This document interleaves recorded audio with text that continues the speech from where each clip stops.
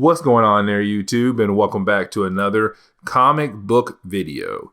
Okay, guys, so we are basically going to do a full story video. A full story video is when I basically sit down and combine a bunch of videos together into one big video. Now, with that being said, those smaller videos are usually telling one huge story arc, but in multiple videos.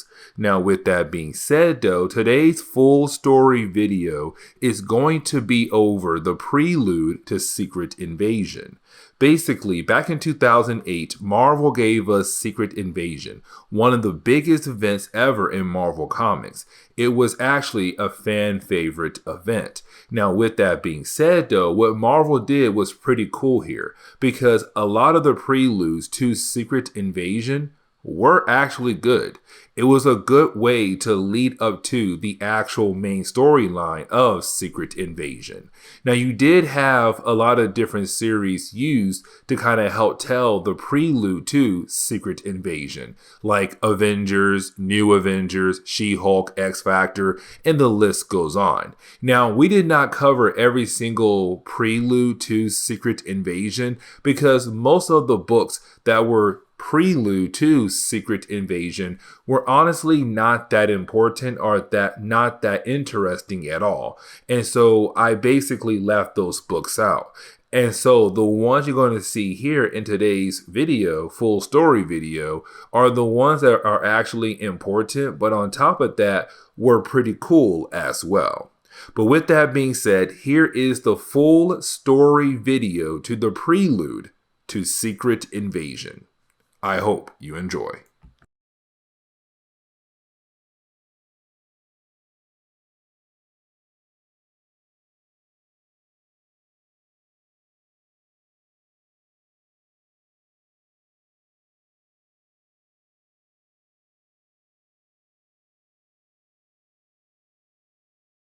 What's going on there, YouTube, and welcome back to another comic book video. Okay, guys, so today we're going to sit down and basically cover the new Avengers Illuminati. This was a mini-series written by Brian Michael Bendis. Now, this was actually huge because what this book actually did said that when it came to a certain group of characters, they had work behind the scenes, and those characters caused a lot of different things to happen in the Marvel universe. And that's how huge this book was, because each chapter is basically a different story of what this group did behind the scenes. Now, of course, we saw the Illuminati back in Jonathan Hickman's Avengers and New Avengers, but that was a later group. This group right here is basically the first group that was made by Brian Michael Bendis, and this was Bendis saying that this group has been around for a very long time, even affecting events back in the 1970s. Now, with that being said, this group back then was Black Bolt, Iron Man, Charles Xavier, Doctor Strange, Mr. Fantastic, and also Namor. It was these 6 characters that basically started out the Illuminati. Now, the other reason why this book was very huge, because it actually did start Secret Invasion, and that is how huge this book was. It did so much in the Marvel universe back in the early 2000s, and you'll see what I mean as we go through this entire book. Now, I do want to mention one more time, each chapter is a different event that the Illuminati were doing behind the scenes, meaning that this group, no one knew about this group, but they were causing different events to be played out because of their actions. And you see what I mean as we go through this book. Now, when it comes to the first chapter of New Avengers Illuminati, it actually takes place at the tail end of the Kree-Skrull War storyline. And what I mean is that in Marvel Comics, the Kree and the Skrulls were basically at war for so many years in Marvel Comics. Now, by the point I'm recording this, right now the Kree and the Skrulls are no longer at war with one another. But back then, in the early days of Marvel Comics, they were. And matter of fact, they were at war for many, many years before Marvel basically told us that story. Now, with that being said, there was a point where the war had actually reached Earth. And the reason why, because Earth was a focal point in their war. Whoever has Earth could technically win the war down the road. And so the Kree and the Skrulls both came to Earth. Now the Skrulls wanted Earth mainly because they were told that the Earth would be theirs in one of their prophecies. Now the heroes of Earth, and some of the Kree as well, were able to defend the Earth and get rid of the Skrulls. And with that being said, right now we pick up with the Skrulls just basically licking their wounds because they were defeated by the humans of Earth. Now, with that being said, we also have to remember they don't have a home world because their home world, if I remember correctly, was wiped out by Galactus. And so right now, it's just the Skrulls licking their wounds and their king being very upset with the idea that they have basically lost the war. But that is the moment you actually do have the Illuminati appear. Now, when they do appear, it's just a small group. And remember, this group is just Charles Xavier, Iron Man, Namor, Mr. Fantastic, Black Bolt, and Doctor Strange. Now, of course, these characters actually came here, and they actually came here to tell the Skrulls that if you try to come to the Earth ever again and attempt to take over our planet, we will basically gather with a huge amount of manpower and wipe you out. It's literally the Illuminati making a threat for the entire Earth without the Earth actually knowing that the Illuminati came to the Skrulls area and made that threat. The people of Earth have no idea about the Illuminati. The people of Earth have no idea that the Illuminati is making this threat for the entire planet. And so right now, you have them telling the Skrulls, do not come back to Earth. If you do, we will gather enough manpower to wipe you out. Now, of course, the Skrulls are like, oh, really? You're going to test us and tell us that? Okay, bring it on. But that is the moment you have Black Bolt use his sonic scream, which basically blows the entire spaceship that belongs to the Skrull race. Now, we were able to find out that basically the Illuminati were able to escape right before the ship blew up, meaning that their next goal right now is to get back to Earth. Now, I do want to say this right here, that this was basically a suicide mission because there's no way that they had thought they had enough manpower to come over here to make that threat to the Skrulls and actually thought they could get away very easily. But of course, this is the Illuminati and they actually thought they could do that. And so, of course, right now, their main goal is to get back home to Earth. The problem is, though, they just blew up one of the big ships of the Skrulls. There were still other ships around that spaceship. And right now, they're basically attacking the ship that the Illuminati are trying to use as a way to get back to Earth. And so after a couple more pages, the Illuminati are taken out, which means that they are basically captured by the Skrulls. And so right after that, we have the Skrulls now having the chance to actually study the Illuminati. And this is huge because now they get to know how each of their powers work, except Iron Man. Because to the Skrulls, Iron Man is just a regular guy. It's the suit that makes the man to them. Now, to us, we know it's because how smart Iron Man is, he's able to do a lot of different things. But to the Skrulls, right now, they're kind of like the suit makes the man. Meaning that without the suit, he's basically nobody. So we can technically move on to the rest of the characters who actually do have powers. Now, with that being said, though, this right here is the beginning of kind of how Secret Invasion begins, because it's the Skrulls now having the chance to actually study the Illuminati.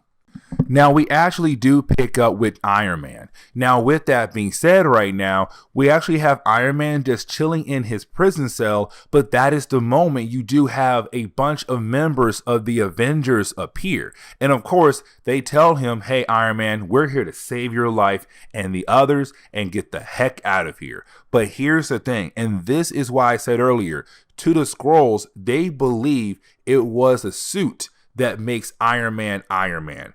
But they don't realize it's actually Iron Man himself who makes Iron Man. It's Tony Stark who makes Iron Man, because it's the mind of Tony Stark that makes him a very valuable player when it comes to protecting the Earth. And so with that, you have Tony Stark tell us that he knows right off the bat that these characters who are claiming to be the Avengers are not the Avengers. That in reality, these guys right here are just Skrulls who are using their ability of shape-shifting to look like Avengers, but in reality, they are not. And so you have Tony Stark being able to actually knock out all of these Skrulls and begin the process of saving the others. Because that is the moment you have Tony Stark kind of go on a one-man army mission and freeing the rest of the Illuminati from their cells as well. And of course, as he's going through each and every single one of their prison cells, it's Tony Stark seeing what the others had actually gone through. Because remember, because the others actually do have powers, the Skrulls were learning more about how their powers work. And so most of their tests were very severe. It caused a lot of pain for our characters. Now for Iron Man, not really, because he just had a suit on and that was it. But for the rest of them, they were tested really hard. And Tony Stark, he's actually seeing that right now. But either way, though, you do have the Illuminati being able to actually get onto a ship and begin the process of getting away. The problem is, though, as they're trying to get away, of course, they're still being followed by the Skrulls, because the Skrulls want to recapture them and continue to test them, but also get revenge for blowing up one of their big ships. And so right now the Skrulls saying, nah, y'all messed up. Come back over here. We're going to take you guys back in. But then that is the moment you have Doctor Strange use his powers to show an image of Galactus appearing. And that is huge, because remember, Galactus was the one who did wiped out the Skrulls' home world. And so anytime the Skrulls actually see Galactus, they freak out. They're like, oh gosh, it's Galactus. Back up right now, it's Galactus. They have no choice but to back away, which of course then let the Illuminati being able to get away. Now, of course, you would think the Skrulls would be very upset with the idea of the Illuminati getting away. But then you have their king tell the Skrulls, listen, did we get what we wanted from them? And one of his guys tells him, yes, we did, sir. And he says, then that's good enough. I will wait. I don't care how long it takes. But thanks to science, we can now attack the Earth in a different way. And this right here was kind of like the beginning of Secret Invasion. This right here kind of pushed the idea of something big is coming very soon to the Earth, thanks to this storyline right here. Now, the next chapter of the new Avengers Illuminati actually picks up with the Illuminati right now thinking about going after the Infinity Gems. Now, this is actually very important. And the reason why, because when it comes to the Infinity Gems, usually when they are collected by a certain character, they're going to use the gems for their own evil needs. And so this is Reed saying, listen, every single time the gems are collected with the gauntlet, of course, it brings pain to the Earth. And so why not go out of our way to basically stop that from happening ever again? Let's go ahead and collect all the gems right now and keep them locked away so that nobody will be able to actually get the gems. Now, this is actually very huge, because you're now saying that each member should hold a very powerful item in their hand as a way to kind of make sure no crazy person comes after them. Now, with that being said, that is the moment you have Reed tell us he already has 3 of the Infinity Gems, and he also has the Gauntlet as well. But his goal is to use the Infinity Gems to find the other three, because in Marvel Comics, it was always told to us that when it comes to the Infinity Gems, they call out to each other and they want to be with one another. And so basically, it's Reed saying if we can use these gems we have right now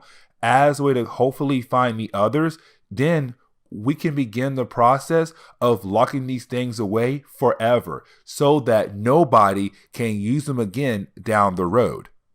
Now, thanks to Reed using the other gems plus the gauntlet, he was able to tell us what 3 stones are still left behind that are right now being unable to be found, which is right now the Time Stone, the Reality Stone, and the Mind Stone. Those are the last 3 stones right now that are basically out there somewhere in the universe, and of course the Illuminati have to go out of their way to find these stones. Now, these stones are hidden in very particular areas, which of course kind of goes with their names. Like, for example, the Reality Stone is at the very edge of reality. The Time Stone is right now stuck between time, and the Mind Stone is kind of like stuck in some kind of unconscious mind of the universe. And so each gem is out there right now, and they have to go out in those areas to basically go out there and get those gems. I have no idea why I say got, but they had to go out of their way to get those stones. And so we actually pick up with Charles Xavier. Now, this makes sense because with Charles Xavier being one of the most powerful psychics on the earth, it would make sense to kind of use him to go after the Mind Gem. Because right now, the Mind Gem is kind of stuck in the unconsciousness of the universe. And when I say the universe, I really mean the collective of people who are unconscious right now. And so with that being said, it's Charles Xavier using his mind abilities, his psychic abilities as a way to kind of tap into the collective of unconsciousness people across the universe to hopefully find the Mind Gem, which of course is going to make this sort of adventure very interesting. Now, we do jump back over to Reed Richards, Tony Stark, and Black Bolt. And right now we see that basically Reed had built some kind of device that will give them the chance to actually make a hole in reality. Yes, you heard that right, because using the powers of Black Bolt, and his powers is on a whole other level when he screams. But with that power, they're hoping that with all his power inside of him, they should be able to create a hole in reality. And if they do create a hole in reality, that will give them the ability to hopefully get both the Reality Gem, but also the Time Gem as well. And so really, it's just Reed and Tony hoping that they can kill 2 birds with 1 stone by hopefully getting both the Reality Gem and the Time Gem with this new device, which they are able to actually create a hole in reality. Now, we actually do jump back over to Charles Xavier, Doctor Strange, and also Namor as well. Now, remember, they're going after the Mind Gem. Now, with that being said, you actually have Charles Xavier tell us that with them being inside the collectiveness of the unconsciousness of people across the universe, that what they're seeing is what they're actually imagining, meaning that they have no idea how big the Mind Gem actually is when they're inside the Mind Gem, or what the inside of the Mind Gem actually looks like. Like right now, what they are seeing is what they're actually imagining. But that is the moment they come to find out that something is about to attack them, and so they have to run away before they're eaten by some kind of, looks like a symbiote shark. Well, just go with it. Now, with the other group right now, we actually do see them being able to use the hole they made into reality to actually grab the Reality Stone. Now, this is huge because as soon as Iron Man is able to grab that stone, that is the moment his arm begins to disappear. And that is huge right there, because when it comes to the Reality Gem, it's a very powerful item. It's basically all reality of this universe tied into that gem. And so right now, it was Tony Stark. trying to grab a stone, and of course it began to backfire, and now there is a possibility that he might be wiped out of reality. Now, the next section kind of does jump back and forth between both teams. So, like, for example, you have Charles Xavier, Namor, and Doctor Strange trying to get the Mind Gem. But in the other setting, you have Reed Richards, Tony Stark, and also Black Bolt trying to get the reality gem. It's both teams trying to get their respected gem. Now, with that being said, though, you do have Charles Xavier team have the easier task. And what I mean is that Charles Xavier, Namor, and Doctor Strange, all they have to do is fight against some kind of creature, and that is it. But when it comes to Reed, Tony Stark, and Black Bolt, they are trying to calm down the reality stone before all reality is unmade, because Iron Man was literally just unmade right in front of Reed and Black Bolt's eyes. And so Reed has no choice but to actually use the gauntlet as a way to kind of calm down the actual reality gem before all reality is wiped out. And luckily for Reed was able to do that, bring Iron Man back to life because he was wiped out, but now they have the reality stone in their possession. And now we also find out that basically Charles Xavier team was also able to get the Mind Stone. So now they have 5 out of 6, which only leaves now the Time Gem. Which, of course, does lead into the idea of basically you have the Illuminati regroup, and when they do regroup, you do have Reed Richards use the gauntlet and the other 5 gems as a way to call in the Time Gem. Because remember, these gems, they want to be together no matter what. And so when you have 5 of the 6, it was very easy for the 6th one to just teleport right to Reed. And so now the Illuminati, they have all 6 stones now. All 6 of these stones belong to the Illuminati. But now you have everyone telling Reed to take off the gauntlet. But of course, Reed is having a hard time doing that. And the reason why, because the gauntlet and the power of the gems is having Reed actually think about the idea of doing something with the gems. And of course, everyone is freaking out because Reed is holding a lot of power in his hand. Now, that is the moment you have the Watcher appear. Now, usually when the Watcher appears in Marvel Comics, Marvel usually used this character as a way to tell us different stories across the multiverse, like what if books. Like, for example, what if Spider-Man never did get rid of the symbiote suit? Or what if Steve Rogers was never unfrozen? Like things like that, like those what if books. Now, with that being said, though, when the Watcher usually appears in the main Marvel universe, that is when something big is about to happen. And so right now you have the Watcher coming here and talking to Reed and telling Reed, listen, the reason why I'm here is because I can tell that you are about to do a huge, huge thing, a very big mistake. And I'm here to tell you, don't do it. Because you and I both know those gems should not be used by anybody across the universe.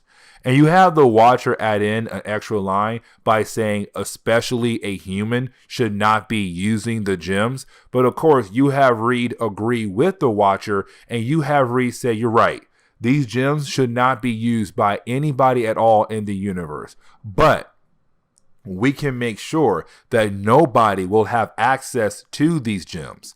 And so you have Reed actually take the gems and give each member of the Illuminati a gem to watch over, to hide in their own way, to make sure that these gems are never found. But right before this section closes, you have the Watcher tell Reed that him and the rest of the Illuminati did not have the right to make that choice for the entire universe. And that right there is Brian Michael Bendis once again telling us that this is the Illuminati. They're going around and they're making big decisions for the Earth, but also for the universe now. And so it is basically the Watcher saying, this plan of yours will backfire. When it does backfire, it's going to hurt a lot of people, especially you.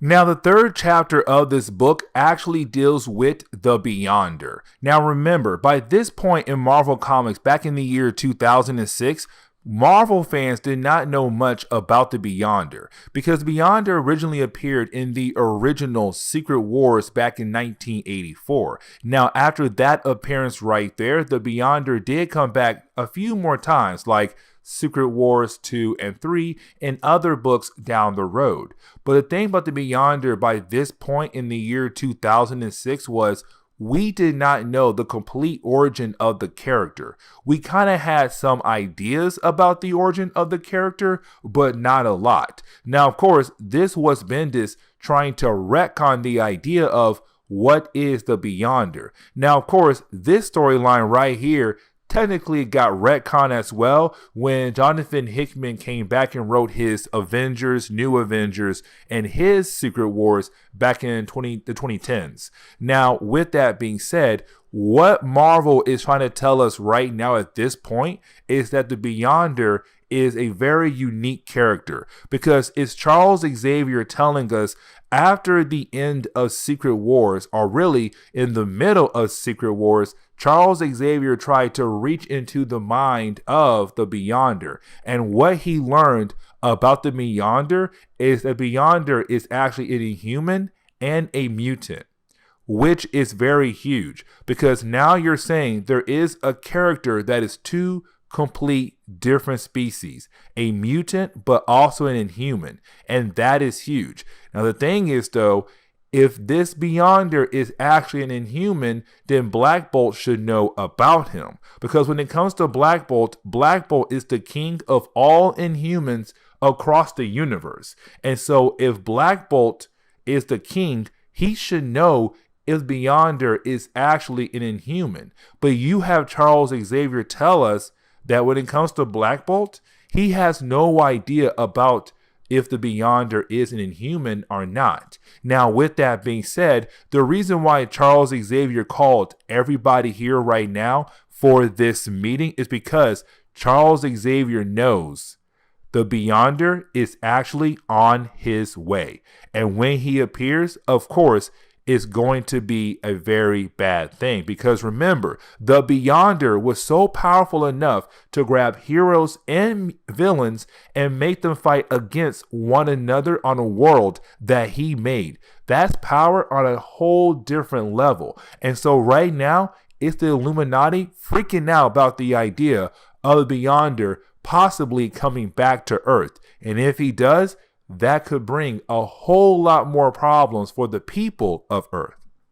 Now, of course, you do have the group come together and get ready to travel into space to hopefully look for the Beyonder. Now, I do want to mention right now, Iron Man is not here because at this point, Iron Man was going through some things in Marvel Comics. So for right now, he's not here. But you do have the rest of the Illuminati. Now, right now, you have the Illuminati right now using the same Skrull ship they used in the first chapter to get back to Earth as a way to fly out into space to hopefully find the Beyonder. And of course, as they're flying out into space to look for the Beyonder, well, that is the moment they actually see something. And what they see is something very big.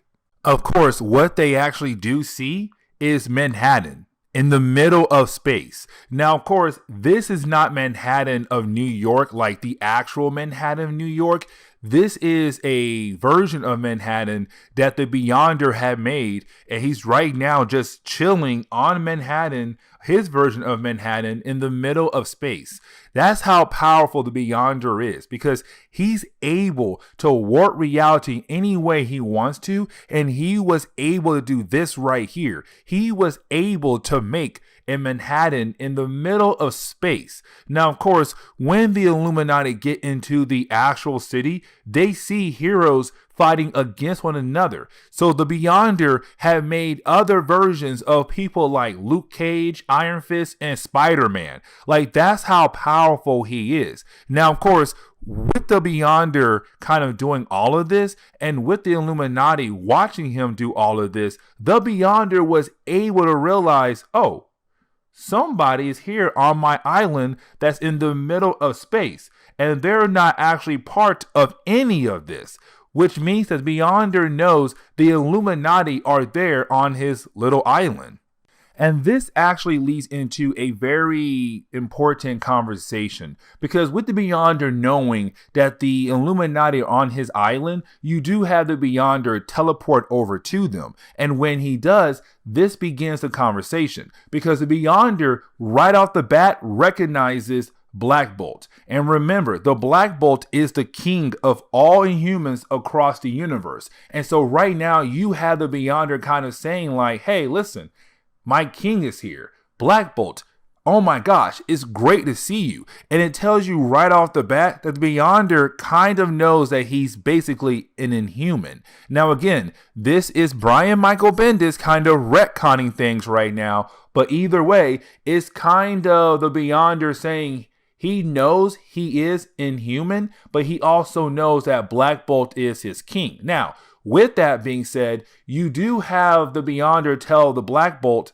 not the Black Bolt, but Black Bolt, that you are able to speak. Because remember, when it comes to Black Bolt, he's not able to actually speak, because everything he says or does with his mouth that involves some kind of noise, it leads to a sonic scream. And so this is the Beyonder saying, listen, if you want to basically talk, you can, because I use my warping reality powers to give you the ability to talk without actually causing damages to the area around you. But of course, you have the rest of the Illuminati say, no, don't do that. Because with your powers, you're basically playing around with the nature of the universe. What you're doing is not natural. You're basically breaking the balance of the universe by using your warping reality powers. Now again, this is the Illuminati trying to once again make big time decisions for the entire universe by saying Beyonder should not be in their universe. Because with him being here and playing with reality, he's basically breaking reality in the universe. Now, of course, you have Beyonder say that's not true, because you and I, we're part of the universe no matter what. No matter what you do, what I do, we're technically part of the natural way of the universe. So what I'm doing may seem unnatural, but in reality, it is natural. It's kind of saying who's right here, the Beyonder or the Illuminati. Now that is the moment you have the Beyonder say, I can almost give you everything you want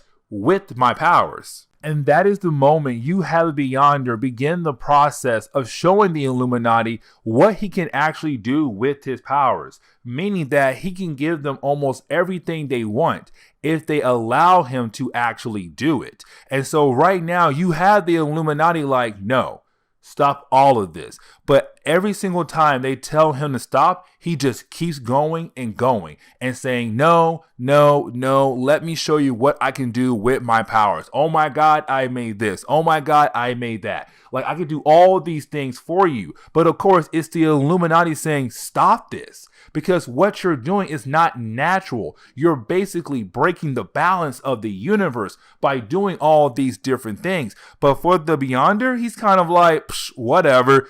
Y'all know anything at all. But that is the moment you actually do have Namor step in. Because Namor is going to speak for Black Bolt. But you have to remember, Namor is just like Black Bolt, a king. Now, Black Bolt is the king of the Inhumans, but Namor is the king of Atlantis, the king of Atlanteans. And so Namor is telling the Beyonder, when your king tells you to stop, you need to stop. Meaning that all this mess you're doing right now, stop it. It's not cool. It's not okay. Like, you need to stop it right now. It's basically Namor saying you need to follow your king orders. And your king telling you right now to stop this madness completely. Do you understand what your king is telling you? And Beyonder is kind of like, okay, you know what? Fine. If that's the case, I will follow my king's order. And so you have the Beyonder just leave. Now, when he does leave, of course, it does begin the process of this entire island just falling apart. This little small island the Beyonder made in the middle of space begins to fall apart. Now, the last page kind of tells us that basically the Beyonder did not go away. What the Beyonder actually did was wait for the Illuminati to leave. And when they left, bam, he brought that world right back. The world that he was playing around with. Because he's using his powers to make himself have toys. And his toys are basically the heroes that you saw right here. The heroes that were being used in his world. Those are his toys. And so he just waited for the Illuminati to leave so that he'll be able to continue to play with his toys. And so the Beyonder never left the universe. The Beyonder never went away. The Beyonder just stayed and kept playing with his toys and kind of like, well, they're gone, and I'll try my best to make sure they never find me ever again. Now, the fourth chapter actually starts off with basically the Illuminati coming together once again. Now, at first, this meeting is all about their love lives. Like their wives and their girlfriends and their love problems. And I find it hilarious because originally it's about Doctor Strange losing Clea. And so he's kind of like, oh my gosh, she left me to rule the dark dimension. And this is so bad. And you have like Reed and Tony Stark trying their best in a way to kind of support him. Then the rest walk in like Charles Xavier, Black Bolt. They're trying to cheer him up as well too. It's hilarious. Now, of course, with Reed and Black Bolt, they're married. So they're kind of like, we're good. Got our wives, you know. I got Medusa. He has Susan Storm. We're all good. But that is the moment you have Namor walk in and say, yes, you are good, but you keep your wife in a cage. And you don't spend every day with her. You don't cherish your wife. And this is coming from Namor. And all Marvel fans know that when it comes to Namor, he's always trying to bang Susan Storm. And so right now, it's him telling Reed, if you want to make sure your wife don't leave you, start acting like a husband and do more for her. Meaning that you need to cherish her every single day, my dude. And so it's a very opening section for this book. But then we actually pick up the reason why this meeting was called. And this meeting was called because over the topic of Marvel Boy. Yes, you heard that right. Marvel Boy. And that was Noah Var or Novar. I had a hard time pronouncing that first part of his name. But either way, though, Novar is a Kree. And of course, he came to Earth to basically declare war on the Earth. Now remember, all these stories take place in the past of Marvel Comics. As a way to say that this Illuminati group has been around for a very long time and making big time decisions for the entire world. But the reason why the Illuminati are meeting up right now about Marvel Boy is because even though he is locked up, they have the fear that there is a possibility that he could break free. And if he does break free, it could lead to the point where he actually attacks the world again and does some heavy damage, or the fact that because he is a Kree and he is locked up, it could anger the Kree race, and that could lead into a war between the Kree and the humans.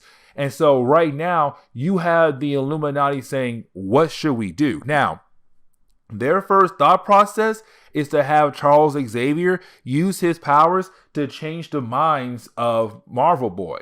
But then you have Charles Xavier say, that's not going to work. Yes, I can use my powers to make you do certain things for a period of time. But the way the brain works is that it's going to remember how things used to be before it was programmed to do something different. So even though I do change the mind of Marvel Boy, sooner or later his mind is going to go back to how it was before I tempted or played with his mind. And so basically, your idea of my powers is not a long time solution. It is basically a short time solution. And so right then and there, you have everyone agree they basically need to talk to Marvel Boy to kind of talk to him and talk him out of basically attacking the Earth. I have no idea why in the world I had a hard time saying that, but that's their next plan. But Namor said, we have to talk in Marvel Boy's language. Now that right there is very key because that came from Namor. Now what Namor meant earlier about how they had to speak in the language of Marvel Boy, Namor really meant was beating some sense into Marvel Boy. And so we actually pick up with Namor beating down on Marvel Boy. It's hilarious because at first you have Marvel Boy just chilling in his little prison cell, and then out of nowhere he's attacked by Namor. Now, of course, this is all kind of in his mind, but then you have Charles Xavier take over. And Charles Xavier says, listen, I'm going to show you the history of the Kree and our people. And not really our people, but more the Inhumans. To say that you guys help create the Inhumans. And so if you try to get rid of us, you're getting rid part of your history. So why would you do that? Now, of course, for Marvel Boy, he's kind of like, yeah, I don't care. Like, I still don't care. Like, you can show me all of this all you want to. I don't care. I feel like we need to wipe you guys out because you guys are a planet full of useless people. And then you have Namor to step right back in again and continue to beat down on Marvel Boy until he realized that sooner or later he's gonna have to listen and realize that there's no way he's going to win this type of argument. Now, that is the moment you actually have Reed Richards step in to talk to Marvel Boy. Now, while you have Reed talk to Marvel Boy, this is Reed trying to explain to Marvel Boy about the idea of killing off the human race too soon, because the human race actually does have potential to be something great. But if you kill off the human race before it has the chance to be something great, then that's just wrong. Now, you do have Reed bring in the example of Marvel, the original Captain Marvel, because he was also sent by the Kree to kind of wipe out the Earth. But then he realized that there is a possibility the humans have potential to be something great down the road. They just need some guidance. Now, of course, for Marvel Boy, he's kind of like, I still feel like this world should be wiped out. You're telling me all this information. You're trying to convince me that you guys have potential to be something great, but I just don't see it, because you also told me that right now your race is fighting over small things that actually do not matter, and they're killing each other off over politics. This race sucks. You're saying there is potential, but I don't see it right now. And then you have Iron Man step in. Now, this is kind of important because this is where Iron Man is kind of able to begin the process of the Illuminati being able to convince Marvel Boy to be a good guy. And this is where he actually becomes a good guy. Because like I said earlier, he was a bad guy. He was a bad guy, but then he turned good. And this is the moment where he actually does turn good. Because you have Tony Stark coming to Marvel Boy and saying, listen, you came here to Earth to wipe us out. And of course, you were stopped.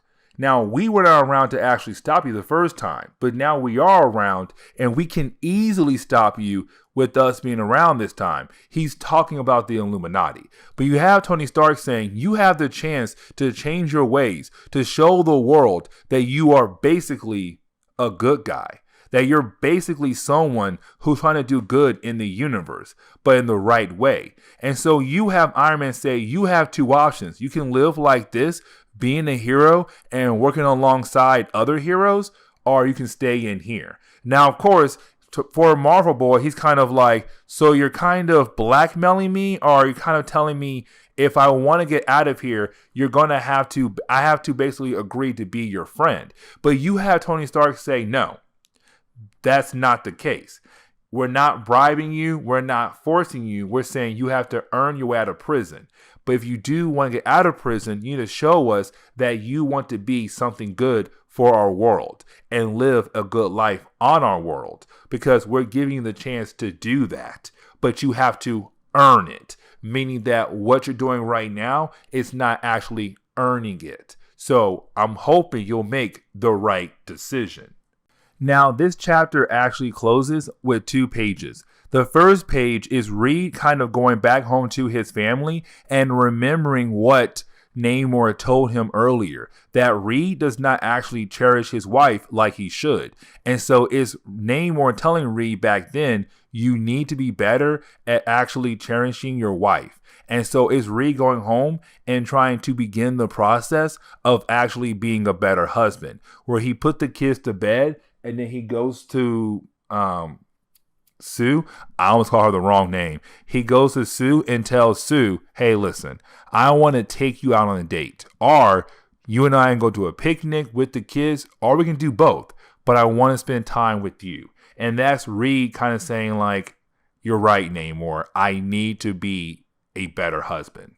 Then the other page kind of shows the rest of the Illuminati just chilling in their own respected homes.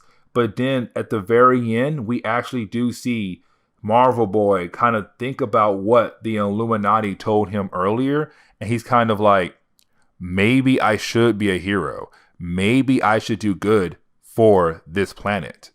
Now, the last chapter is just like the first chapter. And what I mean is that basically the last chapter is building up to Secret Invasion. But the fifth chapter really does pick up where the first chapter left off at. And what I mean is that basically right now we pick up with Iron Man. And right now you have Iron Man just kind of chilling at the old Illuminati base. Now, by this point in the timeline, because remember, the earlier chapters all took place in the past before anything Secret Invasion, Civil War, or even World War Hulk. Those first 4 chapters all took place in the past. This chapter takes place after World War Hulk and the Civil War, but right before Secret Invasion, where you basically have the Illuminati kind of not really working together because of Civil War. But right now, it's Iron Man calling everybody here because he says what I have to show you basically defeats anything that's going on between any of us thanks to Civil War. And of course, he has a body bag, and everyone's kind of like, okay, what's in the body bag that you had to call us here for, Iron Man? Because remember, Civil War broke a lot of bonds between heroes. Now that is the moment you have Iron Man show the dead body of Elektra. But this is not the Elektra that we all know and love. This is a Skrull, and this is huge because basically it's Iron Man saying there was a point where the real Elektra was killed off or taken away, and so this Skrull replaced her and had been pretending to be her for who knows how long. It could have been days, it could have been weeks, it could have been months or years. We have no idea. But right now, the real Elektra is nowhere to be found. And we have this fake one right here, which could possibly mean there could be other Skrulls right now out in the world pretending to be basically somebody else that they have replaced. And so now you have Iron Man saying, what if the Skrulls were behind the scenes playing around and basically made us have the Avengers disassembled? Or maybe they're the ones who had us do Civil War. What if the Skrulls are behind all of this because what we did? And it's Iron Man telling us it's him thinking that this is payback from the Skrulls for what the Illuminati did back in the first chapter, where they went to the Skrulls, who right now had no home world. They were just flying around in space, and the Illuminati in the first chapter went to the Skrulls and made that threat and said, if you come to Earth, we will basically wipe you out. And so with that, it's Iron Man saying, what if, and a huge what if, but what if this is them coming back at us for us making that threat all those years ago? Because you have to remember, the first 4 chapters all took place in the past. The 5th one is taking place right before Secret Invasion. This book is leading into that storyline right there. And that is why this book is so huge to all the fans in Marvel Comics. But with that being said, though, right now, it's everyone wondering, what should they do next? And also, is this their fault? But that is the moment you have Black Bolt appear. And Black Bolt begins to speak. And that is huge because Black Bolt usually cannot speak because usually when he does speak, his powers still activate, his sonic scream. And so right now he's talking, and that is huge because Homeboy should not be talking at all, but he is right now. And of course, it's freaking everybody out like, huh? Homeboy is talking. That's not right. And that's the moment we realize Black Bolt is a Skrull. And that is the moment the entire base that belonged to the Illuminati just explodes. A huge explosion, which should tell us that Black Bolt, who knows how long, has been replaced by a Skrull. And of course, he was the one in there pretending to be Black Bolt. And of course, it blew up the entire place. But then we come to find out the Illuminati are okay, which of course we all knew was going to happen. But this of course does lead into a battle between the Illuminati and this Super Skrull who was able to basically kind of change their appearance to look like Black Bolt. But as this battle is going on, we have to realize that the Illuminati really do not stand a chance against this kind of creature. He's really powerful. He's a powerful Skrull, and he's taking on every single member of the Illuminati minus Black Bolt because he was not there at all, and Doctor Strange, who was there originally in Astro form. And so right now, it's just Iron Man, Namor, and Charles Xavier and Mr. Fantastic fighting against this Skrull. But the fight ends with Namor actually killing this Skrull. Now that is the moment you actually do have more Skrulls appear. And these Skrulls are on the same power level as the last one. But now there's even more of them, which means the Illuminati do not have a good chance of actually winning this battle. But that is the moment you have Iron Man show us a new kind of ability he has, which only shows up in this book and never seen ever again. And the reason why it doesn't show up because basically it's Iron Man telling us with him using this new ability, the Skrulls will be prepared to protect themselves from this kind of attack. But basically it's just Iron Man releasing a nuclear missile right on top of everyone, but being able to get the Illuminati out of there before they're killed with the nuclear explosion. And they're also able to get the dead body of Elektra, or the fake Elektra, with them as well, but to get out of there before the whole entire place blew up.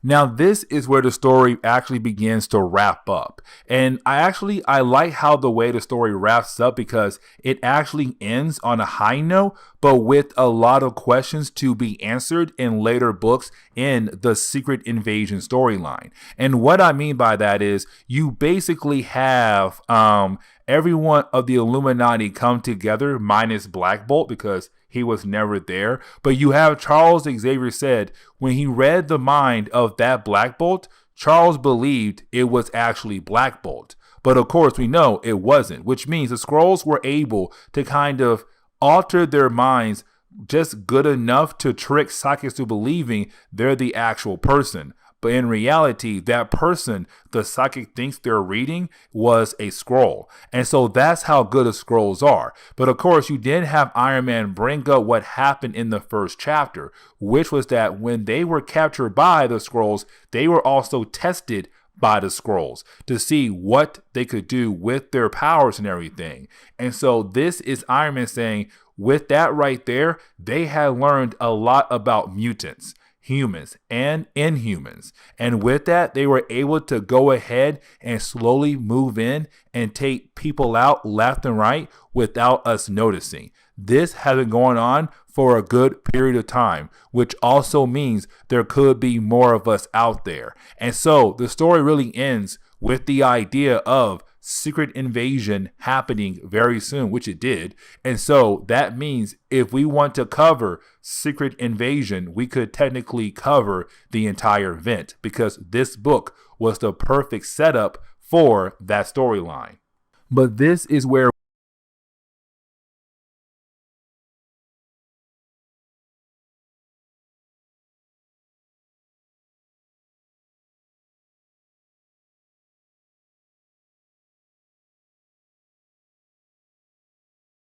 What's going on there, YouTube, and welcome back to another comic book video. Okay, guys, so we are basically going to begin our coverage over Secret Invasion. Now, Secret Invasion was huge for Marvel Comics. As a matter of fact, there was a lot of buildup until the main event happened. So, like, you had all these different books coming out that was basically just building up to the big event. And of course, Brian Michael Bendis was the one kind of in charge of everything leading up to Secret Invasion. And even then, when we got the main storyline of Secret Invasion, you still had a bunch of tie-ins that still did a good job of kind of building up this massive story about the idea of the Skrulls invading the Earth. Now, I do want to mention one thing. If you saw our new Avengers Illuminati video, that video right there was technically the first prelude to Secret Invasion. That's how crazy everything gets when it comes to Secret Invasion. Now, we're going to jump in and we're actually going to cover two different titles at the same time in this video and the next one as well. And so we're going to jump between New Avengers and Mighty Avengers. Now, the reason why we have two different books is because basically by this point, Marvel just wrapped up Civil War. And basically you had the Avengers split up into two teams where the Mighty Avengers are on Iron Man's side, where they believe that basically superheroes need to be registered by the government and work for the government. And you have the New Avengers who are led by Luke Cage, who are kind of against the law that was made to control the superhero teams. And so with that being said, that is why we have two different teams, the Mighty Avengers and the New Avengers. But both teams are going to deal with the massive idea that there could be an invasion by the Skrulls. And that is why we have to jump between both titles. On top of that right there, Brian Michael Bendis also made sure that both titles go perfectly together to tell one heck of a story that's just a prelude to Secret Invasion. That's how crazy everything gets when it comes to Brian Michael Bendis. That's why I say, back in the early 2000s, Brian Michael Bendis was the man. And he shows us here in this storyline right here. Now, I do want to mention one thing right before we are actually able to dive into this storyline. But we actually have to realize that a lot of these chapters that we are going to cover today actually takes place right before the last chapter of New Avengers Illuminati. That's how crazy things get. Because in New Avengers Illuminati number 5, Iron Man found the body of Elektra. And of course, we know that basically that body of Elektra was not the real Elektra. It was a Skrull pretending to be Elektra. And so with that being said, when it comes to New Avengers Illuminati number 5, it takes place after basically this video and the next one we're going to do down the road. And so with that being said, if you watch that video, just know that last chapter in that video takes place at the very end of this video and the next one. Now, with that being said, we actually do pick up with the New Avengers team. And right now, they're coming back from Japan after just saving a character known as Echo. Now, Echo is basically going to join the Avengers. But either way, they just left Japan. But right before they left Japan, they have found the dead body of Elektra. And again, it's not the Elektra we all know and love. This is a Skrull who is pretending to be Elektra. That's how important this thing is right here, guys. I'm telling you, Brian Michael Bendis did a lot of build up before he gave us the main event. Now, with that being said, now you have everyone wondering if they can trust one another. That's the big question. Can they trust one another? Because if Elektra was a Skrull, there could be a possibility that other people across the world could also be a Skrull. And that's why you have the New Avengers right now on edge. Because it could be Wolverine. It could be Luke Cage. It could be Spider-Man or Spider-Woman or Echo or even Hawkeye. It could be almost anybody on this plane right now. And that's how deep everything goes now. And the question is, if Elektra was replaced by a Skrull, how long ago was it? How long ago was it? Because it could have been what? A week? 2 weeks, a month, years, you don't know. And that's the whole thing about Secret Invasion. Now, like I said earlier, this takes place after Civil War. And so, of course, right now, Iron Man is the man in charge of S.H.I.E.L.D., but also he has his own Avengers team, which of course again called the Mighty Avengers. Now, with that being said, though, right now you basically have everyone wondering what they should do with the body of Elektra, and you have Spider-Woman say, why not go to Iron Man? He is the biggest cop in the world right now because he is the leader of S.H.I.E.L.D. If we go to him, he can help us figure out what in the world is going on. But this right here is a very important moment because you have Luke Cage say, what if Iron Man is a Skrull? Because that would make sense on why he did things over the last couple years. And of course, he's talking about Civil War. What if the reason why Civil War happened is because the Skrulls were replacing different people across all kinds of community to basically lead the superheroes to fight against one another to get rid of each other to make it easier for the Skrulls to basically take over the earth. That's what everyone's mind is going to right now. And right now, they're looking at Iron Man. They're looking at him and saying he could be a Skrull. But this is also Spider-Man saying, we have no choice. We have a Skrull here, and we need to figure out if there's other Skrulls across the world. And so we need to tell the man in charge that there could be Skrulls across the world trying to invade the earth. Now, this right here is actually a very good point by Spider-Woman because she said, if Tony Stark is a Skrull, he will kill me. If he's not, he will basically let me talk to him and we'll try to figure things out. But it all comes down to the idea if Tony Stark is actually a Skrull or not. Now, that is the moment we actually see the plane begin to have some problems. Now, of course, right now, they're trying to fly back into New York. The problem is, though, they're unable to actually fly into New York. And the reason why at first we were told is because of the weather. But then out of nowhere, well, that is the moment the plane just completely loses power. And so with the plane losing its power, of course, the plane begins to free fall. And so right now, the new Avengers have to find a way to basically survive this plane crash because most of their team members cannot fly. Spider-Man cannot fly. Wolverine cannot fly. Luke Cage cannot fly. Echo, Hawkeye also cannot fly. Iron Fist can also not fly. There are a lot of characters who basically can fly. Spider-Woman, she can glide. Doctor Strange, he can also somewhat fly. But everyone else, they're kind of screwed. And so right now you have the new Avengers having to work together to kind of survive this out of nowhere plane crash. And so of course, when the plane actually crashed, you have everyone kind of injured in different areas, but of course they have to get back up. Now, most of the team is knocked out after that plane crash, except two characters. Now, of course, those two characters are Spider-Woman and Wolverine. Now, remember, Spider-Woman was the one who said they have to go to Tony Stark. He's the one who can basically help them figure out if there are other Skrulls across the world at the moment.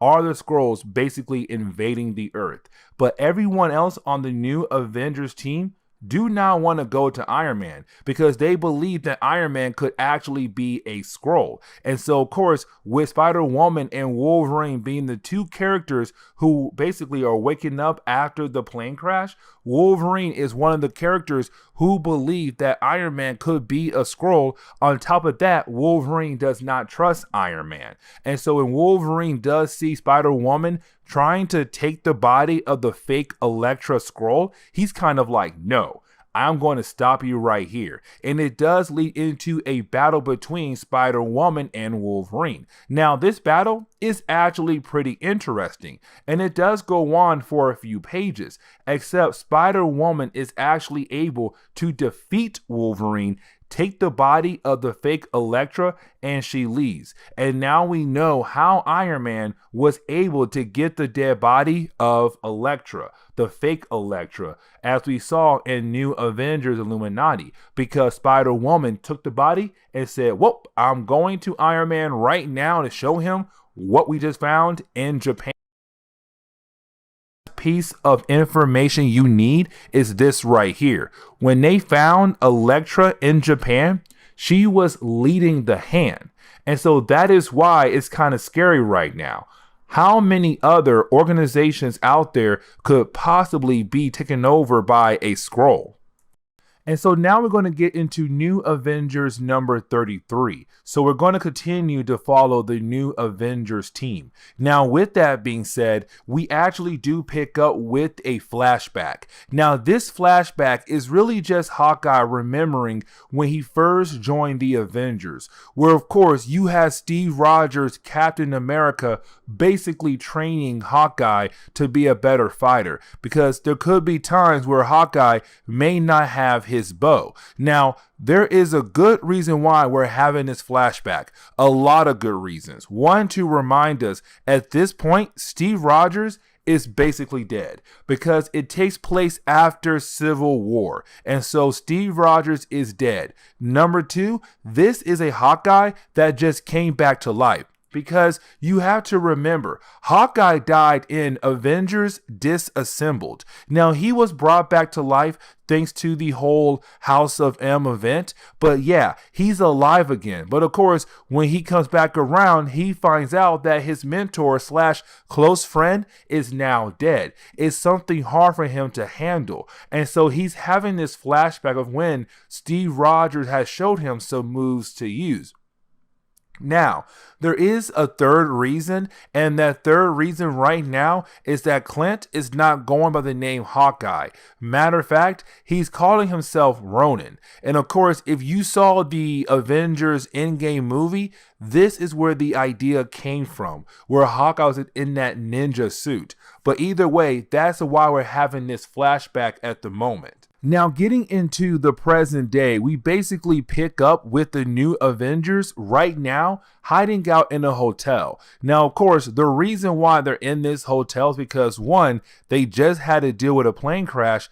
Two, they need some time to gather themselves after going through that plane crash. And three, they need to figure out what are their next moves. Because right now, they have a lot going on. One, you had the idea where the Skrulls could possibly be invading the Earth. Two, you have no idea which team member could basically be a Skrull. And three, Spider-Woman took your only proof to show the world that right now the Skrulls are trying to invade the Earth, and she took that only proof to your number one enemy, which right now is, of course, Iron Man. Now, of course, the question is for the New Avengers, are the other Avengers team will be coming after them anytime soon? And right now, they're not going to, because while the New Avengers are hiding out in this hotel and wondering what to do next, the other Avengers team are dealing with Ultron at the moment. And so it does give the New Avengers the chance to actually calm down. The problem is, though, the trust between this team is out the window, because everyone is wondering who is a Skrull or not, especially Luke Cage, who's right now thinking that Spider-Man could be a Skrull. Now, there is a good reason why. And the reason why, because remember, in Civil War, Spider-Man was originally on Iron Man's side. Then he jumped ship and went to Steve Rogers' side. And matter of fact, we covered the Spider-Man Civil War tie-ins to show you how he did switch sides. And so basically, it's just Luke Cage saying, we can't trust you. And so you have Luke Cage and Spider-Man do get a small little fight, but of course the fight is stopped when room service knock on the door of the hotel room. Now, we actually do jump over to Hell's Kitchen, where, of course, we actually do pick up with the Owl. Now, the Owl was a character that Marvel was really trying to rework in the early 2000s, try to make him more interesting. And I want to say by the time this book came out, around the same time in Daredevil, the Owl was trying to become the next Kingpin, because Wilson Fisk was actually removed from that role. And so, of course, right now in New York, you actually don't have a Kingpin of New York. And the Owl is trying to be the Kingpin of New York. Now, with that being said, you have the Owl trying to make a sell to a bunch of C-list characters that honestly are not that important. But of course, they're kind of wondering what the Owl is trying to sell. And he's trying to sell Deathlock. Now, Deathlock was a 90s character where, of course, he's kind of like a half cyborg, half man. That's all you need to know. But basically, the Owl was able to grab Deathlock and reprogram him in a way to make Deathlock do almost anything the Owl wants him to do. It's the Owl trying to sell Deathlock to make a profit.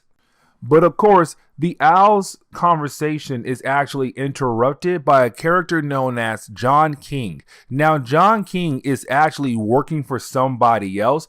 And of course, the person he's working for is also trying to become the next Kingpin of New York. And that person is no other than the Hood. Now, the Hood is a character we have actually talked a lot about in our, I want to say, was it Dark Reign or Siege? I forgot when, but we actually talked a lot about the Owl, not the Owl, about the Hood. Now, with that being said, John King is actually the cousin of the Hood, but the Hood is trying to become the next Kingpin of New York, just like the Owl. And so the Hood actually does appear behind the Owl, shoots the Owl like 6 times in the back, and we're left to believe the Owl is actually dead. Don't worry, he's not. And this is the Hood telling the other villains that were having a conversation with the Owl that basically they should join his side. They should join his group. And this begins the process of the Hood actually trying to become the next Kingpin of New York. Now, we actually do pick up with the new Avengers right now, and we do see the new Avengers right now going to the home of Doctor Strange, because technically this was their base, I want to say, around this time in Marvel Comics, and they used this base as a way to hide from the mighty Avengers. Now, with that being said, you also have to remember that Jessica Jones and Luke Cage are married, and they still are in the present day. But of course, in this moment right here, they just got married and they just had a child. That right there are 2 huge things you need to know. And the reason why, you'll see later on in this video and the next one, but is Luke Cage kind of beginning the process of wondering if Jessica Jones or his baby are basically Skrulls. That's how messed up things get, because now it's not just you saying, oh my God, my teammates could be Skrulls. You're now saying your own wife or your own husband or your own child could be a Skrull. It's the Skrulls already playing mind games on everybody on Earth without even pushing too hard to play the mind games of the people of Earth. And so right now it's Luke Cage and his team kind of wondering if somebody on their team could be a Skrull. That right there is huge. Now, we do see Wolverine actually go to a nearby bar. Now, this is Wolverine just trying to gather information on anything that could basically give him a lead on a Skrull. And so when Wolverine goes to a bar, this is a bar he usually goes to apparently to gather a lot of information. Now, the bartender thinks that Wolverine is here for something completely different. And when I say something completely different, I really mean that this bartender actually thinks that Wolverine is here because who he has in the back of the bar. And of course, the person in the back of the bar that this bartender is hiding is the Hood. Of course, the bad guy of the book, who is trying to become the next Kingpin of New York. And so Wolverine's all like, who in the world is the Hood? Nah, man, I didn't come here for the Hood, but you know what? If I can kill the Hood, I'm going to go kill the Hood. And so you have Wolverine decide to go back there to see who is this Hood character. Now, just like Wolverine, you have Wolverine just barge right into the room. Wolverine's all like, nope, I'm coming in here to basically figure out what in the world is going on.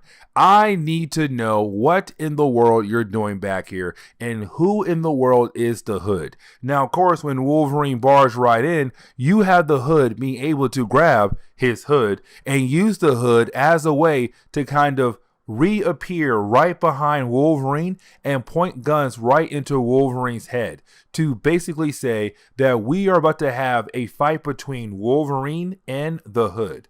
Now, we actually do jump over to the Mighty Avengers #7. Now, this book right here is actually very important.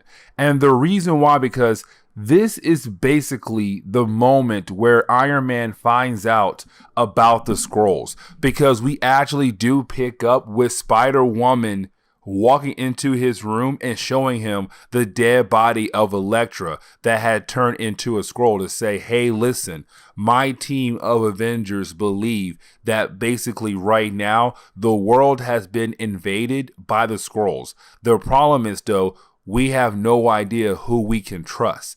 And for Iron Man, he's kind of like, wait, what?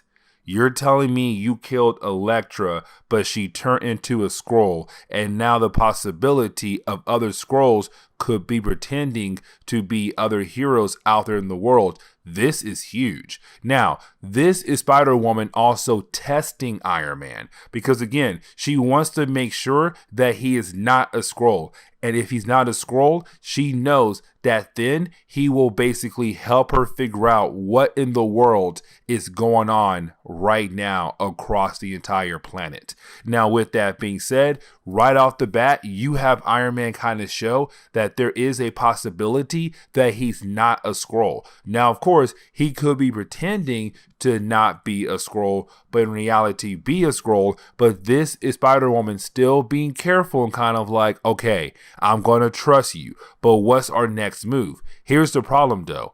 Iron Man has no idea what his next move is. And he asks Spider-Woman, where is Nick Fury? Now, you would think this is Iron Man saying, find me Nick Fury so I can basically arrest him. But this is Iron Man asking for help, because his short period of time of being the leader of S.H.I.E.L.D., a lot has happened and it's too much for him to handle. And so right now with this happening right here, he's kind of like, I have no idea what I need to do next. Now, Spider-Woman has no idea where Nick Fury is even at. But either way, you do have Iron Man ask Spider-Woman to basically join his Avengers team. Now, it's not him saying, join my team to help me go against your Avengers team. It's really more of, join my team to help me figure out if the Skrulls are actually invading the Earth. That's the reason why he's asking her to join the team. Now, she agrees, but here's the problem, though. She has to register with the law, meaning that she will be controlled technically by the American government. Now, that is the moment where we actually do pick up with the Mighty Avengers having a meeting. And of course, this is a moment to be used as a way to remind us who is on this Mighty Avengers team.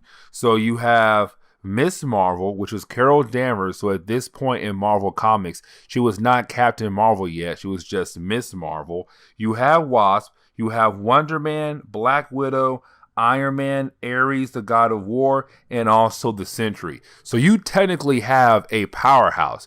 And this shows the difference between the two teams, where the new Avengers were more a street level team and the Mighty Avengers were more of a powerhouse team. Now, with that being said, though, this is Iron Man telling the team that right now they have a new team member. Now, Carol Danvers is very upset because when she joined this team, she was told that she'll be technically second in charge of the team. And she feels like she should had some kind of word in the idea of basically bringing in a new team member. But of course, Iron Man overruled her and said, well, I went ahead and said yes to our new team member.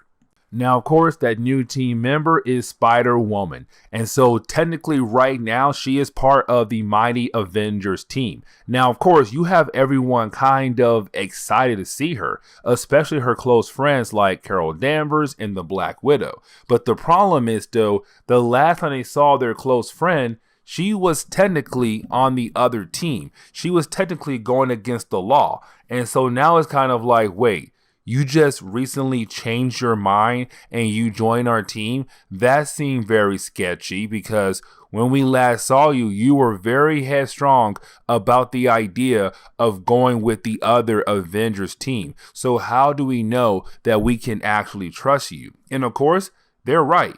How can they know they can actually trust her? Because technically she was on the other Avengers team. But at this point, you have her say, listen, if I do anything wrong, you can have the Sentry just throw me into the sun.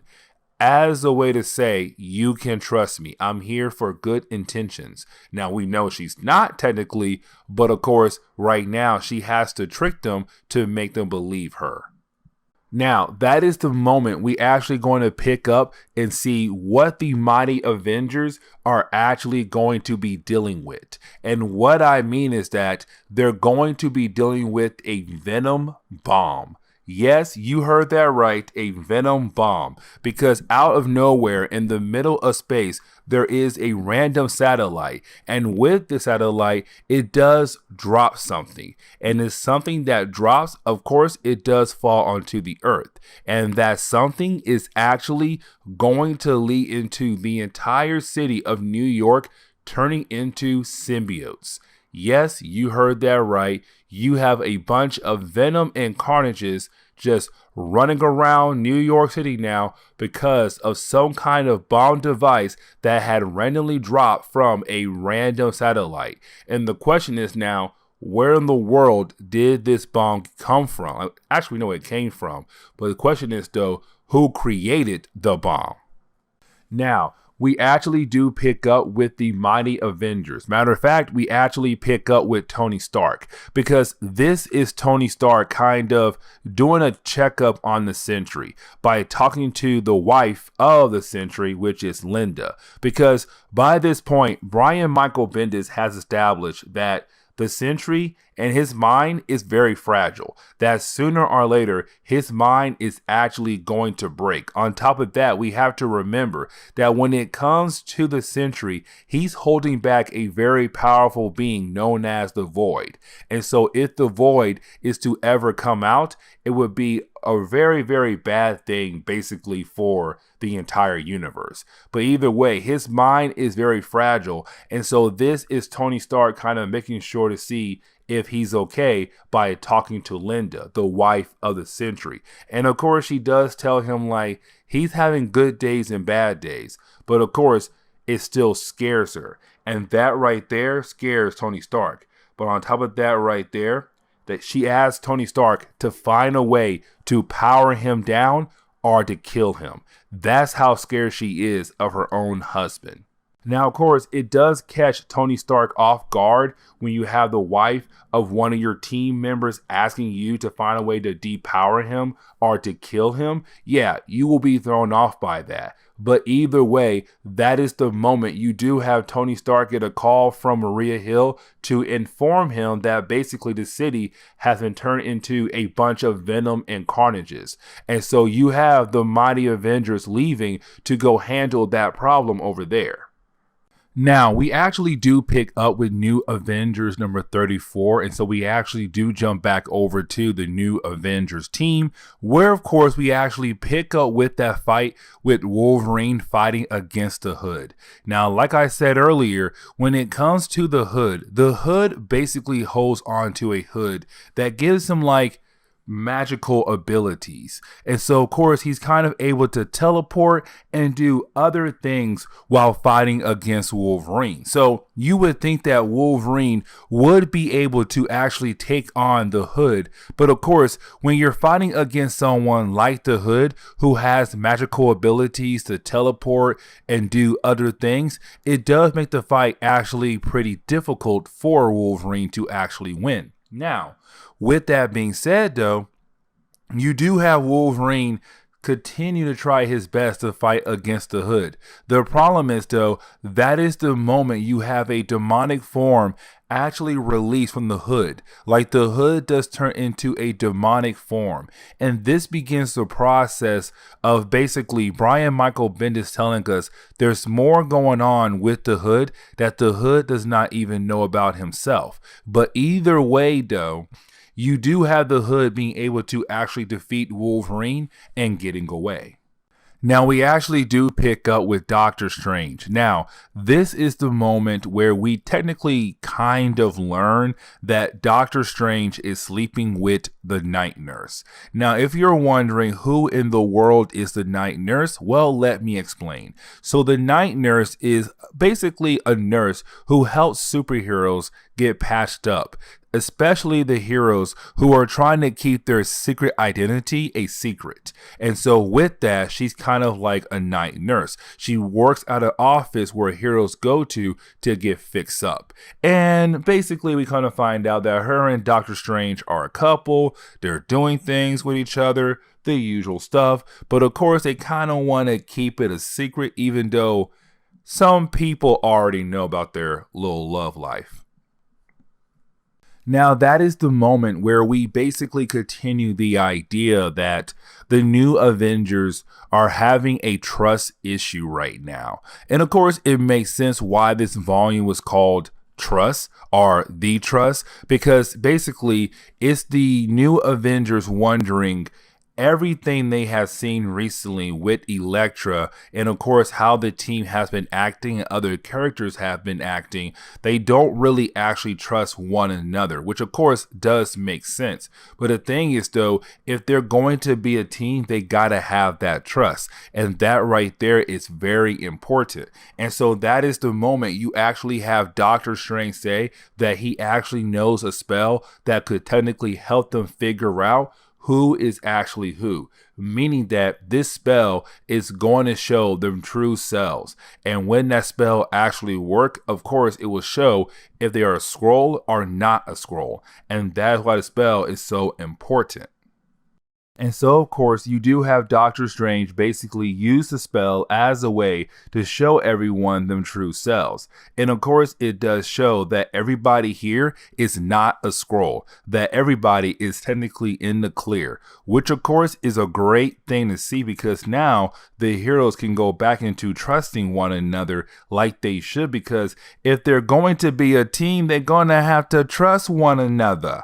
But either way, though, you do have the team come back together and realize that they can trust one another. But that is the moment you do have Wolverine come back after fighting against the Hood, where you do have Wolverine basically tell everyone, hey, listen, I just fought against a guy known as the Hood, and apparently he owns a deathlock. Well, the only deathlock. And right now, he is going to send that deathlock to fight against the mighty Avengers. And so right now, you have the new Avengers realize that they should basically go help out the mighty Avengers, even though they are technically enemies at the moment. Because Luke Cage said, even though there are enemies, we are still the good guys, and good guys help other people out. And so let's go help out the mighty Avengers before they have to fight against that deathlock.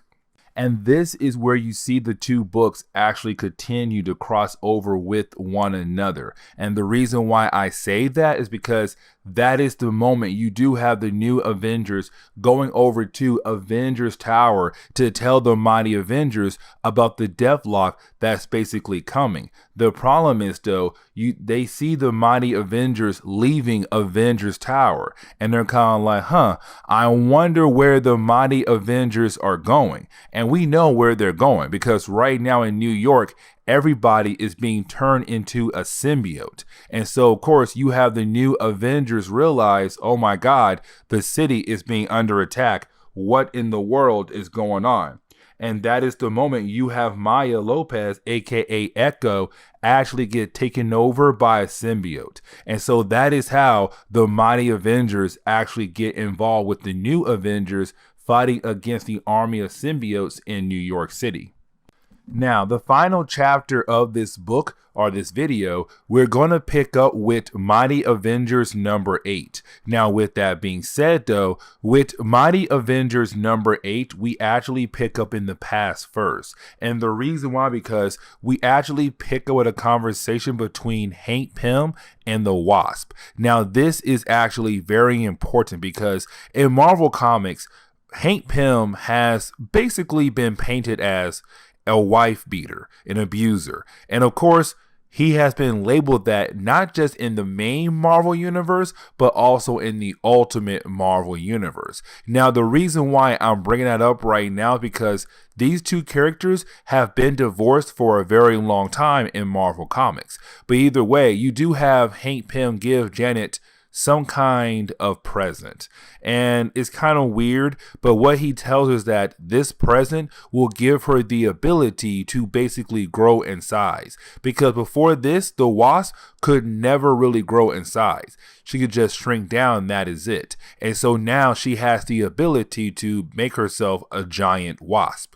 But getting back into the present day, we actually do pick up with the Mighty Avengers right now trying to contain the situation in the city. They're trying to deal with this army of symbiotes that are all over the place. Now, with that being said, though, of course, this is the moment where you do have the Wasp basically use that present that was given to her by Hank Pym to turn into a giant wasp character. Either way, you would think that this would give the Mighty Avengers the chance or the edge they need to actually handle this symbiote problem. But that is the moment you actually have Tony Stark tell us that right now, the reason why everybody is turning into a symbiote because it's some kind of biological virus. And so basically, no matter what, you are going to turn into a symbiote, which of course means somebody was able to create a virus that turns people into symbiotes. Now, of course, that is a huge problem, because that means anybody on the Mighty Avengers team could technically be transformed into a symbiote. And matter of fact, just like that, the Wasp and Spider-Woman are both turned into symbiote creatures. Now, Captain Marvel is not, which of course could mean that because of her Kree DNA, that could be the core reason why she's not changing into a symbiote. The Sentry, because he's too powerful. Ares, because he's a god. And Iron Man, because he is protected by his armor. And so those characters are okay. They're not being turned into a symbiote at all. Now, I should mention that basically Wonder Man is also unaffected by this virus, so he's able to help the Mighty Avengers deal with this symbiote attack. Now, if you're wondering about the new Avengers, because we did see them technically jump into the battle to help the Mighty Avengers deal with the army of symbiotes, well, we actually do pick up with Luke Cage. And when we do, we actually do see Luke Cage is the last standing member of his team, meaning that everybody else had turned into a symbiote. Spider-Man, Wolverine, Iron Fist, the list goes on. And so this shows that technically, if you don't have some kind of ability that can kind of help protect you from this virus, you will instantly turn into a symbiote. And that right there is very huge to say. Now, you do have Iron Man leave because Iron Man could possibly found a way to actually save everybody's life in New York. And so what you have Iron Man do is he begins to research symbiotes. Because when it comes to Iron Man technically, I want to say up to this point, really hasn't dealt with symbiotes that much like Spider-Man or other characters have. Because while you have Tony Stark kind of researching symbiotes, he's also learning about how past characters were also affected by symbiotes over the years in Marvel Comics. And he is very surprised on how long that list actually is. But either way, it is also Iron Man being able to go to the Baxter building, use an access code that was given to him by Reed Richards so that he can use Reed Lab to basically find a cure to hopefully help him and the rest of the Avengers actually defeat this situation, which of course you do have Tony Stark being able to actually find a cure that can get rid of this symbiote virus that is spreading all across New York City. Now, of course, you do have Tony Stark technically fly back over to New York, where of course he does begin the process of giving the whole city his new cure as a way to kind of help fight against this virus, which of course does begin the process of everybody turning back to normal. And so the day is saved. And matter of fact, this storyline was a very quick storyline, but the only reason why we got this storyline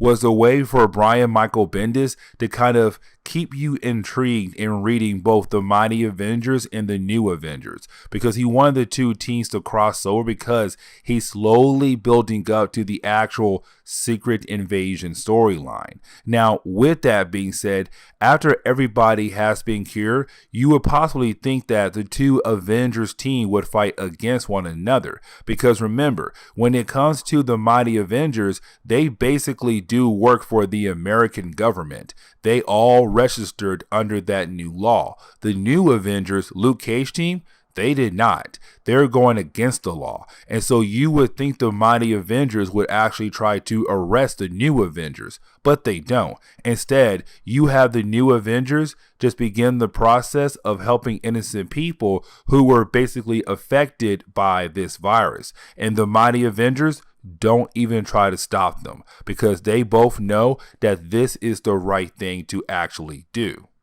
Now, this is where we are basically going to end today's video. And what I mean is that you do have Iron Man go up to space to look at that satellite. And when he does, when he is actually examining the satellite, he comes to find out the satellite was made by Dr. Doom. And the reason why he was examining the satellite, because remember, when it came to that Venom bomb, it came from this satellite. And so with Tony Stark being able to examine this satellite, he was able to say, okay, now I know where it came from. It came from Latveria. And because Latveria was the ones who made that bomb, it was technically a virus, you have Tony Stark saying that that was Latveria basically declaring war, meaning that we now have the reason to actually go invade Latveria as a way to actually arrest Dr. Doom. And so the next Prelude video we're going to do is basically the Avengers going after Dr. Doom. But this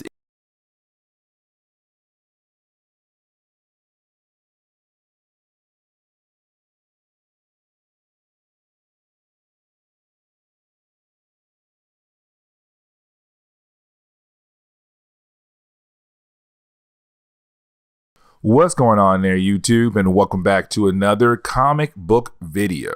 Okay, guys, so we are basically going to continue our coverage over really the prelude to Secret Invasion. Yes, the prelude, because it was a big thing for Marvel. They did a lot of build up before they actually dive into this big event. Now, if you're new to comic and you have no idea what Secret Invasion is, basically it was a Marvel event where you had this alien race known as the Skrulls begin the process of invading the Earth because they had the ability to shapeshift. And so what they did was they would replace different people across the world. People who are very high ranking in different places across the world. So of course, like in the government system, superhero teams, things like that. And so you had some people actually find out that basically the Skrulls have begun the process of invading the Earth. Now, the New Avengers, which is led by Luke Cage, they found out first, because they found out that the Elektra that could have been around for days, weeks, or even months or years was a Skrull. And the question is now, how long has Elektra been replaced by a Skrull? And where is the real Elektra? And now, of course, the question is, Are there other heroes around the world that have basically been replaced by a Skrull? That is why this event is so huge, because right now you have the new Avengers wondering who can they trust. Now, in our last video, the new Avengers and the Mighty Avengers, the other Avengers team, was basically working together to deal with a Venom-like situation where basically all of New York was taken over by symbiotes thanks to a virus that was made by Doctor Doom. And so, of course, once our heroes were actually able to deal with that virus, you had Iron Man tell his Avengers team that basically right now they're gonna go after Doctor Doom to lock him up for what he did. Now, with that being said, one last thing before we actually dive into this video. I want you guys to remember this takes place right after Civil War. That right there is very important. And the reason why, because in Civil War, you basically had a law made that basically said if you're going to be a hero, you have to work for the American government. If you don't, you are breaking the law and you will be arrested. And so, of course, Luke Cage's team was on Steve Rogers' side in Civil War. And so, of course, they do not want to be part of that law. And so right now they're illegally being heroes, while you have Iron Man's team where, of course, they do work for the American government. And of course, they're trying to arrest heroes who are breaking the law. On top of that, Tony Stark is the leader of S.H.I.E.L.D.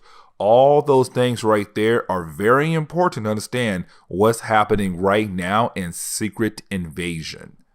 Now, to begin today's video, we actually do pick up with a character known as Jigsaw. Now, Jigsaw is one of those characters we have seen so many times in Marvel Comics. On top of that, he's basically the Punisher's main bad guy. Because when it comes to the Punisher, a guy who kills almost every single villain, he needs a rogue gallery that doesn't die. Because if he does kill off those characters, you basically run out of characters for the Punisher to fight.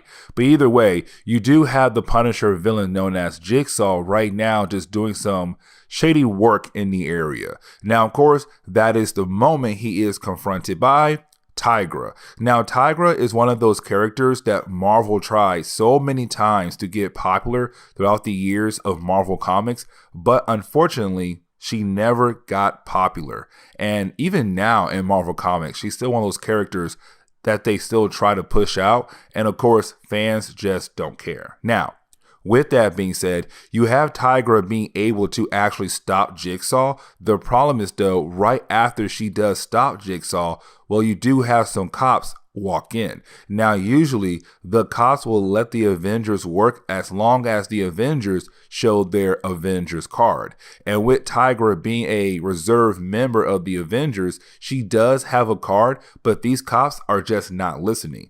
And with the cops arguing with Tigra, of course, it gives Jigsaw enough time to basically pull some guns out, shoot up the place, which of course does catch Tigra off guard, and the police officers as well. They get injured. You have Tigra kind of stand back to make sure the cops are okay, but then you have Jigsaw being able to get away from Tigra. Now, of course, you do have some more cops basically follow Jigsaw to hope to capture him. Now, of course, Jigsaw does get away. Now, the reason why Jigsaw does get away is because, well, basically the dude hides out in a nearby dumpster. And so with Jigsaw doing that, of course, the cops couldn't find him. Now, I do want to mention this is Jigsaw, a character right now who's basically broken. Because before the Punisher and everything, Jigsaw was one of those characters who had it all. Like, he had all the money and everything he needed. But because the Punisher and other things in his life, Jigsaw has fallen on the wrong end of things. And so right now he's mentally broken and physically as well.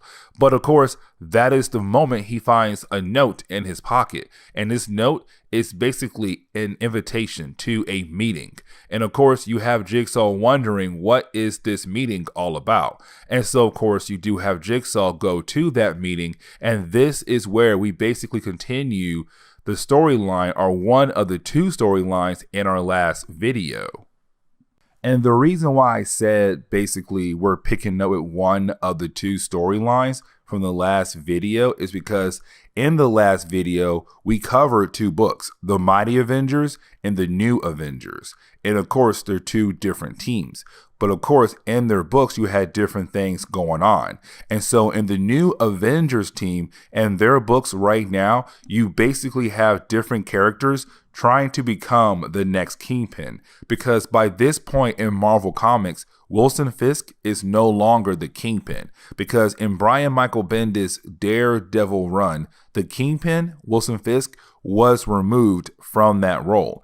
And so with him no longer being the Kingpin, of course, that means you have other characters who want to become the next Kingpin of crime in New York. Now, in this book, it is the Hood. Now, the Hood is one of those characters who was popular in the early 2000s, but by the 2010s, he really fell off.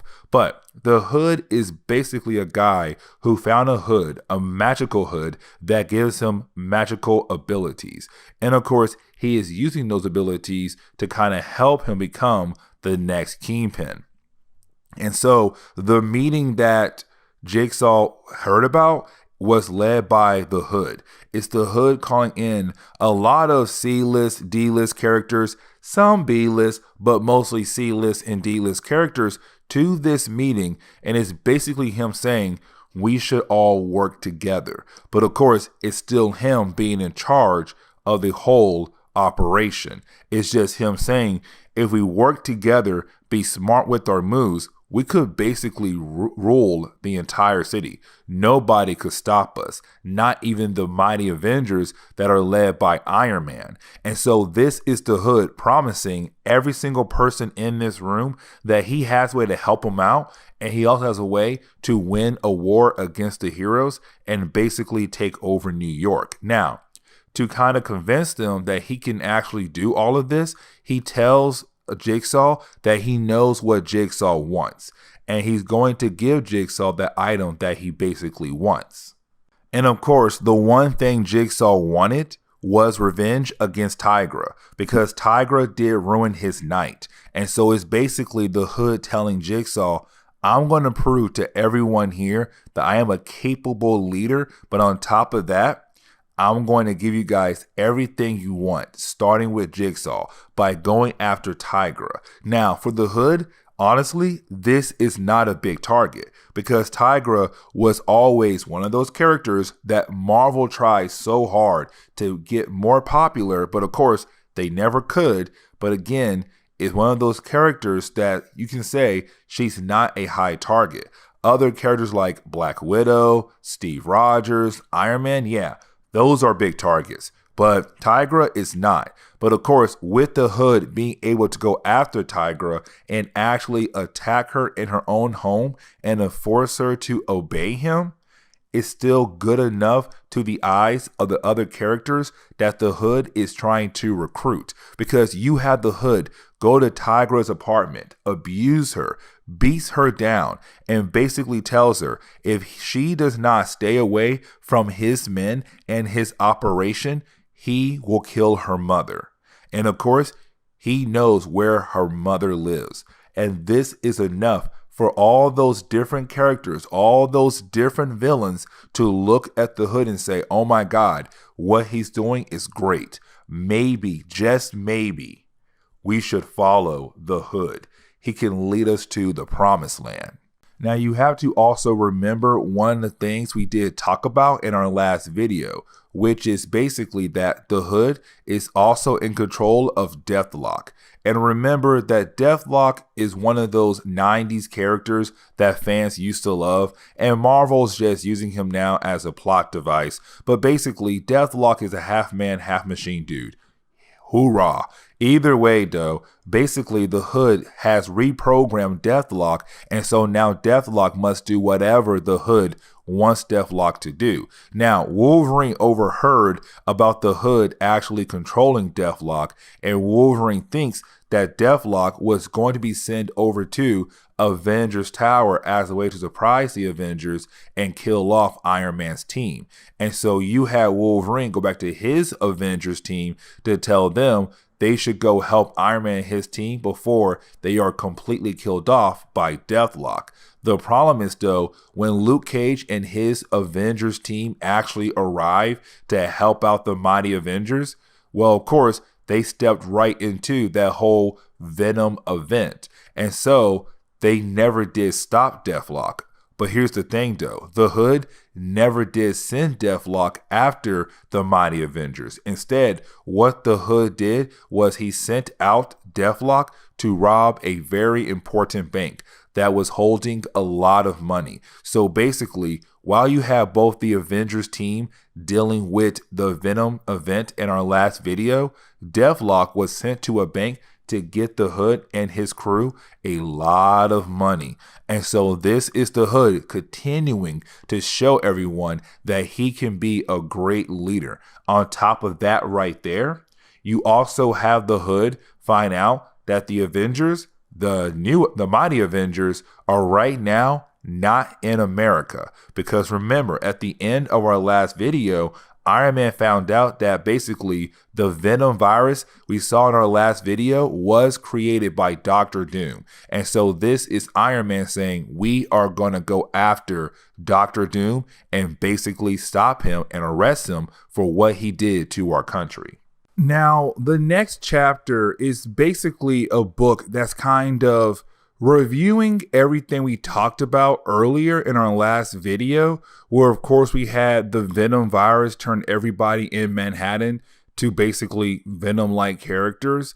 But of course, the reason why we're doing this review is really important because it's a conversation between Luke Cage and Jessica Jones. Because of course, she knowed that her husband and his team went over to help the mighty Avengers to deal with that Deathlock. And of course, when they arrived, they did not deal with a Deathlock. Instead, they basically dealt with a Venom virus, and some of Luke Cage's team members were infected by that virus.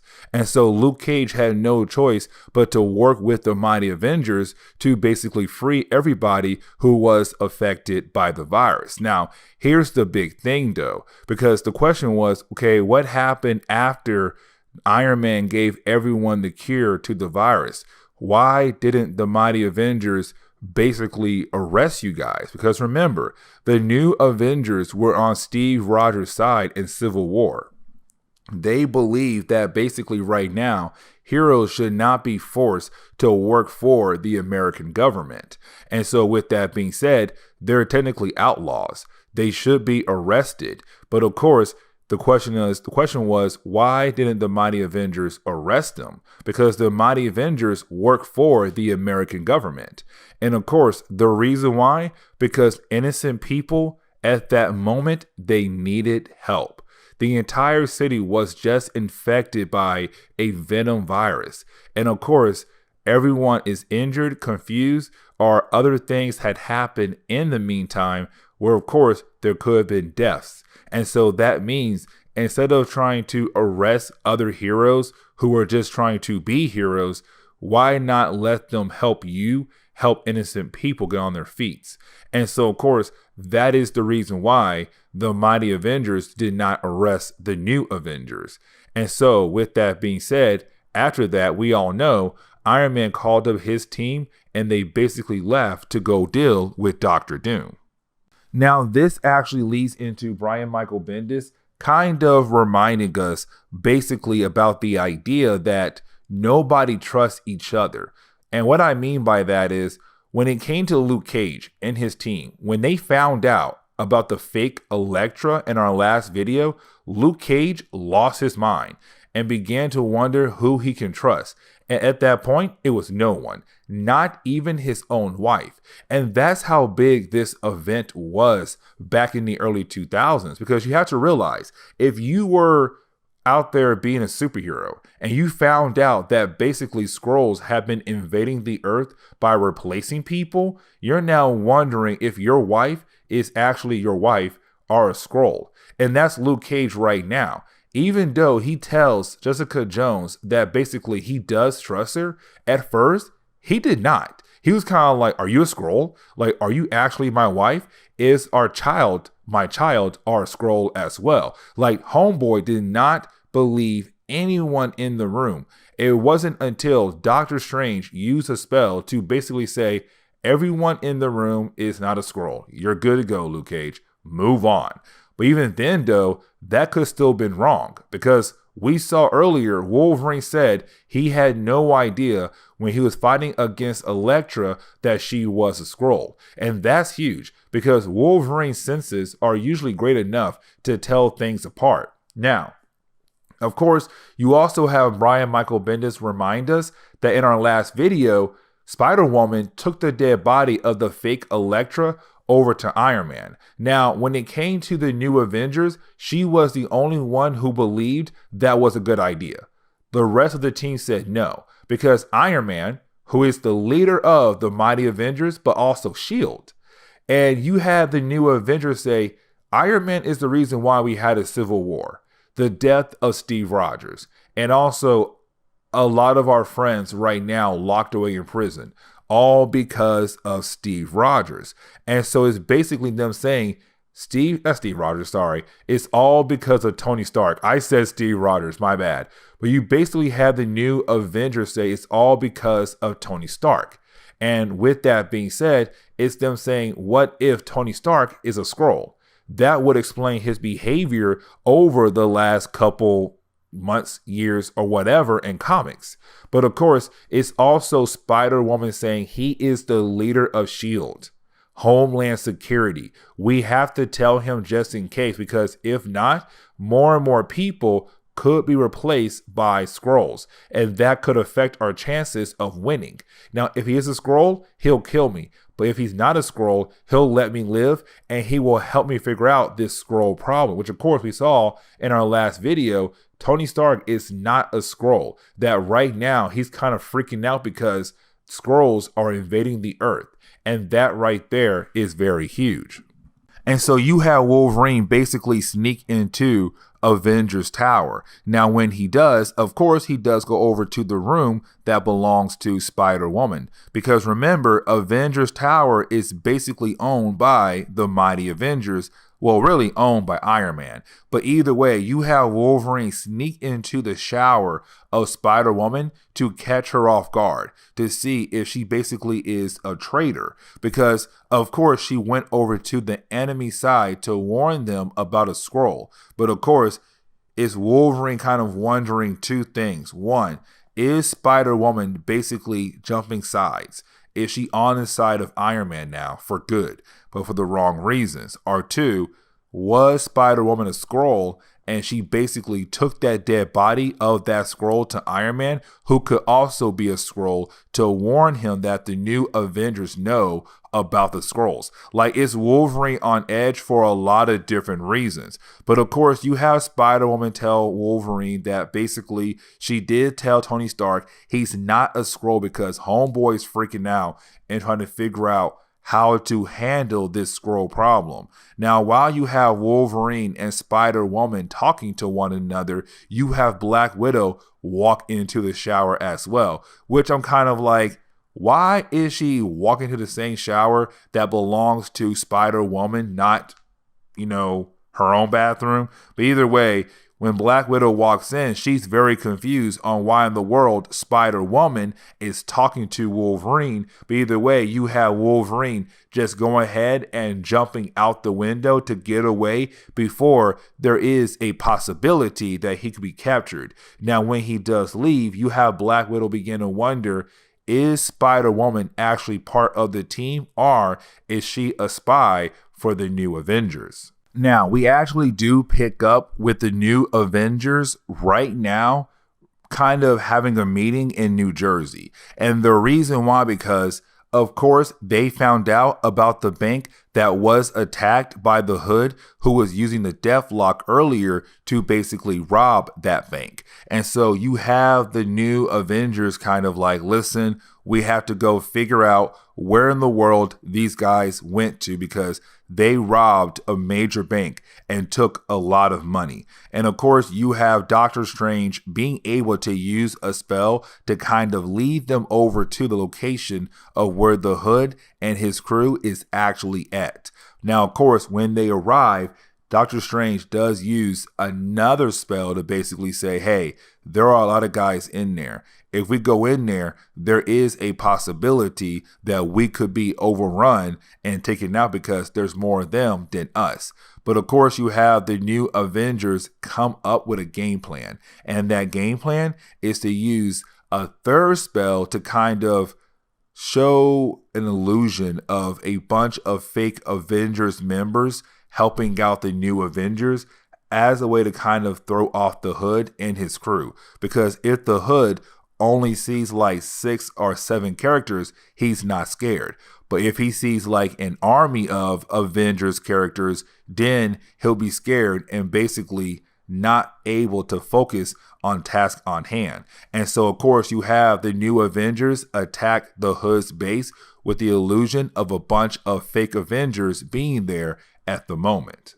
And so when we actually jump into the third chapter, it is basically the new Avengers being able to go toe to toe with all of these characters who on the Hood side. And the only reason why, because most of these characters are really caught off guard by the idea of the illusion of fake Avengers being in the room. Because even though these characters are kind of like C-list and B-list and maybe D-list characters, you still have some characters on that list who are still technically heavy hitters. It's just that fans truly did not care for those characters, and so they kind of fell down on the C-list, D-list listing. But with that being said, there's still some heavy hitters on the Hood side. But again, they're technically being caught off guard by the idea that Doctor Strange made an illusion that a bunch of Avengers are here right now, but in reality, it's just only like maybe 6 or 7 characters, and that is it really. Now, while you have the new Avengers fighting against the Hood's crew, that is the moment you have Doctor Strange realize something about the Hood and, of course, what the Hood is using. And the reason why I'm saying that, because when it comes to Doctor Strange, he knows that basically what the Hood is using, which is the hood he's wearing, is basically a magical item. But on top of that, Doctor Strange knows that the Hood does not have the capability to use that kind of level of magic. And so when watching him fight against Doctor Strange or other characters, you have Doctor Strange realize that basically the only reason why the Hood is this capable of using the Hood is because the Hood is actually using the Hood. I know that's confusing, but either way, the item is using the owner. Like basically, yes, the Hood is able to do a lot of different things with the power of the Hood, but of course, it's being used, he's being used by the item, and it's Doctor Strange trying to warn him. But of course, you have the Hood begin to turn into a demonic creature like he did in our last video, except Doctor Strange is kind of ready to defend himself and his teammates against this demonic creature. But getting back to the main fight between the Hood and the new Avengers, you do have most of the Hood crew being able to actually escape, while you do have some of the members of the Hood actually get arrested. Now, this is actually huge, and the reason why, because later on, we're going to see the Hood do something else that is basically going to have more and more people believing the idea that the Hood should basically be the new kingpin of New York. You'll see what I mean here in a moment. But with the new Avengers being able to capture most of the Wrecking Crew, on top of that, you do have the new Avengers basically show the Hood that this team is not to be messed with. You have the police arrive and take away the people that the new Avengers were actually able to stop.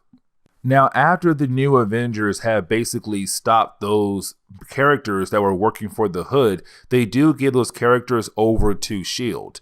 Now, remember, Tony Stark is still in charge of S.H.I.E.L.D., which means that right now you're seeing Maria Hill, who was a character I want to say was created by Brian Michael Bendis. And matter of fact, I want to say she was created around this time in Marvel Comics. I could be wrong. If I am, just tell me in the comments below. But either way, you do have Maria Hill actually tell these prisoners that they're not going anywhere at all, because with the new laws that the American government have built, it's basically playing with the idea of making sure there are no more huge incidents happening in their country like what happened at the very beginning of Civil War when 600 people had died. And so with that being said, they're going to be taken to a prison that can basically hold them forever. The problem is, though, as soon as Maria Hill leaves the facility that S.H.I.E.L.D. was using as a way to transport those prisoners, well, that place actually gets attacked. And of course, it's being attacked by the Hood. And this is why I say the Hood is going to have another reason why people are basically going to look at him and say, yes, he should be our kingpin. Because even after they got arrested, he came to their rescue to free them again. Because it's the Hood saying no man left behind. And that right there is a very huge statement to make. And of course, it's a good one for the Hood, who's trying to build an army of villains to take over New York. But you basically have the Hood being able to get all his guys out of that facility to continue on with their master plan. Now, the next chapter, and really the final chapter of this video, is basically an annual. And remember, annual used to be, back in the old days, a way to kind of test out new talent in the comic book world, like new writers, new artists. But now annuals are kind of used as a way to kind of expand the story or to build up to a certain story. Now, with that being said, we actually do pick up with Maria Hill right now, getting word that basically the facility that she had just left was basically attacked. And of course, she's kind of like, what do you mean it was attacked? I literally just left.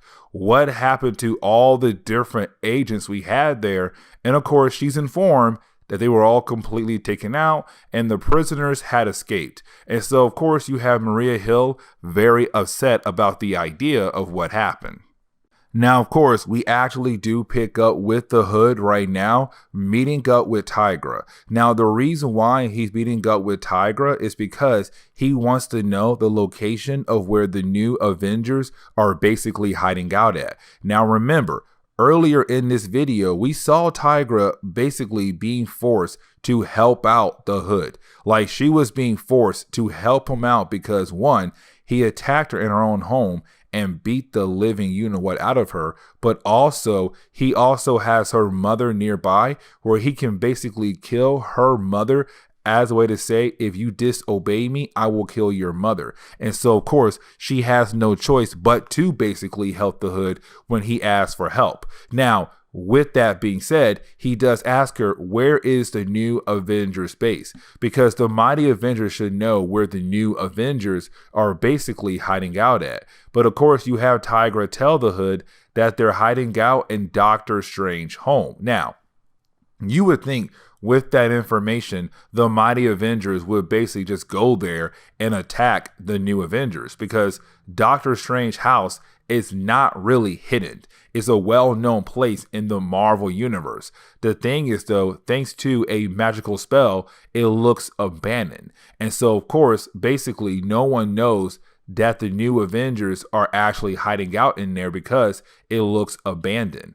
And so you have Tigra tell the Hood, yes, if you go there, you will find the new Avengers. Just get through the magical barrier and you will find them.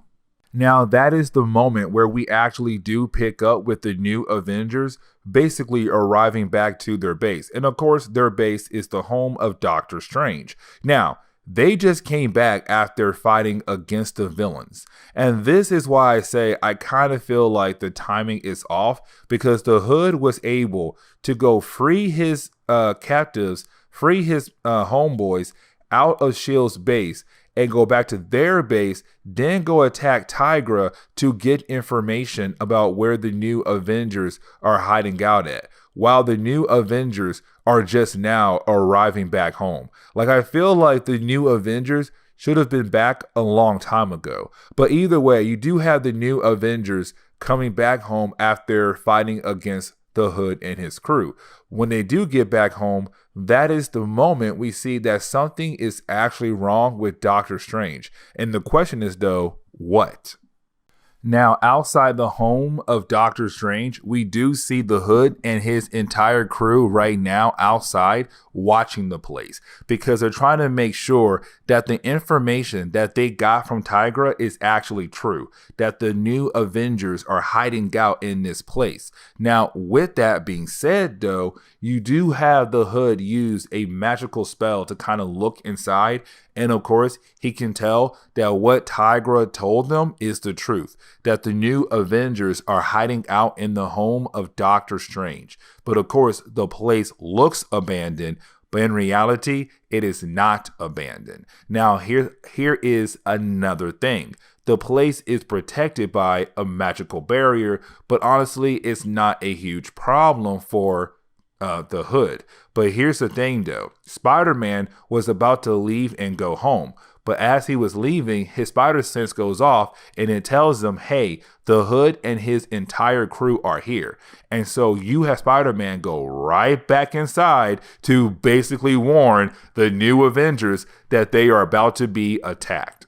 And so basically, this actually does lead into a big battle between the new Avengers and the Hood and his crew. Now, this battle, it does go on a lot of pages in the annual, but of course, it's actually pretty cool. Now, I like the artwork in this book rather than it was earlier in the series because honestly, the artwork looked kind of weird to me. But either way, though, you basically do have the new Avengers fighting against the Hood and his crew. Now, while fighting against one another, you do have the Hood teleport inside to find Doctor Strange because the Hood wants to get rid of Doctor Strange for a lot of reasons. But the main reason is because it's the Hood kind of knowing that with the Hood using a magical item that basically Doctor Strange could technically do something about that magical item. And so it's the Hood wanting to remove Doctor Strange from the idea of him actually being able to do that. Now, with that being said, while you have everybody fighting against one another, the Hood was actually able to shoot and hit Doctor Strange. Now, that is where you basically had the Hood messed up at. And what I mean is that when the Hood actually shot Doctor Strange was actually battling something.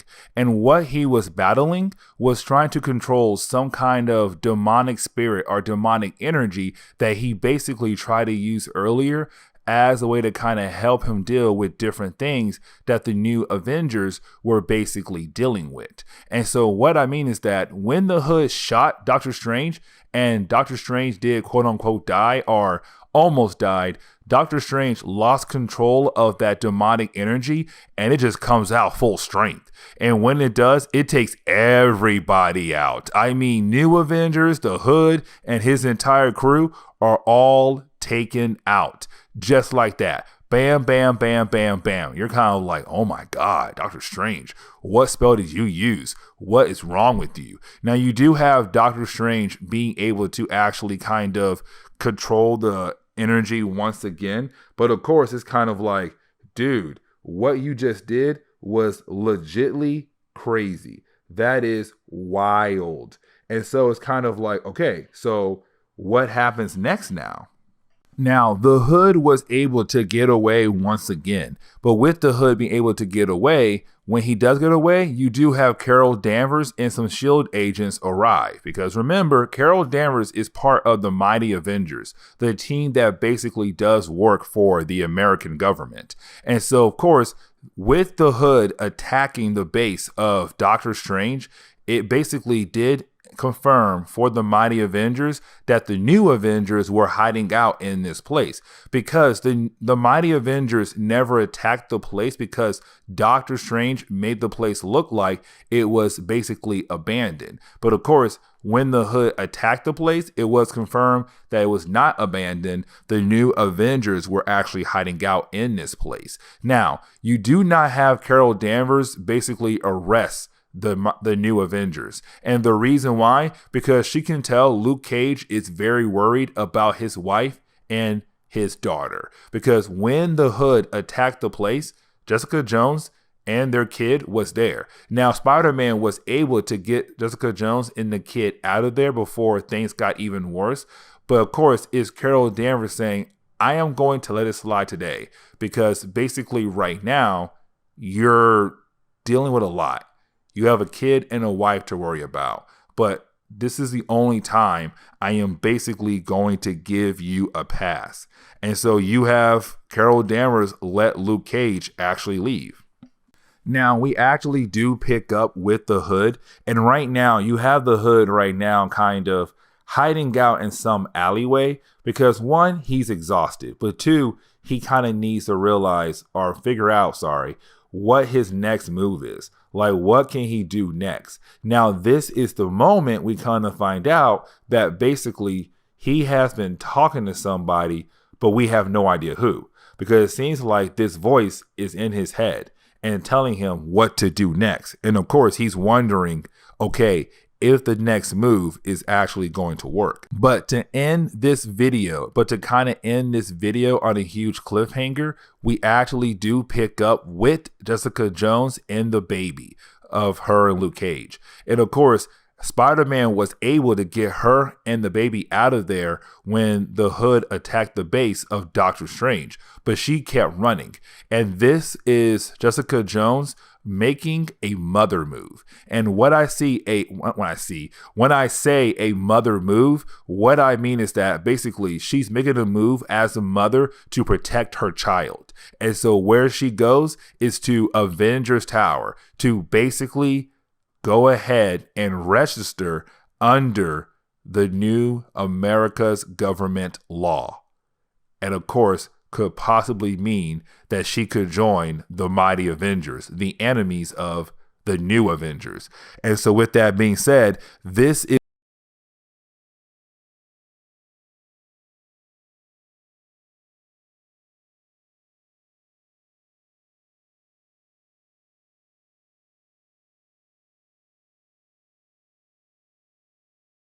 What's going on there, YouTube, and welcome back to another comic book video. Okay, guys, so we are basically going to continue our coverage over Secret Invasion. Yes, we are. Now, of course, we're still in the Prelude, and the reason why, because when it came to Brian Michael Bendis and the writers at that time at Marvel, they took their time with this event.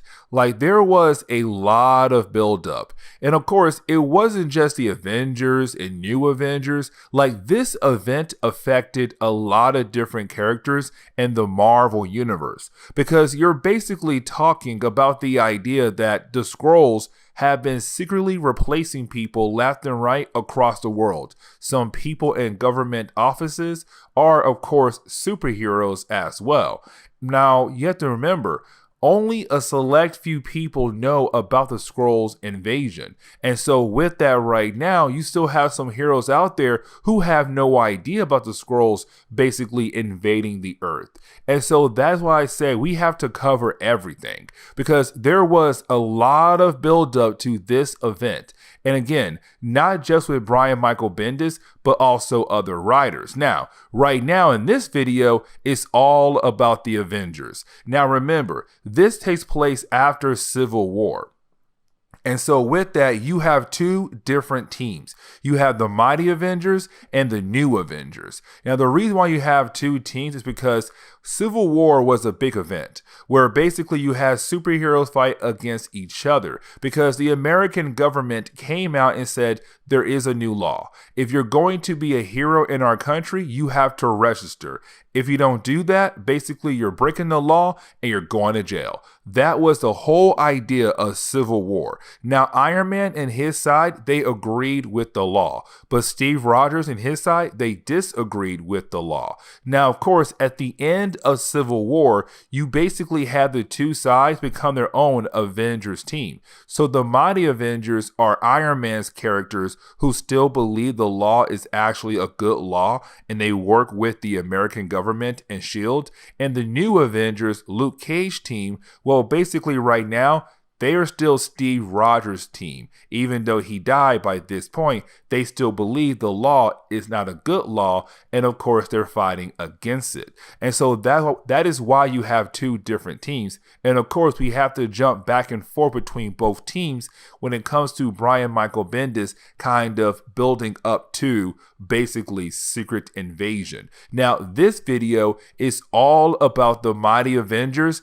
fighting against Doctor Doom. Yes, you heard that right, and I'm going to explain why down the road. But of course, we have to actually pick up with New Avengers first, because remember, at the end of our last video, Jessica Jones, she left the New Avengers and went over to the base of the Mighty Avengers. And remember, the Mighty Avengers were the ones who agreed with the American law.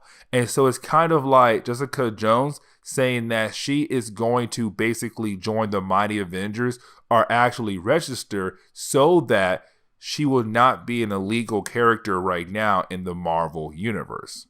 And that is why in the opening pages, you have Luke Cage right now going to Jessica Jones' office to basically find her. Because remember, Jessica Jones and Luke Cage, they got married by this point in Marvel Comics. On top of that, they have a child together. Now, with that being said, that child is very important to both parents.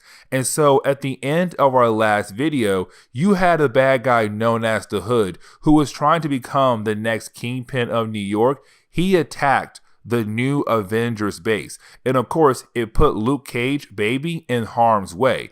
And so Jessica Jones took their child and she left. And that is why she went over to the Mighty Avengers Tower, because she wants to register. She wants to have the ability to make sure that her baby is safe. And that is why she ran over to the base of the Mighty Avengers. And so you have Luke Cage actually call up his wife. He calls up Jessica Jones to see where she's at. Now, by this point, he knows where she's at. He kind of put two to two together and realized that basically she ran over to the Mighty Avengers Tower because, of course, she wants protection for her and their baby. And so, of course, you have Luke Cage very upset because the Luke Cage, when he looks at his wife, this is him basically telling his wife, you betrayed me. You ran to the enemy because you want protection. But at the same time, it's Jessica Jones telling Luke Cage, you have to look at the bigger picture though. We have a child. Our child gets put in harm's way because of who you are and who I am. And with that, we have bad guys attacking us left and right on a daily. How is that okay for our child to basically be in that kind of lifestyle? Now, if you're me, honestly, you're agreeing what she is saying. And it's Luke Cage putting his pride in front of what matters most, which is right now his family. And that is very huge because even though you have her bring up so many good multiple good points, about why it's bad for their child to not be here, but out there in the world where, of course, her parents are basically breaking the law, which means that if they do get caught by the Mighty Avengers or somebody else who works for the American government, they have to be thrown in jail. And so it's her saying, Luke, we have a child. We have to protect this child no matter what. Now, of course, you have Luke Cage just get so angry, he breaks the phone because it's him saying, my wife is not listening to me. And I'm upset by this and I'm going to go to her and hopefully change her mind. And so he actually does walk over to the Mighty Avengers Tower. Now, you do have Luke Cage actually go over to the Mighty Avengers Tower to, of course, talk to his wife. Now, when he gets there, of course, he is upset. But this is also Brian Michael Bendis kind of reminding us what he is actually building up to, which, of course, is Secret Invasion, the big event that's written by Brian Michael Bendis. Now, with that being said, though, this is Brian Michael Bendis right now reminding us that the New Avengers know about the Skrulls. They know. And so you have Luke Cage coming to his wife and saying, how could you come here? to our enemies for protection, where right now we have no idea who is a Skrull or not, especially when it comes to Tony Stark. Because remember, the Mighty Avengers, they're on Tony Stark's team. This is his team. They all work for S.H.I.E.L.D. But of course, right now, the new Avengers are thinking that basically Tony Stark is a Skrull, because to Luke, he's kind of like, you have to realize how Tony has been acting the last few years, especially with Civil War, because Civil War was such a big event for the entire Marvel universe, not the entire universe, but really just Earth alone. But still, it was huge. And so, of course, a lot of things had happened in Civil War, especially the death of Steve Rogers. And so this is Luke Cage coming to his wife and saying, how could you come here? We have no idea if Tony Stark is a Skrull or not, but here you are right now under his house, and he could basically kill you are our child. But again, it's Jessica saying you're not realizing the big problem here, though. Because yes, he may be a Skrull. He may attack us down the road. It could be days, weeks, months, who knows. But right now, at the home of Doctor Strange, it's not safe there. And our child almost got killed if it wasn't only for Spider-Man, who saved me and our child. But again, it's Luke Cage just not listening. It's his pride that's taking over. Now, of course, with them kind of arguing in front of the Mighty Avengers Tower, you basically have the Mighty Avengers come out minus Tony Stark. He is not there right now. But of course, this takes place right before the Mighty Avengers go out of their way to fight against Doctor Doom, because that comes very soon. But either way, you do have the Mighty Avengers kind of stepping in to kind of hopefully ease the argument down some, because Luke Cage is very angry. He's yelling right now. He's mad at the world. He's mad at his wife and also the Skrulls. But of course, when you have the Mighty Avengers kind of step in, you have Luke Cage begin to call them names like, you're a sellout, you're this, you're that. It's Luke Cage is showing how mad he is at the world, but especially his wife for coming here to their enemies. Now, remember, the new Avengers, they know about the Skrulls. But when it comes to the Mighty Avengers, only two characters know. Only two characters. Tony Stark and Jessica Drew. They're the only two characters who know. Because remember, Spider-Woman was on the new Avengers side. And when they found out that Elektra was a Skrull, you had Jessica basically take the dead body and show it to Tony Stark. But again, on the Mighty Avengers, that is the only two characters who know about the Skrulls. And you have Luke Cage basically tell the Mighty Avengers, you should ask her because she knows about the Skrulls and your boss. And he walks away. And the Mighty Avengers are like, wait a second. He says Skrulls. What do you mean about Skrulls? What's happening right now, Jessica? But of course, you have Spider-Woman not telling Black Widow anything and leaving. But she does say we should wait for Tony Stark to tell us more about the Skrulls, because what he knows is actually very important.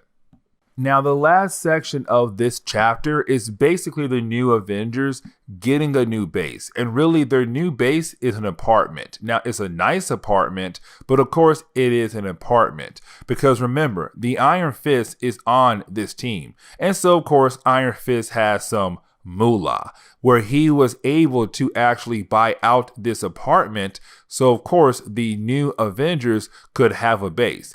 But of course, as this book closes, we actually do see Luke Cage very bothered with the idea that basically his wife has left him. Like right now to Luke Cage, they are officially done. They are going to separate and possibly get a divorce. Like that's how crazy when it comes to Luke Cage and his pride and the idea of his wife basically right now on the other side with the Mighty Avengers. Like this dude is very, very hurt by it.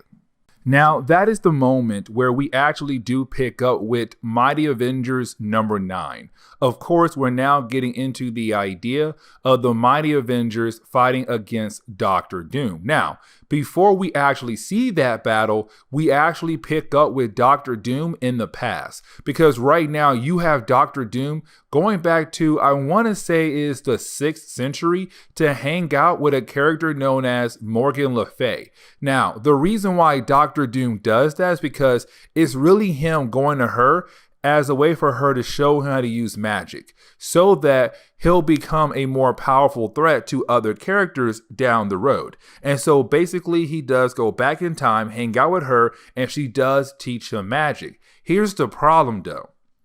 Because this man has gone back in time so many times that basically him and her, they have formed some kind of relationship. And so, of course, she wants more from him.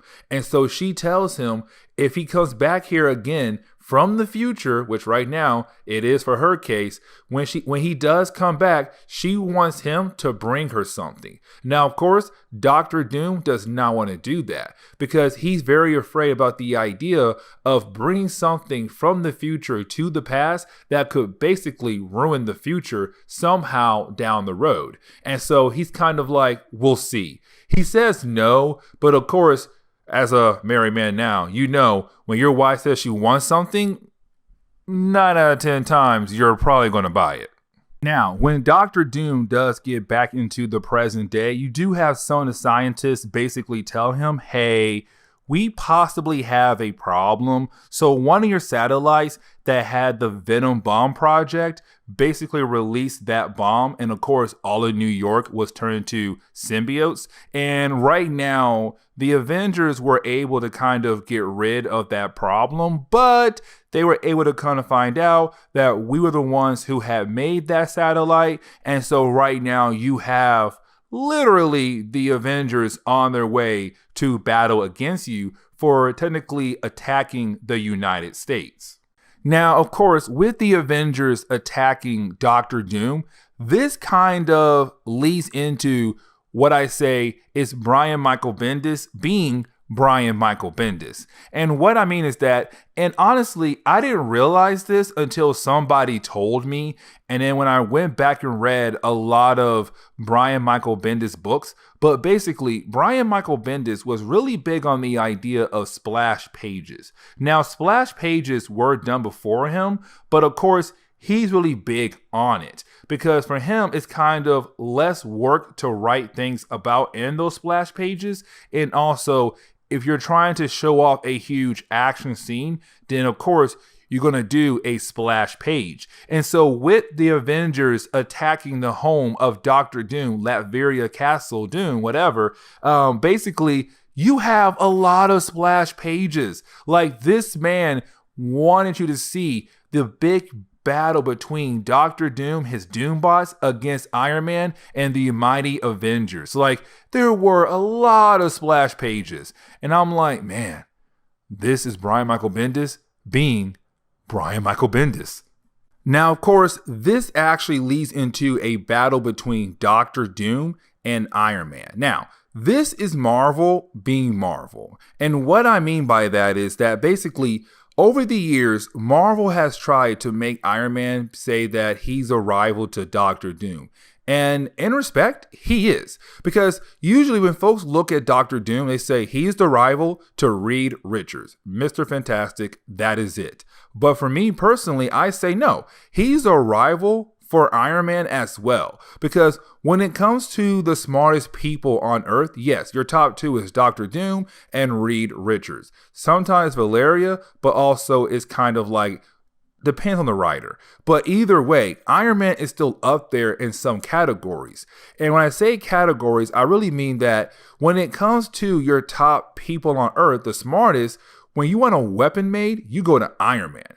Reed can make weapons, but Iron Man is better at making weapons. That right there is very huge to say. Now, That's why I say Doctor Doom is a rival to Iron Man because of that. Because if you're Doctor Doom and you're making weapons and Tony Stark is able to make a weapon that can beat your weapon, you're basically rivals. And so right now, these two characters, they're rivals. Now, while you have the two characters fighting against one another, here's the big thing. The Sentry steps in. But when he does, when he hits Doctor Doom and also kind of hits Iron Man as well, they fall through the floor and they land on Doctor Doom's time machine, which of course takes them back in time. And so they're going on another time adventure, Doctor Doom and Iron Man, because this had actually happened before back in like the 1980s or 70s. I forgot what decade. But either way, it's happening all over again.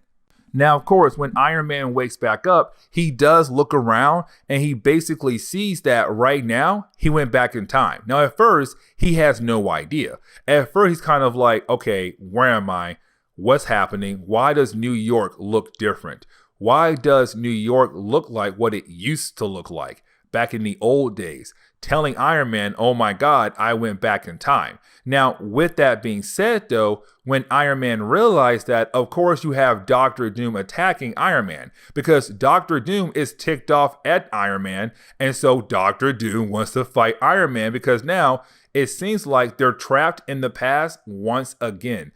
Because again, this kind of happened before with Doctor Doom and Iron Man. Now, when we actually do pick up with the Sentry, because remember, the Sentry was also with Doctor Doom and Iron Man in that last part of the battle at the Castle of Doom.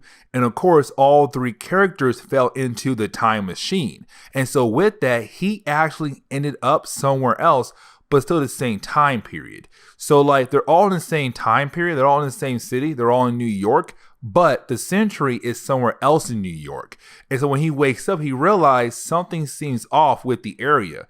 And when he begins to fly around, he also realized that the heroes seem different because he actually does see Thor. But Thor looks like classic Thor. And so you have the Sentry say, why does Thor look so different?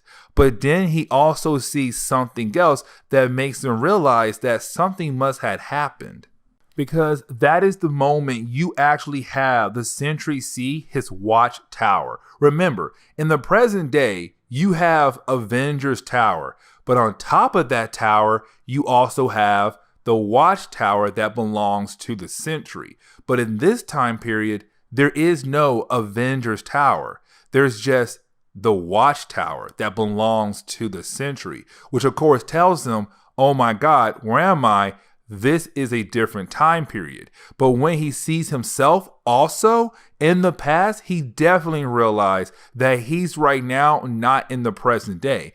On top of the fact that basically he's fighting against the Void, but the Void is some kind of like your regular thug character. But either way, it's the Sentry realizing, oh my God, I went back in time. How in the world do I get back to the present day? I gotta find Iron Man and Doctor Doom. Now, getting back over to Doctor Doom and Iron Man, you do have the two characters actually fighting against one another because they're upset with one another for a lot of different reasons. But while you have the two characters fighting against one another, you do have Iron Man say, stop. Like, stop it right now.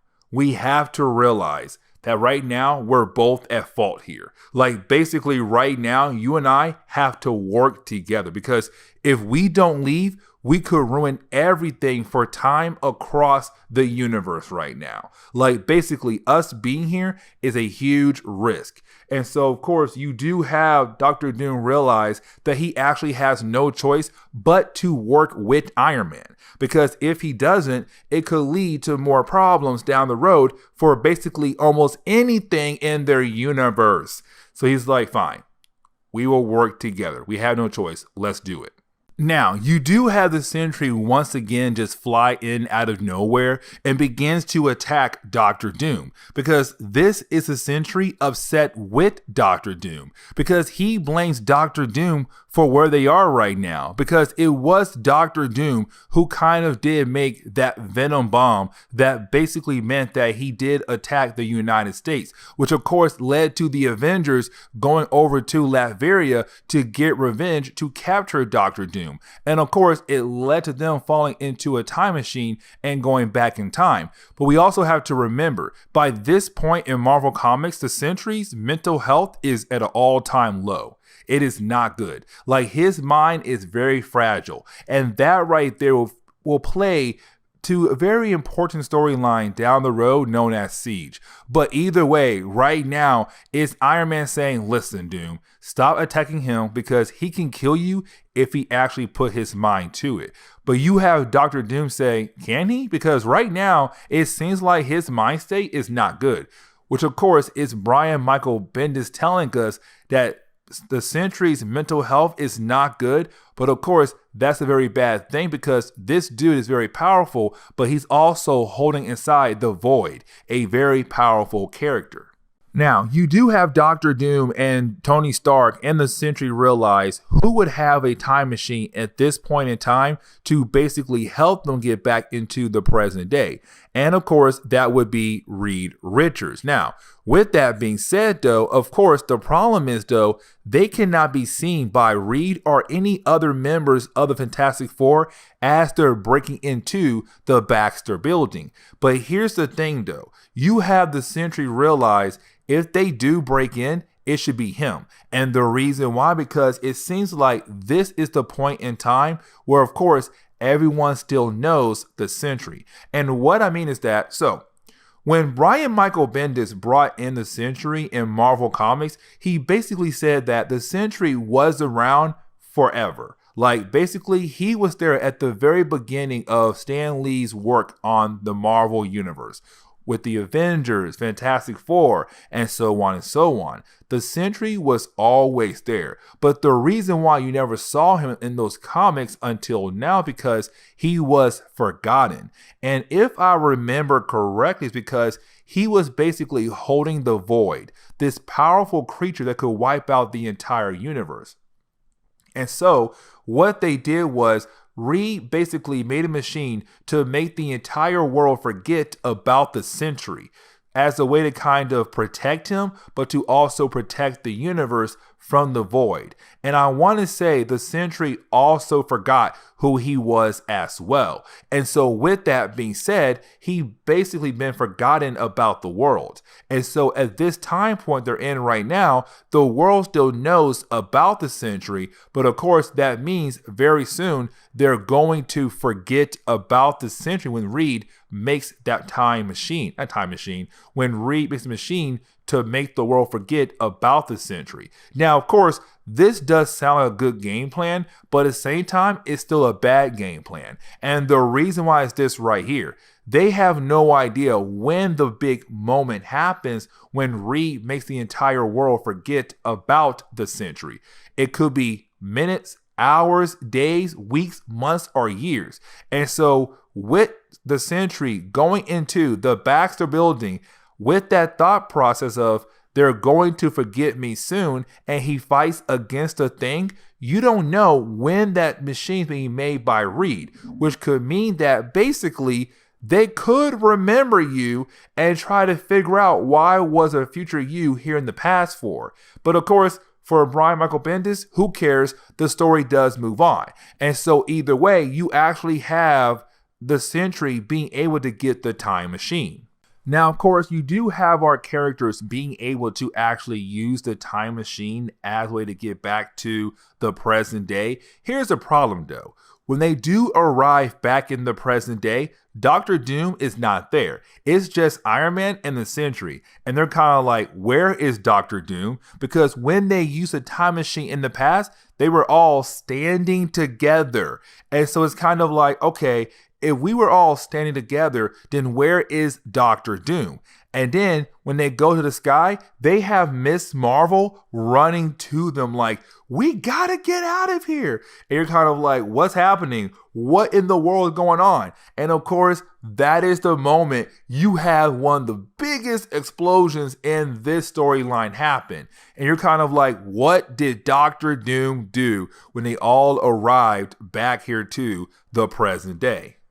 Now, that is the moment where we jump into the final issue we're going to cover in today's video, which is Mighty Avengers number 11, where of course we actually pick up back in the past once again, but this was a different moment where you have Doctor Doom talking to Morgan Le Fay about the idea of having an army. Now, of course, you're wondering, what does he mean, an army? An army of what? And of course, it's an army to use that's basically to fight against his enemies, but this army is not going to be men or some kind of alien race. Is going to be creatures, devil-like creatures, as Morgan Le Fay say they are. And of course, these creatures would be perfect for an army for Doctor Doom to use. And so of course, he does make a deal with her, like, if you teach me, I'll give you something you want in return. And of course, she had to agree because we jump into the next section. Now, we actually do jump in the present day. And when I say the present day, I really mean like moments just before Iron Man and the Sentry had arrived back in time. And what I mean by that is that basically we pick up with the Mighty Avengers getting ready to fight against Doctor Doom by themselves. Like somehow Doctor Doom was able to get back in time before Iron Man and the Sentry arrived back in time in the present day, which of course gave him enough time to basically release his army of the Mindless Ones. Now, the Mindless Ones are a group of creatures that have been used a lot by different characters, and basically they're kind of like used as a way to kind of send out to attack an enemy to keep that enemy busy, because the Mindless Ones will just keep going and going until they're completely wiped out or their enemy is completely wiped out. And of course, like I said, a lot of people who use the Mindless Ones kind of use them to kind of hold their enemies back for a time being until they're actually able to get rid of their enemy. And so right now you have Doctor Doom using the Mindless Ones to attack the Mighty Avengers minus Iron Man and the Sentry. And so of course the Mighty Avengers actually lose to Doctor Doom and his army of the Mindless Ones. Now, when they basically wake up, they're basically being kind of kept in stasis. Now, of course, that means like they're not completely in stasis, so they can think, they can use their mouth, but they can't move their bodies. And of course, they're kind of wondering if the Doctor Doom they're talking to right now is the actual Doctor Doom or a Doombot. Because remember, Doctor Doom is known for having Doombots, basically robots that look like him to replace him to do different things around the world. And so right now they're wondering if this guy right here is a Doombot. But of course, it is the real Doctor Doom. Now, you do have this Doctor Doom basically tell us that he was able to get back here before Iron Man and the Sentry was, to kind of figure out what all happened originally before the Mighty Avengers arrived to attack Latveria. Because what you have Doctor Doom tell us that the venom bomb that came from his satellite was created by one of his scientists. But of course, they had not had the chance to actually test that project. And so of course, when that project basically fell to New York, it was because Ultron had attacked the world just right before the venom bomb incident happened. And so with Ultron attacking right before that storyline, the venom bomb, basically Ultron attack made the satellite haywire and dropped the bomb early before Doctor Doom was able to actually test it. Now, of course, he also says the reason why he's not trying to kill off the Mighty Avengers, because right now Iron Man has arrived with new kind of tech that basically Doctor Doom cannot fight against. It's basically Doctor Doom telling us that at this point, Iron Man still has the extremist armor. And so, of course, with the extremist armor, Doctor Doom has no idea how to actually fight against it, which of course means that right now he cannot beat Doctor Doom. And also, he realized he's actually at fault for the invasion on the United States because his scientists failed to test the Symbiote project. And so right now, it's Doctor Doom realizing that basically he's kind of spot where he has no choice but to let the Avengers go. Because as soon as Iron Man and also the Sentry arrive, he's technically screwed. On top of the idea that the mighty Avengers also have the God of War Ares. And so he's really screwed. And so he's kind of like, okay, I really don't have time for all of this mess. Now, that is the moment where you basically have Spider-Woman being able to kind of override the tech that basically Doctor Doom is using to keep the mighty Avengers in stasis. And so, of course, with her actually being able to do that, that means the mighty Avengers were able to break free. And when they do, of course, that means they're able to actually fight against Doctor Doom.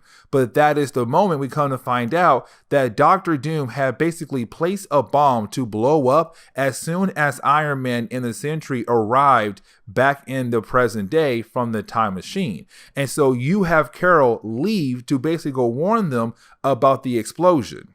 And so that is why at the end of the last chapter, we saw Carol Danvers in the present moment now. We're now in the present moment, running to Iron Man and the Sentry saying, get out of here. And that's, of course, the reason why we saw an explosion, because Doctor Doom placed that bomb there to blow up as soon as Iron Man and the Sentry arrived back. Now, the Sentry was not hit by the bomb because he flew away to meet Carol Danvers halfway, but Iron Man stayed behind close to the bomb. And so, of course, when the bomb blew up, Iron Man did take a major hit from the bomb, which of course did cause a lot of damage to his suit. Now, with that being said though, of course you then have the Sentry kind of use his energy to kind of charge up Iron Man's armor as a way to save Iron Man's life. And so of course Iron Man was able to actually survive for another day. Now, with the Avengers being actually able to deal with all those different problems that Doctor Doom was throwing at them, and of course, with Doctor Doom not being well prepared to actually fight against the mighty Avengers, you do have the mighty Avengers go find Doctor Doom, and really you have the Sentry step in, because the Sentry is the one character that Doctor Doom really can't fight right now, especially right now. And so you have the Sentry being able to just get to Doctor Doom and just stop him in his track, where basically you now have the mighty Avengers being able to say that they were able to actually arrest Doctor Doom for what he did with the Venom bomb in the earlier storyline of the Prelude Skrull invasion. Now, of course, after the big battle, you do have the Avengers go back home to the helicarrier or Avengers Tower, but we actually pick up with the helicarrier, of course, the main base for S.H.I.E.L.D. And remember, by this point, Iron Man is in charge of S.H.I.E.L.D. Now, with that being said, though, you do have Maria Hill trying to cheer up Tony Stark by saying, look, we won. You were able to go to Latveria and actually capture Doctor Doom. Like, come on. That is a huge win right there. And of course, it's Maria Hill saying you should also thank Spider-Woman, because if it was not for her powers to basically break everyone free, you could have died right back then and there. And of course, Maria Hill is right. But also, you have Tony Stark kind of wondering if he can still trust Spider-Woman, because Spider-Woman did bring him a dead Skrull body. And so he's kind of like, oh yeah, I still have to deal with that. The idea that we could possibly be invaded by the Skrulls right now. And so he's kind of like, I'm excited, but at the same time though, we could be invaded by Skrulls anytime soon.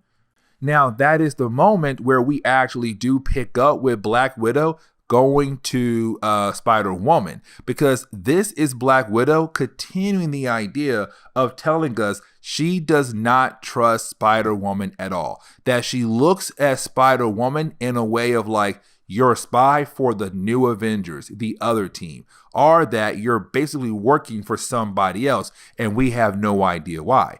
But it's also Black Widow not knowing that basically the only reason why she's on the team right now is because Spider-Woman brought Tony Stark a dead Skrull body. But either way, though, it's also Black Widow saying, when it came to you saving our lives back in Latveria against Dr. Doom, I read your files. Your powers, whatever happened there, that should have not happened at all with your powers. Basically saying that you did something new with your powers that is not in your file. And when it comes to S.H.I.E.L.D., S.H.I.E.L.D. has files on everybody and what their powers can and cannot do. And what we saw back there, that was not in your file. And so, of course, it now makes Black Widow even more worried about the idea of, can she trust Spider-Woman? And the last page is really more of us getting one more look of Morgan Le Fay, where basically you have her realizing that Dr. Doom has not come back to see her, which of course means to her that there could be a possibility that he was captured or possibly killed. Now we know he was captured, but either way it's her actually being worried for her man. But of course, this is where we're going to end today.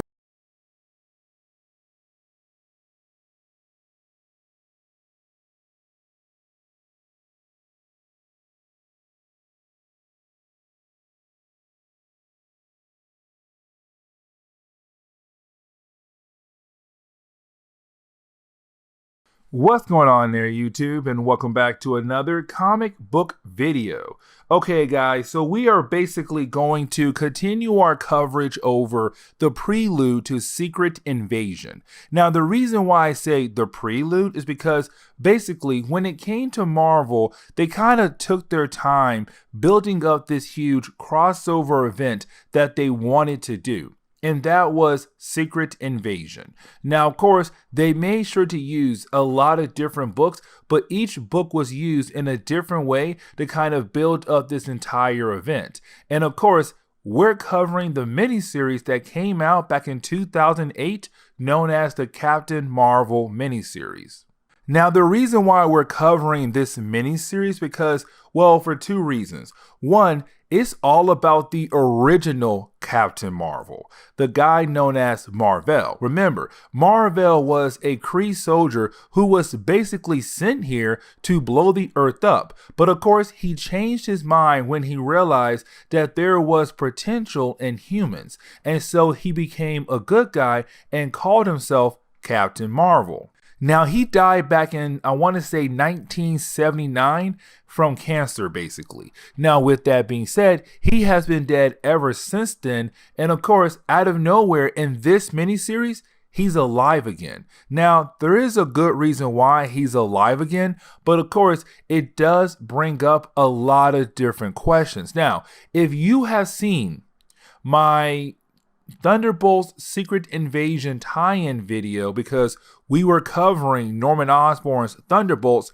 that video right there basically kind of gives you a lot of answers in what's happening in this video right here. So I'll make sure to place this video before that one right there in the Secret Invasion playlist. But either way though, this is huge because now you're saying that right now Captain Marvel is alive again. But the question is though, is it really Captain Marvel? And this is Iron Man already knowing that the Skrulls are possibly trying to invade the Earth. And so right now the big question is it really him? Or is it a Skrull? And that is the big question. Now, of course, there was also a prelude to this miniseries known as The Return. And of course, it took place right in the middle of Civil War. And basically, the way the story opens up is that right now, we pick up on Fantasy Island. Now, Fantasy Island was basically a prison in the negative zone, a way to kind of keep prisoners in a safe place. Because remember, when it came to Civil War, it was basically all about the idea that the American government wanted to make sure that heroes worked for the American government to kind of keep them in a check and balance system. Now, of course, you had some heroes who did not want to be part of this new law. And so, of course, you had the heroes fight against the other heroes who actually agreed with the law. Now, with all that being said, though, Fantasy Island was a prison to kind of hold the heroes who were breaking that law. And of course, they had a warden for that prison. And that warden was Captain Marvel. But again, though, this right here doesn't tell us how in the world he is alive again, because he died from cancer all the way back in 1979. Now, of course, this is the moment where we kind of get the idea of how in the world would Captain Marvel come back to life? Like, how did he come back to life? And how in the world is he a warden for a prison that was basically made to hold other superheroes? Well, we do jump back in time. Now, we're not told how far back in time we go, but all we do know is that we jump back in time to the point where, of course, we pick up with Marvel right now trapped in the negative zone. Now, he tells us right off the bat, he has no idea about a lot of different things. Like right now, when it comes to his memories, there's a lot of holes in different time points that he should remember. But either way, he does say he remembered that being in the negative zone, but then out of nowhere, he was teleported into the present day. And so this is a Captain Marvel from the past that was somehow teleported into the present day, which of course brings a lot more questions, all like, how in the world did that happen? How in the world was he teleported into the present day? Like, what in the world happened? Now, of course, that is the moment where we actually do pick up with Captain Marvel being confronted by the Sentry, because with him being teleported into the present day, of course, the Sentry is around by this point in Marvel Comics. And so you have the Sentry like, hold up, wait a second. How in the world are you here right now? You know what? Stay right here. Let me go get Iron Man and Mr. Fantastic. Because remember, those two characters, they were the ones who kind of agree with the American government that basically heroes needed to be in a check and balance system. Now, with that being said, though, of course, they were the ones who made this prison. And so, of course, in their prison, it's kind of crazy to say that basically Captain Marvel, the original Captain Marvel, is back. And so, of course, they begin to say, we have one important question for you. Do you want to run this prison? Now, that right there is kind of weird. And I feel like if I was brought into the future and I see my friends in the future and they ask me to run this prison, the question is, though, why? And of course, for Marvel, it's a good question to ask, because he's like, why in the world would you ask me, the past version of me, to basically watch this prison? Where is the present day me to basically watch this prison? Now, that is the moment where basically you have Marvel get a info dump. And what I mean is that you have Reed Richards and Tony Stark basically tell him that, hey, listen. So basically the reason why we cannot ask the present day you is because you died. You died in the past. And with you dying in the past, of course, in the present day, you are not around. And of course, where you come from, you were still alive, of course, meaning that you could be close to your death or not, who knows. But of course, he does find out that he died from cancer. Now, right after that, he also learned about the idea of the Civil War. And of course, the Civil War was a big thing. And he can't believe that heroes are fighting against other heroes. But then he remembers about the woman he loves. And he wonders, did she move on? Did she find someone else to basically marry her and care for her? And right now, is him realizing that he's in a different, complete time. Now, this is the end of the return book, so meaning that we can go ahead and jump into the mini-series, because when it came to the return book, there were two stories, one for Marvel and one for the Sentry. And of course, we are not going to cover the Sentry book and go ahead and dive into the Captain Marvel mini-series. So here we go. Now, getting into the miniseries, we actually do pick up in the middle of Civil War. Now, this is actually very important because remember, in the return book, basically, Iron Man and Reed Richards tried to keep Captain Marvel's return a secret. He did not want the world to find out that basically this man was alive again. And the reason why that is so important is because basically right now you have the Civil War happening at this moment. And of course you have the two sides of heroes fighting against one another. But while the heroes are fighting against one another, you have Spider-Man see Captain Marvel. And for Spider-Man, he's kind of like, no way. Captain Marvel is back? No, this is a trick. Now, you also have to remember something. When it came to Civil War, Reed Richards and Tony Stark made a clone of Thor to kind of help them win the war against the heroes who disagree with the law. And so for Spider-Man, he's wondering, did Tony Stark also made a clone of Captain Marvel? But here's the thing though, as soon as Spider-Man tries to get close to Captain Marvel, he leaves. And so for Spider-Man, his questions do not get answered at all. Now, after that fight, you basically have Captain Marvel talk to us, the readers, where he is basically trying to tell us, look, right now, I'm in a time where I should not be in.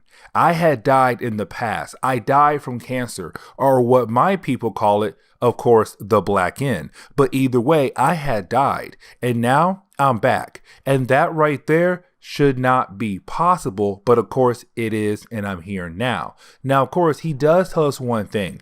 When it comes to humans, and this right here he really admires, but when it comes to humans, humans have the ability to see things that most other races cannot see. And so with that being said, is him saying, look, the humans were able to see different things that other races can't see. Like, for example, this painting that he is looking at the moment. Because right now, he's in France looking at a painting. Now, this painting is going to be very, very important for this entire book, because basically you have Captain Marvel telling us that something about this painting is calling his name. He has no idea what, but it's calling his name. It's bringing him closer and closer and trying to figure out what is the hidden message in this painting. Now, unfortunately for Captain Marvel, while he's kind of studying this picture, this painting, well, that is the moment he's basically under attack by a character known as Cyclone. Now, Cyclone has been around for a good period of time in Marvel Comics, but here's the thing though, when it comes to Cyclone, Cyclone tells Captain Marvel that he's here for Captain Marvel, but the problem is though, Captain Marvel has no idea who Cyclone is, and so now you have a character named Cyclone who's attacking the museum and trying to go after Captain Marvel, and Captain Marvel has no idea who Cyclone is. And so while you have the two characters kind of go back and forth with their words, this battle gets wrapped up just like that. But now for Captain Marvel, he's wondering, why in the world is this villain coming after me? I have no idea who he is, and for some reason, he wants to kill me and kill other people around me, and I have no idea why.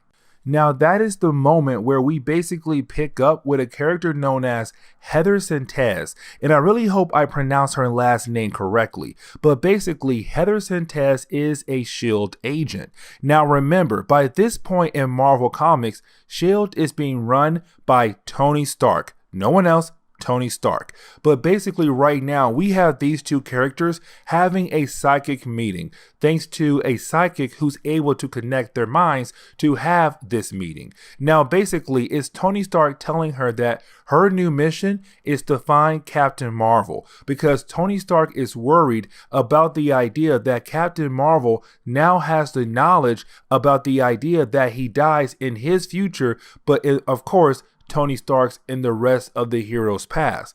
On top of that, though, is Tony Stark telling Heather that he's very afraid what could possibly happen if Captain Marvel dies in the present day and not in the past. And so, of course, she has been assigned to go out there and find him and bring him back to Tony Stark. Now, this is the moment where we basically learn that with the return of Captain Marvel, we basically got the birth of a new religion. Yes, you heard that right, a new religion, where basically you have a bunch of people right now kind of looking at Captain Marvel's return, kind of like how Jesus came back to life.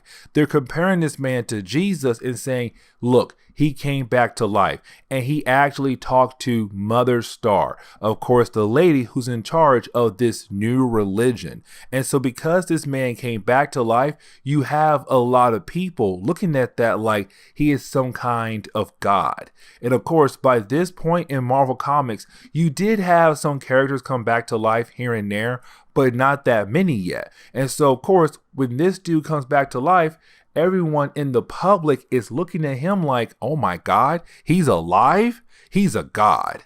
Now, of course, you do have some people out there who want to learn more about this religion, this church. And of course, our character who's going to kind of do the detective work for this church is a character known as Nathan Jefferson, and we're going to see Nathan Jefferson a lot in this video.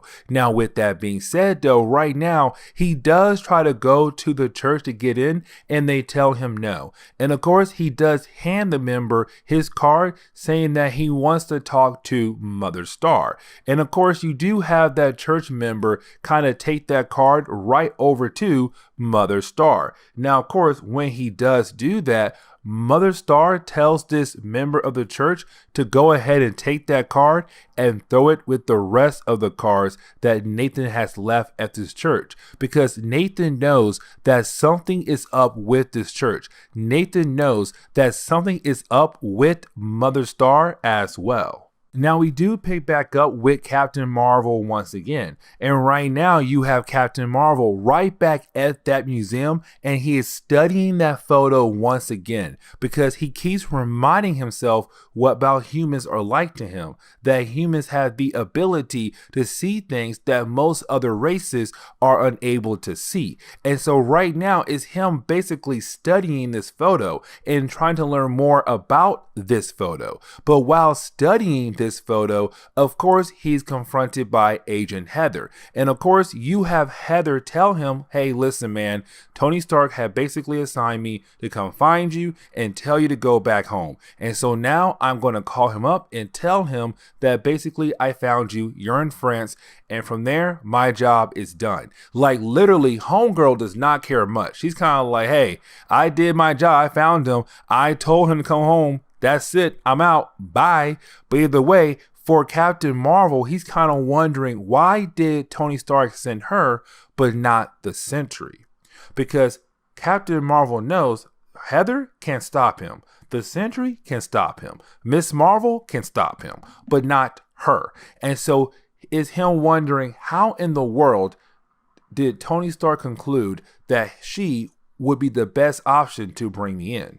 Now, this kind of leads into, I call, the big shocking moment for a lot of heroes, because even though the public has kind of heard about the idea that Captain Marvel is back alive once again, not a lot of people have actually seen him, and same for the heroes as well. And so now we pick up some time after Civil War, where of course right now we pick up with the mighty Avengers, wish to tell you this moment right here takes place after Civil War, but right before Secret Invasion. Now, with that being said, you do have the mighty Avengers fighting against some robot. But while they're fighting against this robot, well, that is the moment you have the mighty Avengers begin to struggle to actually defeat the robot. And so, of course, that's the moment where you have Captain Marvel just fly right in, and of course, he takes the robot out. But when he does that, of course,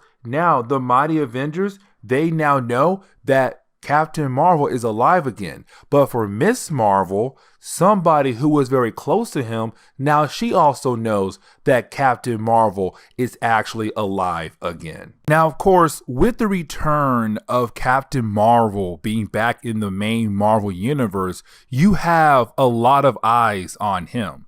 And what I mean by that is basically you have the whole entire world talking about the idea that Captain Marvel is back.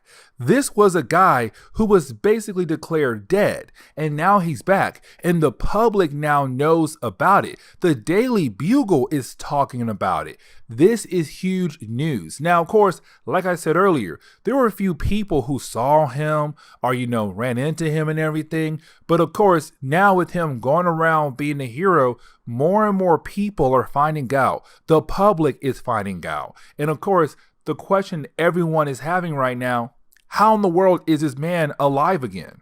And of course, with that question kind of floating around in the air for the public, of course, it leads right back to Nathan. Now, remember, Nathan works for one of the many newspaper companies. And basically right now, he's trying to figure out what is the deal with Mother Star. Of course, the lady who had basically started a religion for Captain Marvel when he returned. And so right now is him saying like, I feel like there's something going on with Mother Star. It's just that I can't figure it out.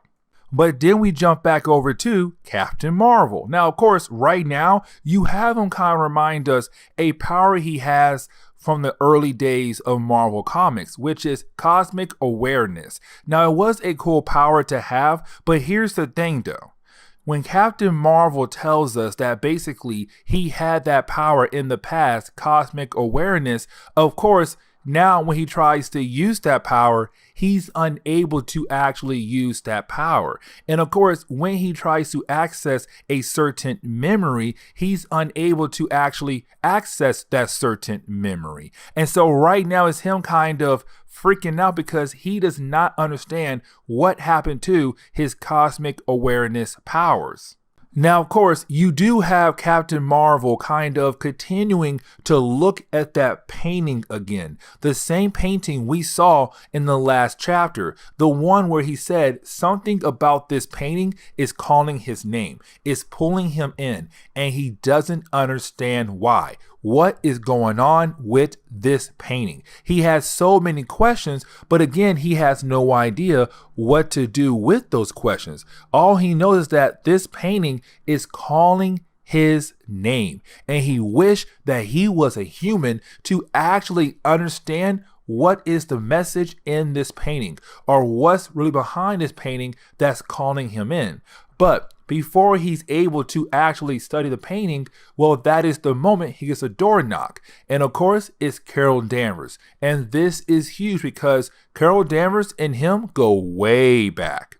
But we have to jump back over to Iron Man. Now, this is actually very important. And honestly, I did not think about this while I was reading this book. But basically, you have Iron Man meeting up with Heather again. Of course, Heather was a SHIELD agent that found Captain Marvel in France. But either way, though, you have Iron Man remind us that when it comes to Captain Marvel, he's a Kree. He came from the Kree world. And of course, he was sent by the Kree to kill off the human race. But of course, he changed his mind and realized that humans are not that bad. And he wanted to basically help humans reach their full potential. Now, with that being said, when he denied the Kree request, they basically labeled him as a traitor. And so right now, it's Iron Man saying, I'm very worried about the idea when the Kree find out that he's alive again. Because when he died, the Kree was like, oh, he's dead? Okay, well, bye Earth for now, because Our trader is no longer on your planet, so who cares? But if word gets out and the Kree find out that basically Captain Marvel is alive again, they're coming to Earth to kill him and kill anybody who stands in their way. Now, getting back over to the idea of why I said when it comes to Miss Marvel and Captain Marvel, Carol Danvers Miss Marvel, because remember guys, before we had Kamala Khan, we had Carol Danvers as Miss Marvel. But either way though, you do have Carol Danvers right now coming to Marvel. And the reason why, because when it came to Captain Marvel, when he first appeared in comics, it was huge. And of course, over time, he met some ladies. And one of those ladies was Carol Danvers. And of course, kind of thanks to him, in a way, it kind of led to her getting powers. Now, I do know Marvel kind of retconned how she got her powers and everything. But originally, it was kind of like part of his fault that she got powers, and so that's why she's Miss Marvel. But either way though, right now you have these two characters who used to like each other kind of hanging out, because when he died, it was huge on her. She cared for him, she loved him, and then he died. And now he's back again. And so for her, it's a lot to process. But at the same time, she's kind of happy to see that he's alive again. Because to her, it's kind of like a second chance possibly that was given to her. Now, while you have Miss Marvel and Captain Marvel kind of hanging out, they do get attacked. And of course, they're attacked by another C-list character, honestly a D-list character, and that character is Cobalt Man. Now, I'm not going to sit down here and try to explain who in the world Cobalt is, because Cobalt Man is not that important at all. But what is important is that basically, while you have Captain Marvel and Miss Marvel fighting together to actually defeat him, you have Miss Marvel say he should be dead because he died not too long ago. And so the question is now, how is he alive again? Because now here you are, somebody else that should be dead, and now bad guys are popping up and they should be dead, especially Cobalt Man, because he died just not too long ago. And so how's he here again? Now, of course, you do have our two heroes work together to actually defeat Cobalt Man and to move on with their day. But of course, that question is still floating in the air. How in the world is he alive again?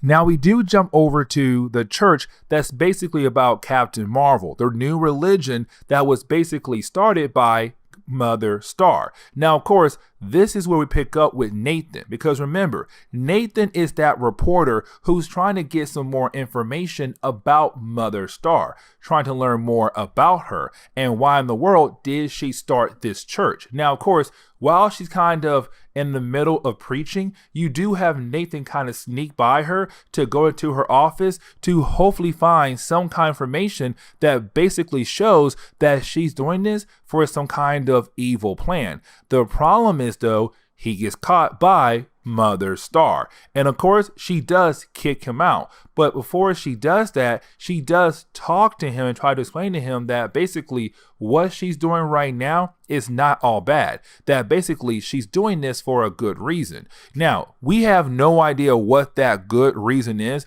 but of course, it's her saying, you have the wrong idea about me and my religion and my church.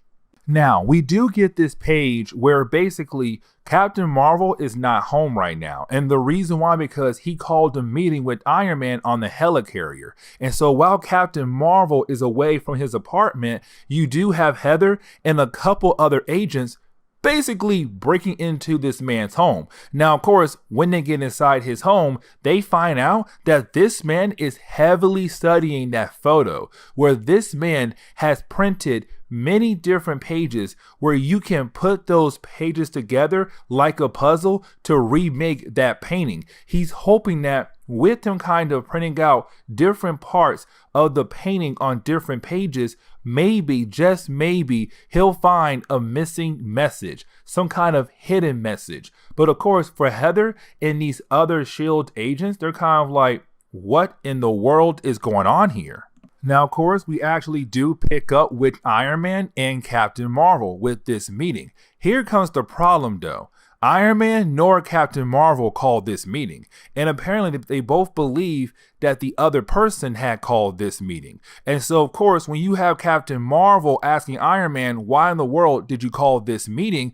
Iron Man's wondering, no, why did you call this meeting? Now, while you have the two characters arguing with one another, you have Iron Man say, listen, I know one thing though. I know that basically you had contacted the Kree.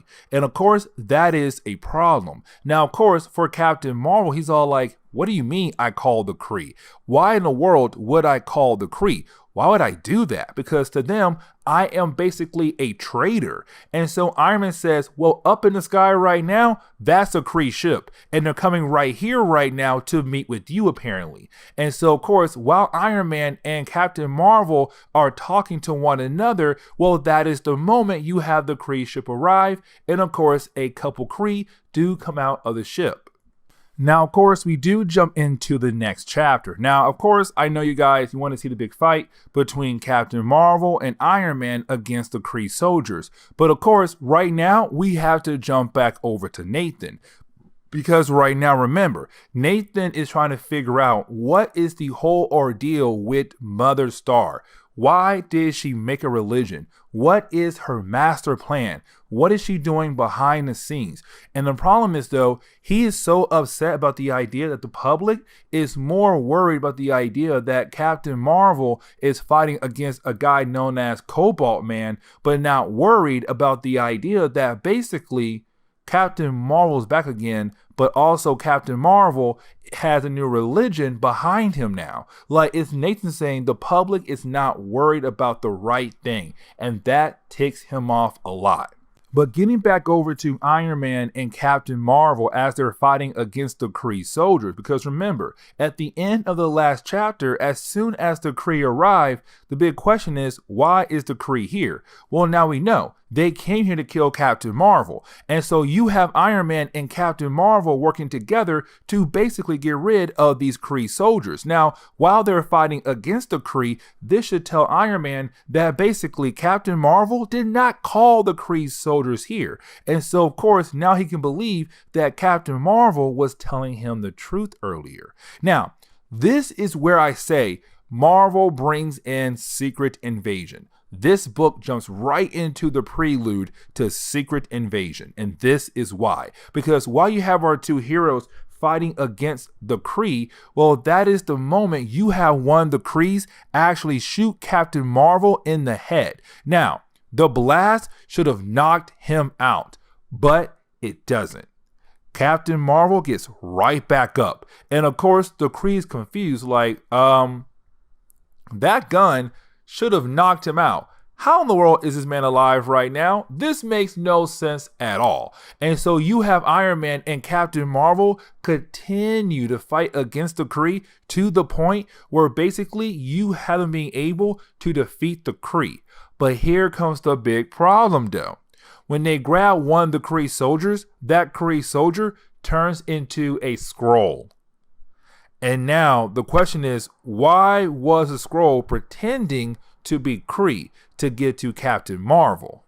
Now, we do pick up with Agent Heather, and right now you have Heather meeting up with Tony Stark. Now, this is Tony Stark kind of giving her another assignment, but this assignment falls right in line with the whole ordeal with Captain Marvel, where basically she knows that Iron Man wants to know what's going on with Captain Marvel, but for her to actually help him, she has to know everything he knows about Captain Marvel. But the problem is though, Iron Man does not want to tell her anything that he knows about Captain Marvel, even though he does not know much. But basically, with Captain Marvel and Iron Man fighting against those Kree soldiers, which of course were not Kree, they were Skrulls, you have Iron Man say, listen, there is this new religion that popped up known as the Church of Hala. And this Church of Hala has a lot of different locations across the world.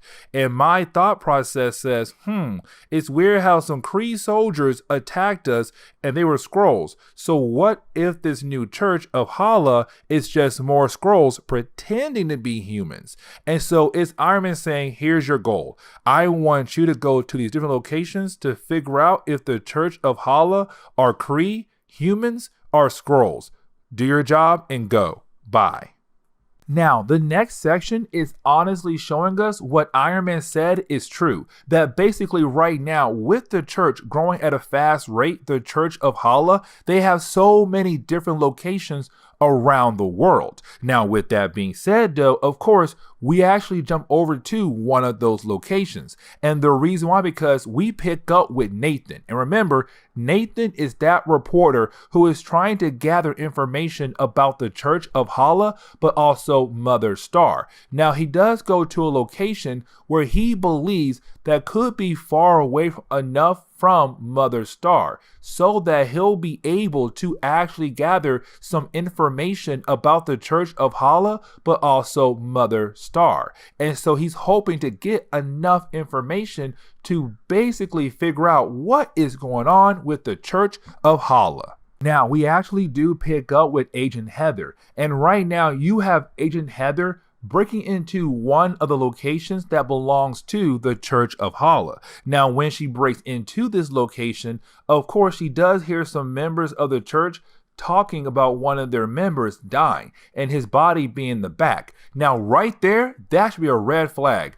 Why do you have a dead body in the back and acting like it's no big ordeal? But of course, when Heather goes back into that room, she finds the dead body to be another Skrull, which tells her that possibly, really not possibly, honestly, that the Church of Hala is just a bunch of Skrulls, because the dead body in the back is another Skrull.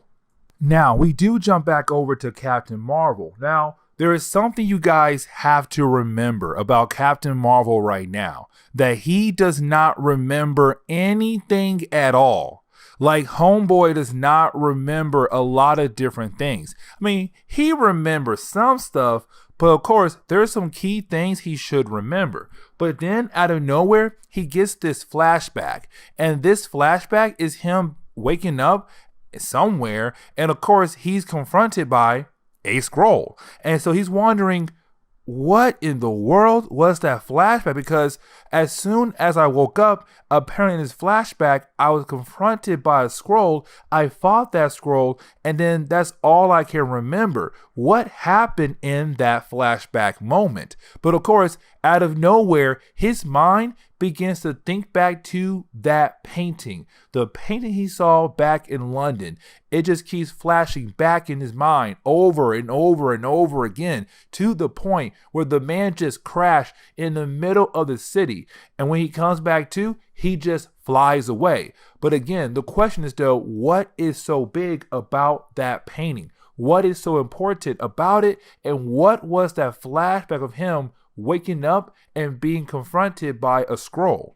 Now, of course, you do have Captain Marvel go back to Carol Danvers, because this is the one person he believes that he can actually trust. In reality, that's correct, because again, she's the woman he fell in love with, and also she loves him. And so, of course, he wants to make sure, though, that she is really her. And so he said, "What I say to you after our first kiss." And once she was able to actually confirm what he said to her after their first kiss all those years ago, he realized, okay, this is her. This is Carol Danvers. I can trust her. But then he says, I feel like something's going on. I don't feel like myself. And I also feel like other people are trying to make moves behind the scenes by using me as one of their many pieces behind the scene. And so, of course, they begin talking. Now, while they're talking to one another, he brings up Cyclone. And remember, Cyclone was a character he fought against earlier in this storyline.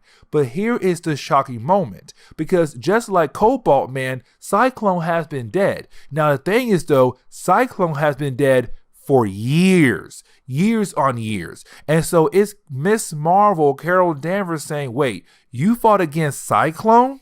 He's been dead for years. Why are random characters who had died so long ago coming back to life once again? That right there does not seem normal at all. And so, of course, their next game plan is to go to that Skrull that Iron Man and Captain Marvel caught earlier, who was pretending to be a Kree, to hopefully get some information on what in the world is going on here behind the scenes. Now, you do have Captain Marvel actually go to that prison back in the negative zone. Now, the reason why he goes to that prison in the negative zone is not to actually see that Skrull that was pretending to be a Kree earlier. Instead, he goes to the negative zone, to that prison, to talk to Cobalt Man. Because this is Captain Marvel saying, okay, listen. If Cobalt Man is a character who had basically died years ago, then that means this guy right here is not Cobalt Man. This means that this guy right here is also a Skrull. And so you have Captain Marvel walk into that room and say, you're a Skrull. You are not Cobalt Man. You are a Skrull. So why are y'all here? Why are y'all pretending to be humans? Why are y'all pretending to be Kree? What is your master plan? And that is the moment, that is the huge moment where basically you have Cobalt Man turn into a Skrull, but then say, oh, by the way, you are not Captain Marvel. You are also a Kree. Not Kree, sorry. You are also a Skrull. Captain Marvel is a Skrull as well. And this is huge because now the question is that true? Is Captain Marvel actually a Skrull? Because now the fake Cobalt Man say, yeah, you're a Skrull just like me, dude. Hi. Now, getting into the next chapter, we basically do pick up with some S.H.I.E.L.D. agents right now going to the moon of Saturn. Of course, that would be Titan. Now, the reason why these S.H.I.E.L.D. agents are coming here is because they were basically assigned by Tony Stark to dig up the body of Captain Marvel, because when he died all those years ago, his body was buried in that area. And so of course it's Iron Man wanting to test the dead body, but to also test the dead body with the person who's right now alive claiming to be Captain Marvel. Now, we do jump over to Captain Marvel. Now, right now, this is Captain Marvel kind of by himself and wondering what the Skrulls said earlier is true or not. Is he actually a Skrull? Because when it comes to his memories, the only thing he can remember is being Captain Marvel. But on top of that, he's also forgetting a lot of different things. There are a lot of holes in his memories where he should remember. Well, of course, now we can say, yeah, there is a possibility that you are a Skrull. And matter of fact, that Skrull told him you are the perfect sleeper agent, that basically you are one of the first that we use to invade the earth quietly. You are the perfect weapon, the perfect sleeper agent. We're just waiting for you to basically remember everything. And matter of fact, you actually escaped, that you kind of fell out of our game plan. And so with that, we were kind of sent here to get rid of you because we had plans for you. But of course, those plans you did not follow. Now, of course, you are a sleeper agent, meaning that you would not remember those plans. But we have plans laid out for you, and now those plans are falling apart. And so we look at you as a project that had escaped. And so me and my unit, we were sent here to kill you. But of course, we cannot kill you because we had gave you so much, I mean the memories, the powers, all of that to make you a perfect fake Captain Marvel. And this is huge because we come to find out while he was talking to that Skrull, Iron Man was listening in. But of course, with all of that information being told to him, he freaked out. He pushed Iron Man to the side and he left in a hurry because everything is kind of all coming at him at once. And he's wondering what is true and what is not true. Now, we do actually pick up with Nathan. Now, remember, Nathan had joined the Church of Hala as a way to kind of prove that basically something is wrong with this church, that something is wrong with Mother Star, that there are a lot of things wrong what's happening right now with this church. And so, of course, right now is him trying to prove that. But of course, while he kind of joined the church and being this undercover member, over time, he began to believe the words of the church. He's actually following in line with the church. And that right there is huge, because at first he wasn't, but now he is. And with him doing that right now is him basically falling in love with the church. Now, of course, while he's been in the church, of course, word got out about him, and that word went all the way to Mother Star, the person in charge of the church. And of course, she still believes that Nathan is a guy who's trying to basically prove that she is evil. But of course, you have Nathan tell her, no, that's not true. Like, after being with this church for a few weeks, I basically realized that you're good. And matter of fact, I was able to recruit someone into the church. I want to stay here. I want to be with you. I want to work with you. And of course, it's kind of like this is a huge change for Nathan, because earlier he was completely different. But then we see Mother Star just look out in the window. Something caught her eye.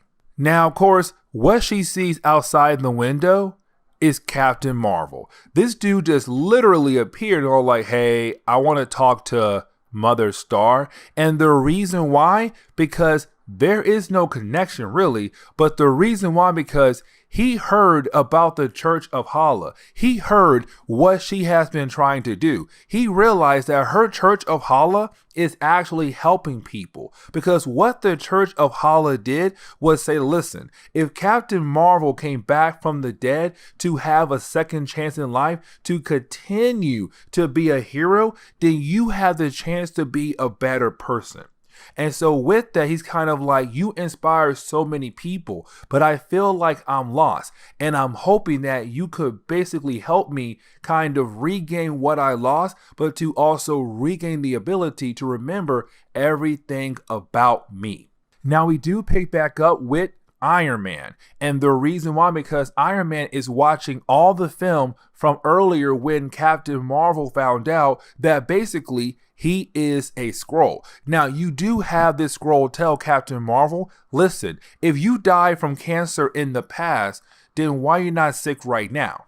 Why are you not coughing? Why you don't feel bad? Like, explain that to yourself. And of course, while Iron Man is watching all these different moments, he's kind of like, I think Captain Marvel must be a Skrull, which of course, it was kind of obvious. It was written on the wall. It was so obvious. Now we do jump back over to Captain Marvel. And of course, he's still with Julia Starr, aka Mother Star. Now, here is a very crazy thing. So he basically joined the Church of Hala, because right now, in his eyes, the Church of Hala is going around just trying to make the world better. And so you had him and Mother Star decide to go to other countries that need help, to basically spread their word, to hopefully make humans better, to have humans go down the right path. And so, of course, right now, they're in another country to begin their goal to change the entire world for the betterment. The problem is, though, this country has a war going on at the time. And so, of course, a few missiles, a few explosions, bad things happen, someone dies. And that person who dies is no other than Mother Star. She dies. Just like that. She's gone. And for Captain Marvel, he's very upset because he actually believed in something with her. He believed what she was trying to preach. And he said himself, I swear to this world a long time ago, I was going to make it better. I was going to protect. And of course, right now, with her death, he feels like a failure. And it doesn't help when they had a conversation earlier and she asked him one question. When was the last time you went home? And Captain Marvel could not remember at all. And that right there gives us more proof that basically this man is a Skrull. But either way, she dies in that moment though. But then we pick up with Tony Stark. Now, this is actually very important. And the reason why, because you have Tony Stark meeting up with Carol Danvers. Because remember, Carol Danvers is the only woman that right now, only person actually, that Captain Marvel could possibly trust. But there is a second reason, and that second reason is because Tony Stark has the negabands. Now, this is huge because basically it was a concept that was used back in the 1970s along with Captain Marvel, where basically he was trapped in the negative zone. He had no way out. Now, with that being said, though, of course, there was a second set of negabands. Of course, Rick Jones found the second set. And so they were able to constantly switch spots with one another. So Rick Jones would go to the negative zone, where you had Captain Marvel go to Earth. Now, of course,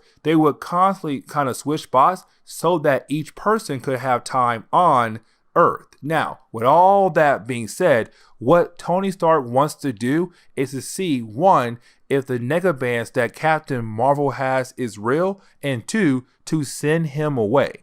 And so Carol Danvers is going to use the second set to kind of basically send Captain Marvel back into the negative zone. And if it works, then it's kind of more proof that basically he could be Captain Marvel. But at the same time, it could lock him away if he is a Skrull. And so that is Tony Stark's master plan.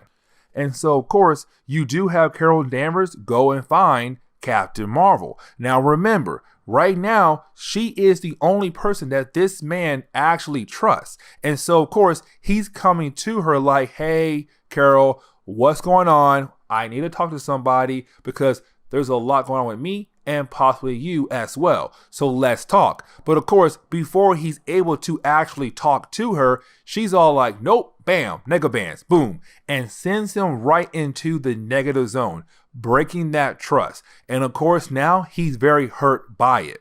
Now, of course, when Captain Marvel arrives in the negative zone, he's angry. He's ticked off because the woman he loves, the one he trusts, she basically sent him to the negative zone. And so he's all like, no, I have to get out of here. I have to break free. I have to go back to Earth to show them that they were wrong about me. The problem is, though, as he starts traveling in the negative zone, he sees some kind of light. And when he goes to that light and kind of goes to a different area, to him, he says, I know where I'm at now. I'm home. And that's how the fourth chapter ends. Like, he says he's home now. Now, getting into the final chapter, this is where we kind of learn a little bit more about Iron Man's master plan, the second phase. And what I mean by that is basically right now you have Iron Man going over to his machine he made that can basically hold Captain Marvel. Now remember, the negabands can basically switch you spots with the other person who has the other set of the negabands. And so right now you have Iron Man putting Carol Danvers in some kind of machine where technically she is a prisoner. But of course, when the negabands are activated, she'll switch spots with Captain Marvel. And so it's kind of a way to lock him up to basically figure out if he is a Skrull or not. And so, of course, the only thing her and Iron Man have to do is to activate the negabands. It'll switch spots with her and Captain Marvel, and he'll be locked in the machine. The problem is, though, the negabands are not working. And the reason why, because Captain Marvel is no longer there. He's no longer in the negative zone. And so, of course, the question is now, where is Captain Marvel? Now, of course, yeah, he's no longer in the negative zone. And matter of fact, right now, he's in the portal that is leading him back to Earth. Now, with that being said, though, right now, you have Captain Marvel remember everything. He remembers that basically he is a Skrull. He remembers that what they use as a way to kind of trigger his memory or kind of jumpstart his memory. Of course, it was the paintings. And remember, those paintings were very important. It was a way for him to remember that he is not a Kree. He is not Captain Marvel. He is not a human. He is a Skrull. That is what they use to kind of trigger his memories. Now you have to remember, when it came to Captain Marvel, when he came back to Earth, or what he believed when he came back to Earth, because remember, in the return chapter of this video, he thought that he was a Captain Marvel from the past who was brought into the present day, and he wondered why in the world there was no Captain Marvel. And he found out that basically he died in the past. He died from cancer in the past. And so right now he remembers, oh my God, that is not true.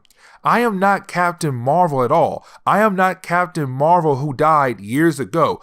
I am a Skrull. And so he remembers the experiment. He remembers that basically he gave up his body to be part of a science experiment for the Skrulls, to turn him into a Kree soldier, into Captain Marvel, a hero.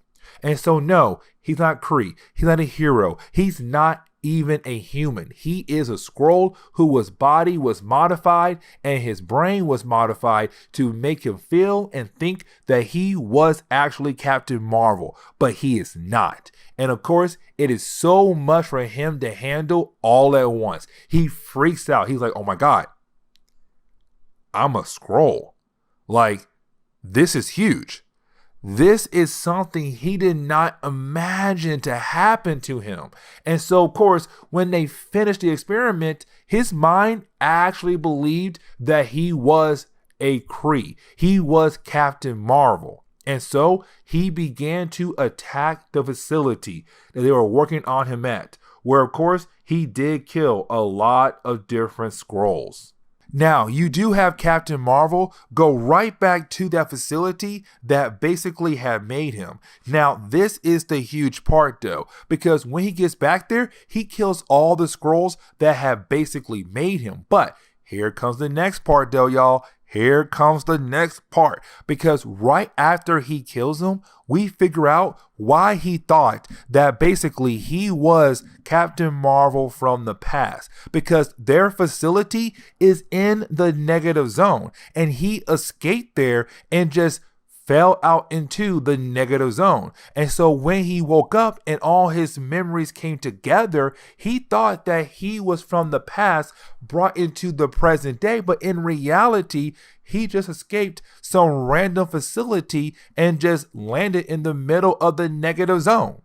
That is it, like literally. And so he goes back here, kills the Skrulls, but he is confronted by Heather. Agent Heather. She found the place and she says, I know you're a Skrull.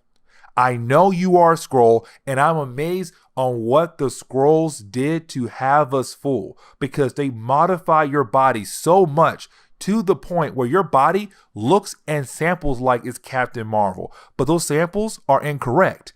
You're a Skrull. They even gave you cancer. My dude, they gave you cancer to make it more believable, but you're not Captain Marvel. And so she wants to kill him, but he says, no, my body is a Skrull. My mind and my spirit though, no, I'm Captain Marvel and I want to do the right thing. I want to build on his name. I want to continue as Captain Marvel. And she's wondering, what should she do here? Should she kill him or not? Now, of course, we do jump back over to Iron Man and Carol Danvers, and they're wondering what happened to Captain Marvel because they sent him into the negative zone, but now they can't find him. And so with that, they're wondering, where'd he go?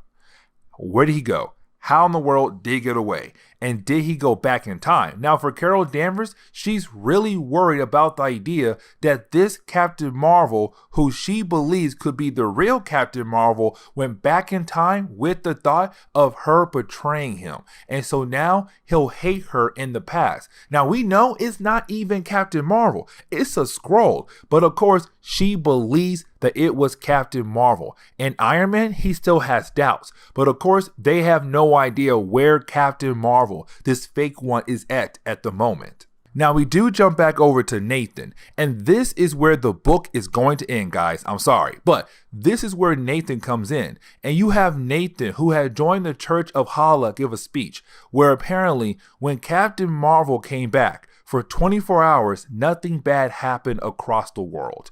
which was very huge. And then he said, Captain Marvel told us that he declared to end all war across the world. Now, of course, that ain't going to happen. But either way, it's him saying like, he did so much, and this church is going to build off of that. Now, Nathan has no idea that a lot of members in this church are Skrulls. Now, when it came to Mother Star, she was not a Skrull, which I'm left to believe could be a lie. But either way, for right now though, she was not a Skrull. Neither is Nathan, but other members are. And so while he is giving the speech, Nathan, out of nowhere, bam, bam, two of the members of the church are taken to the sky with Captain Marvel, this fake Captain Marvel, where of course those two members were Skrulls and they die in space. But this is the fake Captain Marvel, the Skrull Captain Marvel saying, I am going to stay on Earth and I am going to be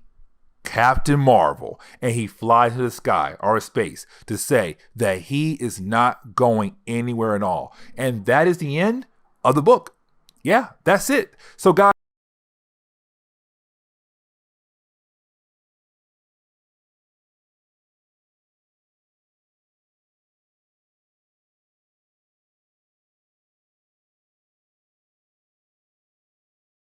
what's going on there, YouTube, and welcome back to another comic book video.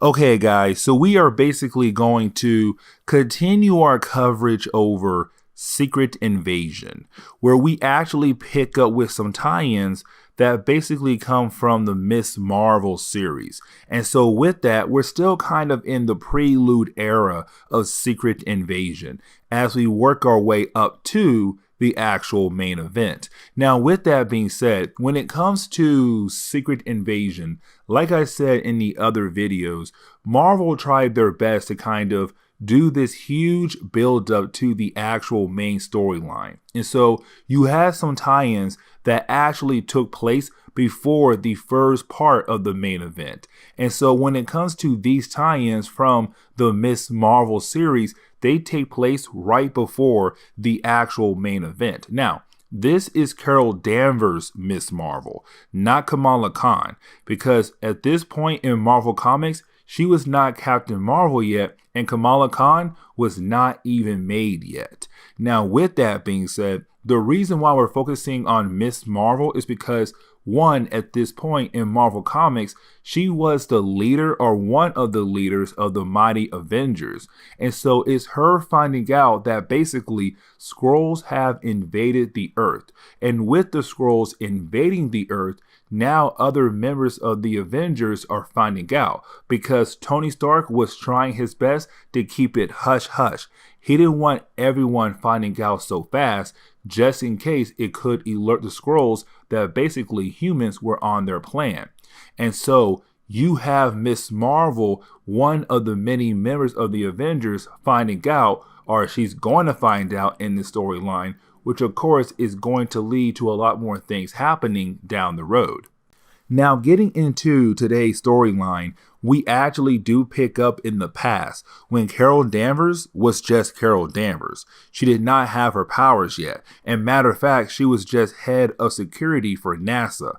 On top of that, she's also working alongside with Dr. Lawson. And of course, Dr. Lawson was a fake name that was used by Marvel, the original Captain Marvel. Now, with that being said, right now you have our two characters finding some kind of device that had basically crashed on Earth. Now, of course, they have no idea what this thing is, and so, of course, they lock it up. Now, later on in the day, you do have Carol Danvers kind of stop by where they put that machine in. And of course, when she walks into the room and gets close to the machine, she basically put her finger on the machine. And when she does that, the machine actually takes her fingerprint and sends that data across the universe over to a Skrull ship. And the Skrull ship was basically gathering any kind of data on humans, fingerprints, whatever, because this is telling us that the Skrulls were basically trying to plan out their invasion all the way back then before Carol Danvers became Miss Marvel. And so, of course, with her putting her finger on the machine, it took her fingerprint as stored data, and the Skrulls kept that data just in case they even plan on trying to invade the Earth, but also replacing her with one of their own. Now, we actually do pick up with Tony Stark, and right now you have Tony Stark actually talking to Agent Zoom. Now, the reason why he's talking to Agent Zoom is because right now it's Tony Stark telling Agent Zoom that he believes that Carol Danvers is a Skrull. And that is huge. And the reason why he is saying that is because there was an instant where you had two Carol Danvers appear on cameras at the same time, where you had one Carol Danvers with her superhero team known as the Lightning Team on a mission, while you had the other Carol Danvers in Avengers Tower or the helicarrier. Either way, you had two different Carol Danvers appearing on cameras at the same time. And that right there should not be possible. And so it's now Tony Stark saying, I believe we have a Skrull here. And the question is though, which Carol Danvers is the Skrull? Now that is the moment where we actually do pick up with Carol Danvers herself. Of course, as we know her at this point, Miss Marvel. Now, in the opening pages of this section, we're actually seeing that she is going through a lot of different guy problems, girl problems too. Right now, doesn't matter. But either way, you do have her go out in the town and actually be a hero. Now, this is going to lead us right into the main part of the storyline, where basically as she is flying around the city, she remembers that there was an old AIM base that was being used as a hideout for a lot of different AIM agents. Now remember, AIM is known as Advanced Idea Mechanics, one of the many evil organizations out there in Marvel Comics. And of course, their big deal is more on the science side, where they make a lot of different inventions. Now, with all that information being said, you do have Carol Danvers remember that there was this base that was kind of being used as a hideout for a lot of different AIM agents. And so she does go back there one more time to make sure to see that base is still shut down. But of course, when she gets back there, the base is no longer shut down. It's back up and running, which means that you do have a lot of AIM agents right now kind of using the old base for different reasons. And so it's time for Carol Danvers to basically, shut it down. Now, while she's kind of attacking the base, you do have a few AIM agents saying, we have to get the package out of here. Make sure the package leaves right now. Now, we have no idea what this package is, but of course, it is a very important package. But while you have Carol Danvers trying to get to that truck that is trying to take the package away, she gets knocked out. Now, when she comes back to, the truck is gone, and she has no idea how long that she has been knocked out. And now we have no idea what package AIM was trying to move. Now that is the moment where we actually do jump back in the past once again.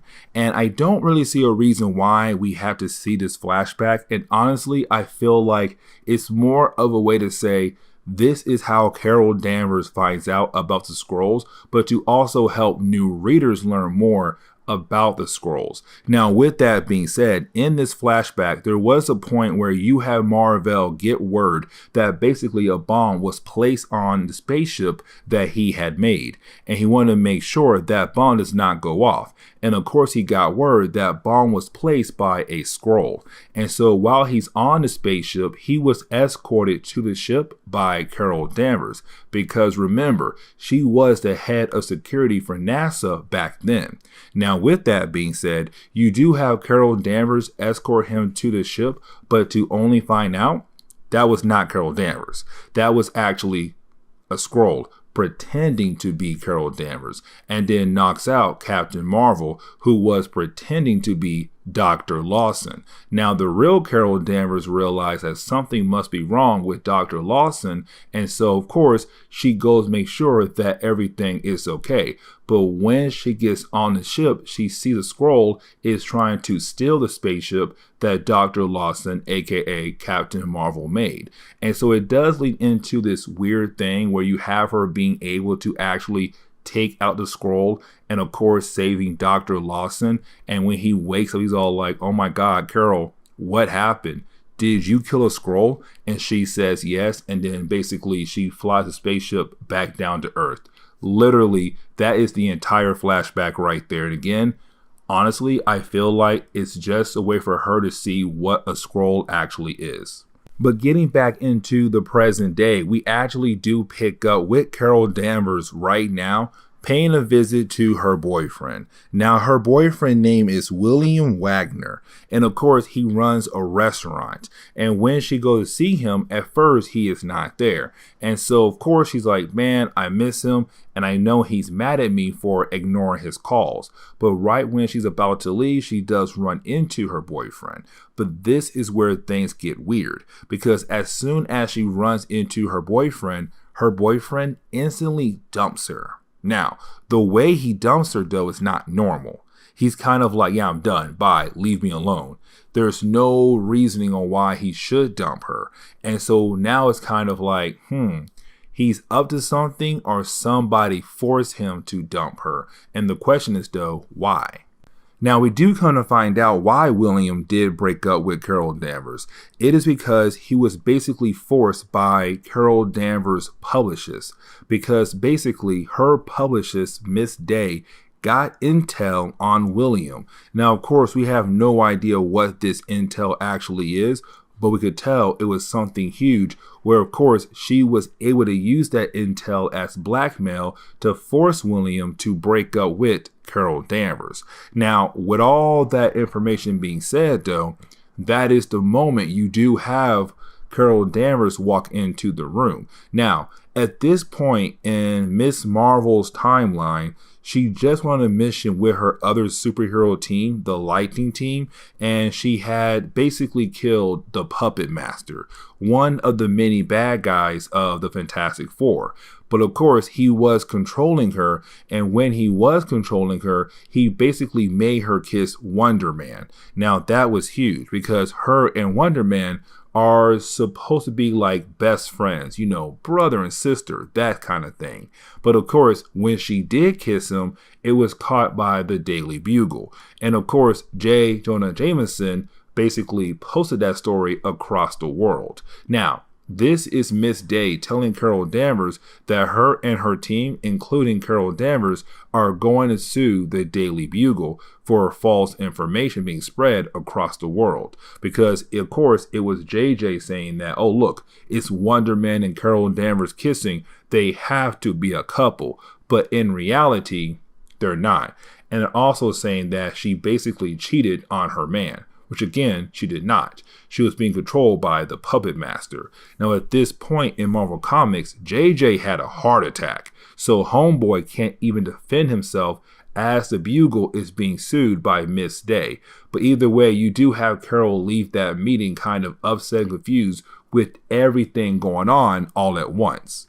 Now, as she is leaving the meeting, well, that is the moment she actually does find the truck from earlier that she was looking for, the one that left the AIM base. And so, of course, you do have Carol Danvers kind of sneak on top of the truck and ride the truck quietly until the AIM people go back to their new secret base. But as soon as they arrive at their new secret base and they open up the back of the truck, they were basically hiding a Skrull. Now, this Skrull has the powers of different X-Men characters, which of course we do see some of those powers being used in this section right here.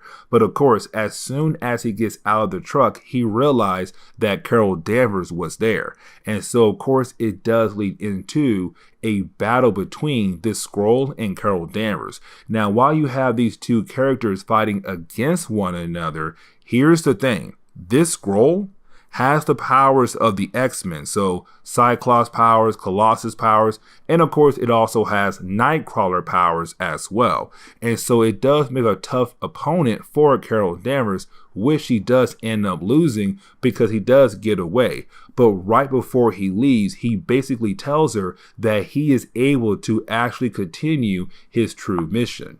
Now, there was something else that Skrull said as he basically left, which was that he was able to smell Kree on Carol Danvers. Now, here's the thing though. The only Kree that Carol Danvers has been around is Marvel, Captain Marvel. Because remember, by this point in Marvel Comics, a Captain Marvel, a Marvel, had reappeared. Now, of course, we know that Marvel is a Skrull whose DNA was basically modified to make him look and basically be a Kree soldier. And so when the Skrull said, "Oh yeah, I smell Kree on you," it's Carol Danvers thinking, "Oh, he must be talking about Captain Marvel," because she has no idea that Captain Marvel is a Skrull, not a Kree. But then she realized she has not seen Captain Marvel in a long time. And the question is now, what did that Skrull mean when he basically said, "Oh, I smell Kree on you"? And so she realized she only hang out with two people, Miss Day and William. And so she believes William could be a Kree. But when she calls William, William is confused on why she's calling him. And the reason why he is confused because right now in his apartment, there is another Carol Danvers, which of course goes all the way back to Tony Stark from earlier when he said there was two Carol Danvers that appeared on the cameras at the same time, one on the mission and one at base. And so that means the second Carol Danvers is right now at William's home. And of course, it freaks out the real Carol Danvers, and so she flies straight over there to save her ex-boyfriend.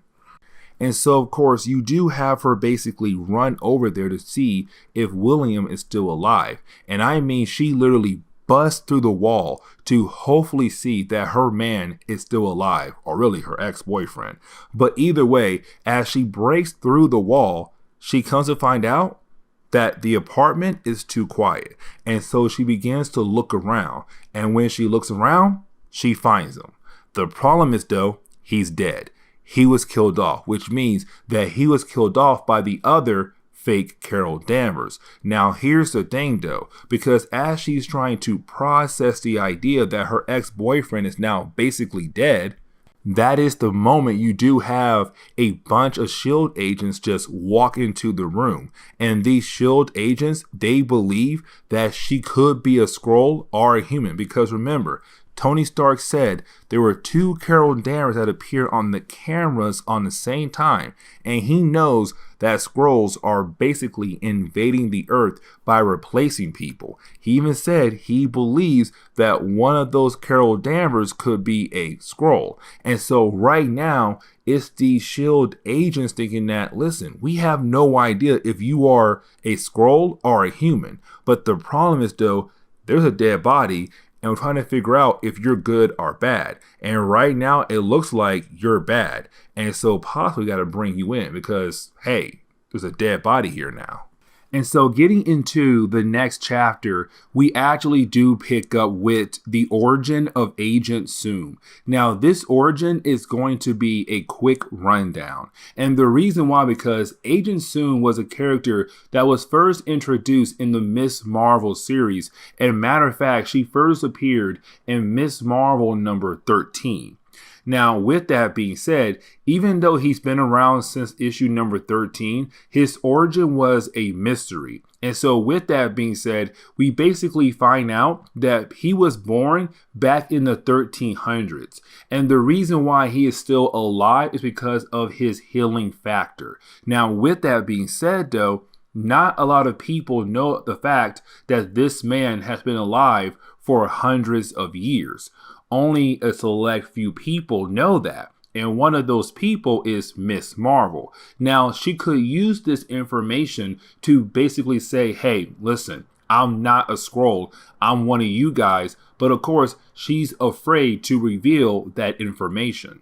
And so getting back into the present day, we actually do pick up with Carol Danvers trying to actually talk to Agent Woo and trying to reason with him with the idea that she is not a Skrull. Now, of course, this man is having a hard time believing that because right now you have the Skrulls basically invading the Earth. And with the Skrulls invading the Earth, it's really hard to trust anybody you actually see, especially people you know very well. Now, again, she could basically tell him the information about him that only a select few characters know, but of course she does not want to do that because other S.H.I.E.L.D. agents are also in the room. Now, with that being said, you do have Miss Marvel being able to kind of get away from Agent Zoom to basically fly away and figure out who killed her boyfriend. Now, that is the moment where we actually do pick up with the Lightning Storm team. Now, right after Carol Danvers had basically escaped, she does run into her team, the Lightning Storm team. Now, I think earlier I called them the Lightning team, but they're really called the Lightning Storm team. Either way, it is basically a team that Carol Danvers kind of put together and they kind of work with her. Now, honestly, who cares? Because this team, literally, no one cared for that much. And I want to say after a few more books, this team name just basically disappeared. I could be wrong. But either way, though, you do have Machine Man and also Sleepwalker basically attack Carol Danvers. Now, these two characters are part of her Lightning Storm team. And of course, anytime she had a mission that she needed help with, those characters kind of went with her. Now, of course, right now, with the idea of her could be a Skrull, of course, S.H.I.E.L.D. told her team, listen, your boss could be a Skrull. And so right now, we basically need you to go ahead and capture your boss. Now, again, this was a C-list team. You had two C-list characters, Sleepwalker and also Machine Man.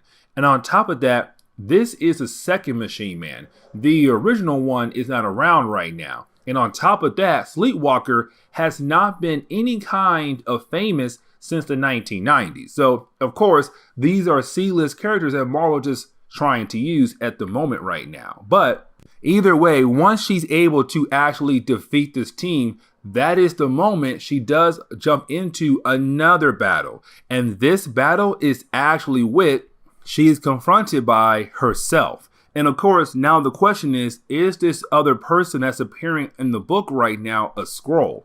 And that's the question right now, because now you have two Miss Marvel in your book right now, and you're wondering, who is the actual Skrull? Was the person that we were following around was a Skrull, or is this new person that's appearing right now a Skrull?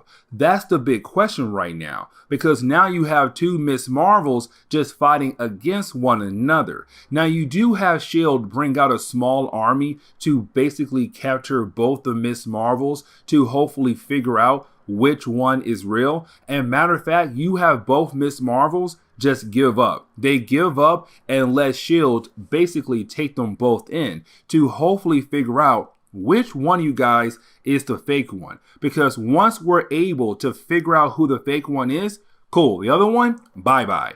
And so you have S.H.I.E.L.D. take both Miss Marvels in. Now, while S.H.I.E.L.D. is escorting the two Miss Marvels into the helicarrier, somebody else is also sneaking on. And that person is that Skrull we saw earlier who had the powers of the X-Men.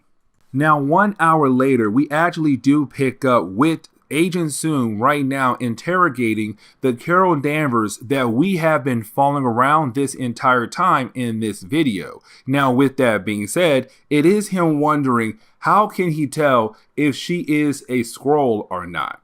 Now, while they're talking to one another, that is the moment you do have Miss Marvel kind of give an idea or give him a hint that basically she knows everything about him, like his origin, how he was basically born all the way back in 1300s. And so, of course, she tells him, I know basically everything about you. I know when you were born. I know how you're staying alive right now. Like, I know everything about you. And before you think I hacked S.H.I.E.L.D., no. Your information is so top secret, it's not kept in any kind of computer. It's basically kept on a piece of paper.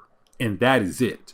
And so, of course, it's kind of Agent soon realizing, okay, you know what? Maybe she's not a Skrull. Now, of course, he does ask for her code, a code that every S.H.I.E.L.D. agent has. And of course, only the higher ups should know your code. And that is it. The problem is, though, Carol Danvers is a higher up to Agent Zoom, so he should not know her code at all. But of course, he's acting like he would know her code. Now, this is actually very important because that's the moment you have Carol Danvers think that basically Agent Zoom is a Skrull. And so she does try to sucker punch him to see if he would turn back into a Skrull and then attack her. But he doesn't. And of course, to her, that means that Agent Zoom is not a Skrull at all.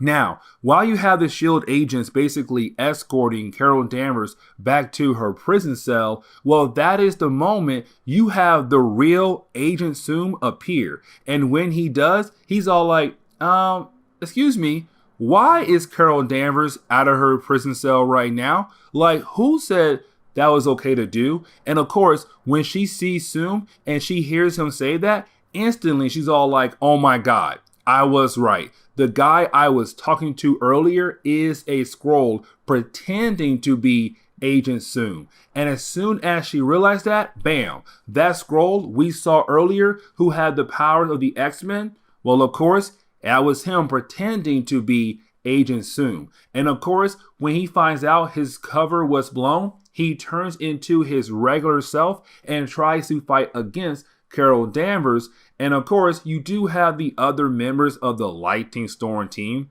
jump in to basically help her. And so this battle does last for a few pages, except at the very end of the battle, you have Carol Danvers and her team basically kill this Skrull. And so that is the moment you do have the other Skrull begin to cry. The one that was pretending to be Carol Danvers, she begins to cry because the Skrull that Carol Danvers had just killed was her boyfriend. Now, you do have Carol Danvers ask this other Skrull who was pretending to be her, hey, why did you kill my boyfriend, William? And that is the moment she said, oh, your boyfriend's not dead. The dead body you found, that was me pretending to be dead. But no, he's still alive. And matter of fact, he's being held right now on our spaceship. But you should know that your long-term boyfriend, yeah, he is a Kree. Like, that's why we kidnapped him, because he is a Kree. Now, getting into the last chapter, you do have the Skrull basically give Carol Danvers more information, where basically you have this Skrull tell Carol Danvers, listen, your boyfriend is a Kree. He was a spy sent by the Kree Empire to basically figure out what plans we had for Earth. Of course, those plans were the entire secret invasion plan. Now, with that being said, she said he was able to figure out our plan way faster than you guys are right now. Like, basically, this man knew everything about our plans from top to bottom. And so that's why we had to kidnap him. Yes, he is our enemy. Yes, he is a spy to basically figure out what we're trying to do to Earth. But at the same time, he knew too much already. And so we had to get rid of him. Now, she does tell Carol Danvers that she did hand off William to AIM. Again, Advanced Idea Mechanics. Because remember, they were working earlier with the Skrull who had the powers of the X-Men, which tell us they have some kind of alliance. But basically, you have this Skrull tell Carol Danvers, your boyfriend right now, yeah, he's in Orlando right now. And so is Carol Danvers angry about the idea that she had even believed that her boyfriend was dead. And now she has to go save him, but also find out if it's true that if he is an actual Kree. Now, you do have Carol Danvers and her Lightning Storm team actually go to Orlando to find the truck that is basically holding William. Now, of course, when they do arrive in Orlando and they do find the truck, you do have Carol Danvers, place herself right in front of the truck to basically use her powers as a way to hopefully stop the truck. The problem is, though, the truck literally goes through her. Like, it just phases through her. And the question is, why? Why the truck just phased through her like that? And so, of course, you do have Machine Man being able to actually scan the truck to kind of find out the truck is actually not there at all. In fact, that truck that Carol Danvers tried to stop was just a hologram. And this is a huge problem because this was their only lead. And now with that lead basically coming to a dead end, they have no idea where to look next for William. Now, you do have Carol Danvers go back to her shield base, one of the helicarriers, to basically interrogate the Skrull that was kind of giving information to Carol Danvers about AIM and also William. But of course, when you have Carol Danvers go into that room to interrogate this Skrull, all hands are off now. It's basically her just saying, you know what? You know something about AIM. You know where AIM is at. You know where they're holding William at. You better tell me right now so that I can figure out where he is. But of course, this Skrull is trying her best not to tell Carol Danvers anything that could possibly help her to find William. And that is the moment you had a Skrull say, you know what? I'm going to tell you one thing. One very important thing. And this line right here is actually very important because this is the line we are going to see in a lot of different books when it comes to Secret Invasion. And she basically says, he loves you. And as soon as she says that right there, boom, the helicarrier blows up just like that.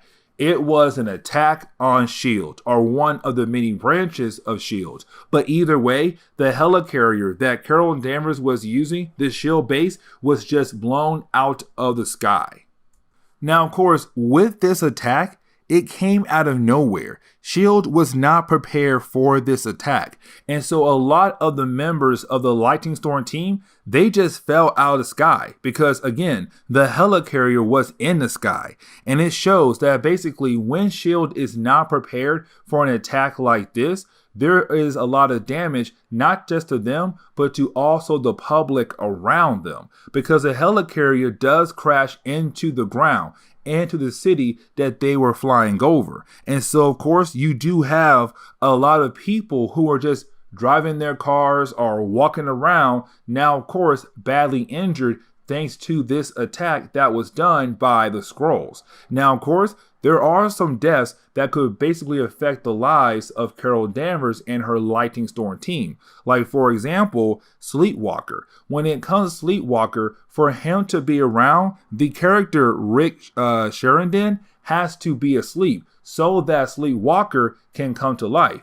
If Rick is not alive and he's not asleep right now, then Sleepwalker could also die with Rick. And so, of course, he needs medical help. But also Dr. Farrell, someone close to Carol Danvers, is also dead. And so it shows this is the Skrulls right now taking all gloves off. They want the Earth so bad. They feel like the Earth actually belongs to them. And so with that, it's just, hey, you know what? When you're not prepared for an attack like this, there is a lot of damage, not just to you, S.H.I.E.L.D., but also the public. Now, after a couple hours later, after Carol Danvers was able to kind of help around with the collateral damage of everything happening thanks to the Skrull blowing up that S.H.I.E.L.D. base, she does go over to Wonder Man. Now, her and Wonder Man are very close. And matter of fact, she said earlier in this video, she looked at him like a brother, right?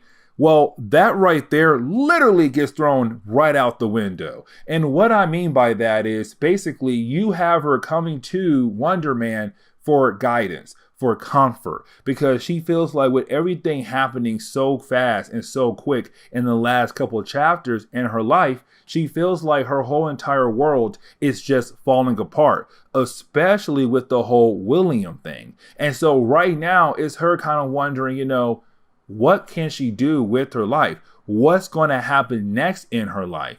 And so while she's talking to Simon, she does kind of get that comfort, but then she asks Simon or Wonder Man to kind of be that person that she can have some fun time with. She wants that kind of comfort. And so, of course, her and Wonder Man, they go and do the dirty. The dirty, dirty. The dirty, dirty, dirty, dirty. Now, when Wonder Man and Miss Marvel wake up after their fun night, they basically get a call from Iron Man. And it's Iron Man calling in all Avengers who work for him because right now a Skrull ship had just flew into Earth. And of course, with Iron Man already knowing about the Skrulls, but he has not told other members of the Avengers, of course, it's Carol Danvers wondering, two things. One, what are the Skrulls actually planning? And two, did Tony Stark knew about the Skrulls before all of this mess happened? And why did he not tell her, Carol Danvers? And so with all that being said, this right here actually leads us right into Secret Invasion #1. But there are two more storylines I want to cover before we actually jump into the main storyline. Yeah, two more videos, guys, two more videos, and then we'll actually dive into the main Secret Invasion storyline. But with that,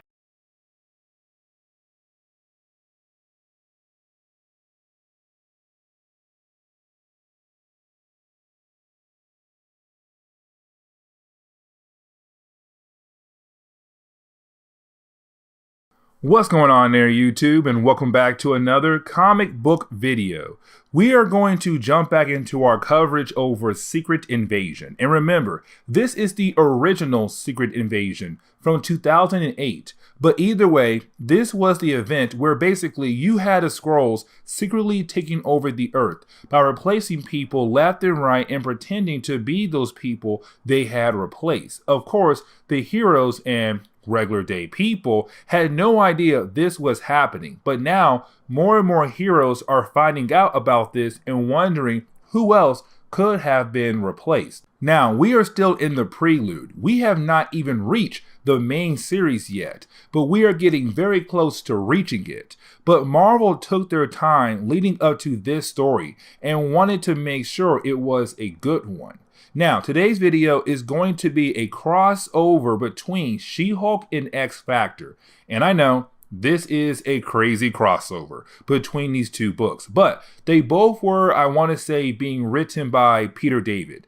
And it was a way for him to add his stuff into the event, even though what he is adding in is not really important for the overall event, but still good to have for our playlist. Now remember, when it comes to X-Factor at this point in Marvel Comics, they were a group of characters who basically did detective work. Now they were working out of a town known as Mutant Town, but when Mutant Town got completely wrecked, of course the team had to relocate to Detroit. Now, this team is actually being led by a character known as Jamie Maddox. Now, of course, he's the guy who has the ability to clone himself to make more of himself. Now, with that being said, though, we actually do pick up with Darwin and also Longshot. Now, Darwin is actually a mutant. And what I mean by that is, when it comes to Darwin, he has the ability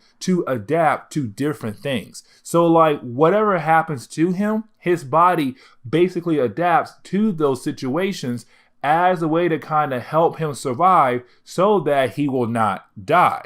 But Longshot is not a mutant. Well, he is a mutant, but honestly not a mutant. It's kind of weird because basically Longshot is the clone of a character known as Shatterstar, even though Shatterstar is actually the son of Longshot. Do you see how crazy that sounds right there? Like you're the father, but you're a clone of your son, but also like you need your son to be alive to basically make him. Like it literally is a huge mess. But either way though, Longshot to me personally is not a mutant, even though there were some books that had said he is a mutant and other books say he's not a mutant. But either way, right now you do have the two characters out in Detroit. And this is Longshot wanting to see if his powers still work, because right now he's causing some trouble in Detroit, where of course you have some gangsters that want to beat him and Darwin up. Now, Longshot powers are kind of like your usual abilities, where he has super speed, super strength, the superhuman abilities, but his own personal ability, and not really personal because another character has it as well, is that he kind of has good luck powers in a way. And so, of course, when he does get into fights, he has good luck on his side. But he tells us right off the bat that basically his powers are not working correctly. Like sometimes he does have good luck, other times he doesn't. But that is the moment where we basically do pick up with the home office of X Factor. Of course, it's where a lot of their clients go to when they want X Factor to work a particular case. Now, with that being said, we actually do pick up with Jamie Madrox and also Siren. Now, Siren is the daughter of another X-Men character known as Banshee. And matter of fact, her powers are very similar to her father. But either way though, right now, you have the two characters having a meeting with a guy known as Mr. Munoz. Now, Mr. Munoz is actually looking for his son. Oh, by the way, Darwin and Longshot are not part of the X Factor team, but they are very important for this storyline. Now, with that being said though, you have Mr. Munoz coming to Siren and Jamie basically asking for help to find his son, that his son has gone missing. And basically he had went to different private investigators hoping that they'll be able to find his son. And of course, they were unable to find his son. But of course, the reason why he came to X Factor is because they're mutants and they could basically find other mutants because Mr. Munoz's son is a mutant. And so it's him hoping that basically Jamie and Siren and the rest of X Factor will be able to find his son. Now, outside the home office of X Factor, we do see a truck that's kind of listening in to the conversation that Siren and Jamie is having with Mr. Munoz, which of course tells us that their office has been basically bugged. But either way, right now in this truck is Valerie Cooper. Now, Valerie Cooper has been around for a very long time in X-Men comics. But right now, currently, she works for the organization known as One. And One was basically an organization that was made by the president after House of M. See, after House of M, basically you had a lot of mutants lose their powers. To the point you only had, I want to say, a couple hundreds of mutants left with their powers. And so the president wanted to make sure that he had information on every single mutant left on the planet Earth, but to also make sure they could be in all one location or only a set few locations across the world. Now, of course, Valerie Cooper is kind of keeping an eye out on X Factor because X Factor is a group of mutants. Now, and also Valerie Cooper, while she's listening into the conversation that Jamie and Siren are having with Mr. Munoz, she wants to know who his son could possibly be. And when she does pull up a photo, she knows that person. She's kind of like, oh my God, I know who this guy is. But of course, she does not tell us. But we can see the picture and it does look like Darwin.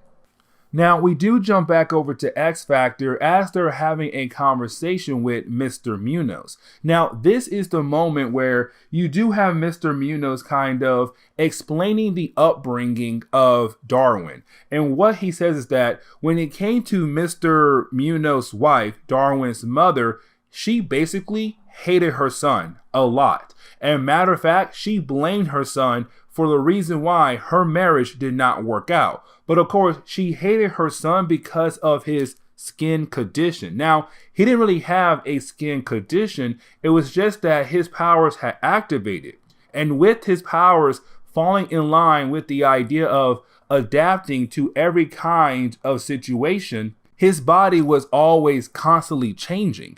And of course, his mother did not like that. And so she hated her son. Now, with that being said, Darwin's father, Mr. Munoz, of course, he was not around. And the reason why? Because he was always drunk. Now, right now, he's in recovery and he wants to kind of make his life better and kind of have some kind of father and son relationship with Darwin. And so that is why he's asking for X Factor's help to find his son so that he'll be able to build some kind of relationship with Darwin.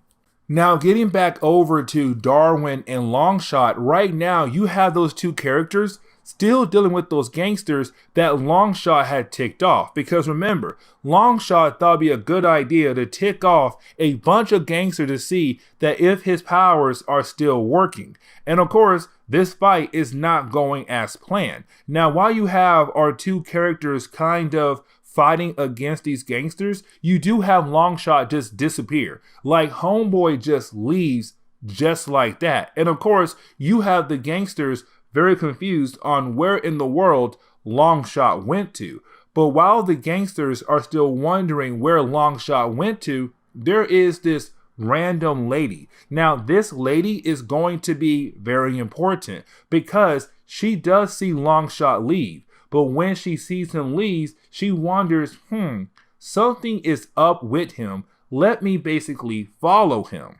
And of course, she does follow him. But when she does follow him, well, that is the moment she comes to find out that basically he is a Skrull. And this is huge because now we know there is another character on Earth, another hero that was basically replaced by a Skrull. And the question is, though, how long has it been since the original Longshot has been kidnapped and replaced? Like, how long has it been? We have no idea. Now, of course, this Skrull Longshot did know that someone was following him, or he felt like somebody was following him. But when he turns around, of course, he does not see anybody, but he does kind of realize that maybe he should be more careful.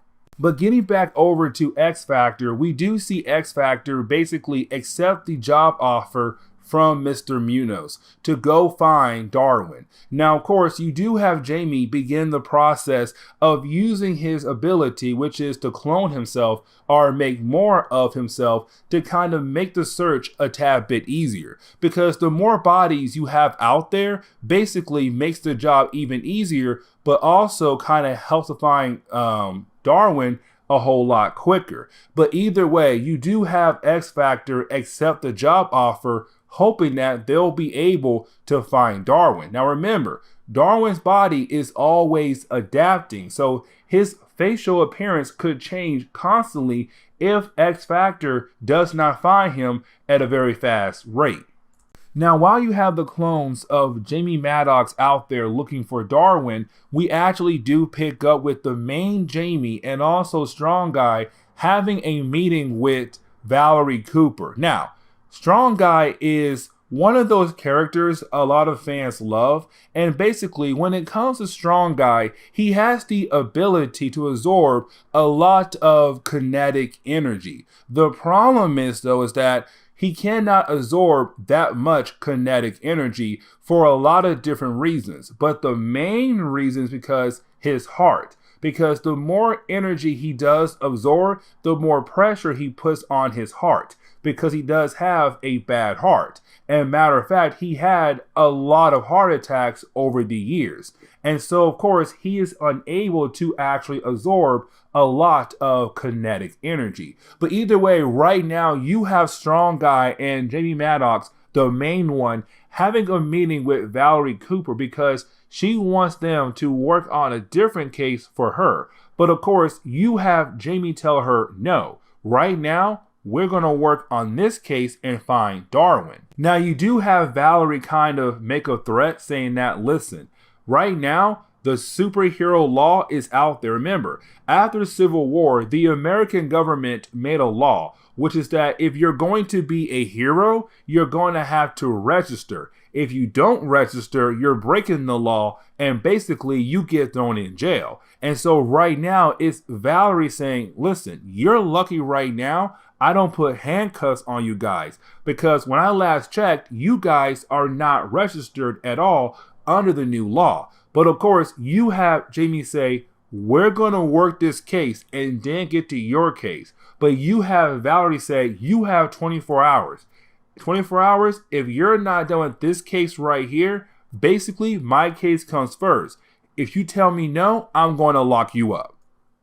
Now, that is the moment where we basically do jump over to Darwin and Longshot. Now remember, this is not Longshot. this is a Skrull that's pretending to be Longshot. But either way though, you do have Darwin kind of upset with Longshot because this fake Longshot did leave Darwin behind to fight against those gangsters earlier. But either way though, you do have the two characters talking to one another, but while they're talking to one another, well, that is the moment you have Darwin say, hey, that girl right there has been following you around. And matter of fact, when we fought those gangsters earlier, I saw her. And of course, when Longshot turns around and sees the girl, he freaks out because this fake Longshot knows something about her. And so, of course, you have this Longshot just run away. And of course, this girl, she does follow him.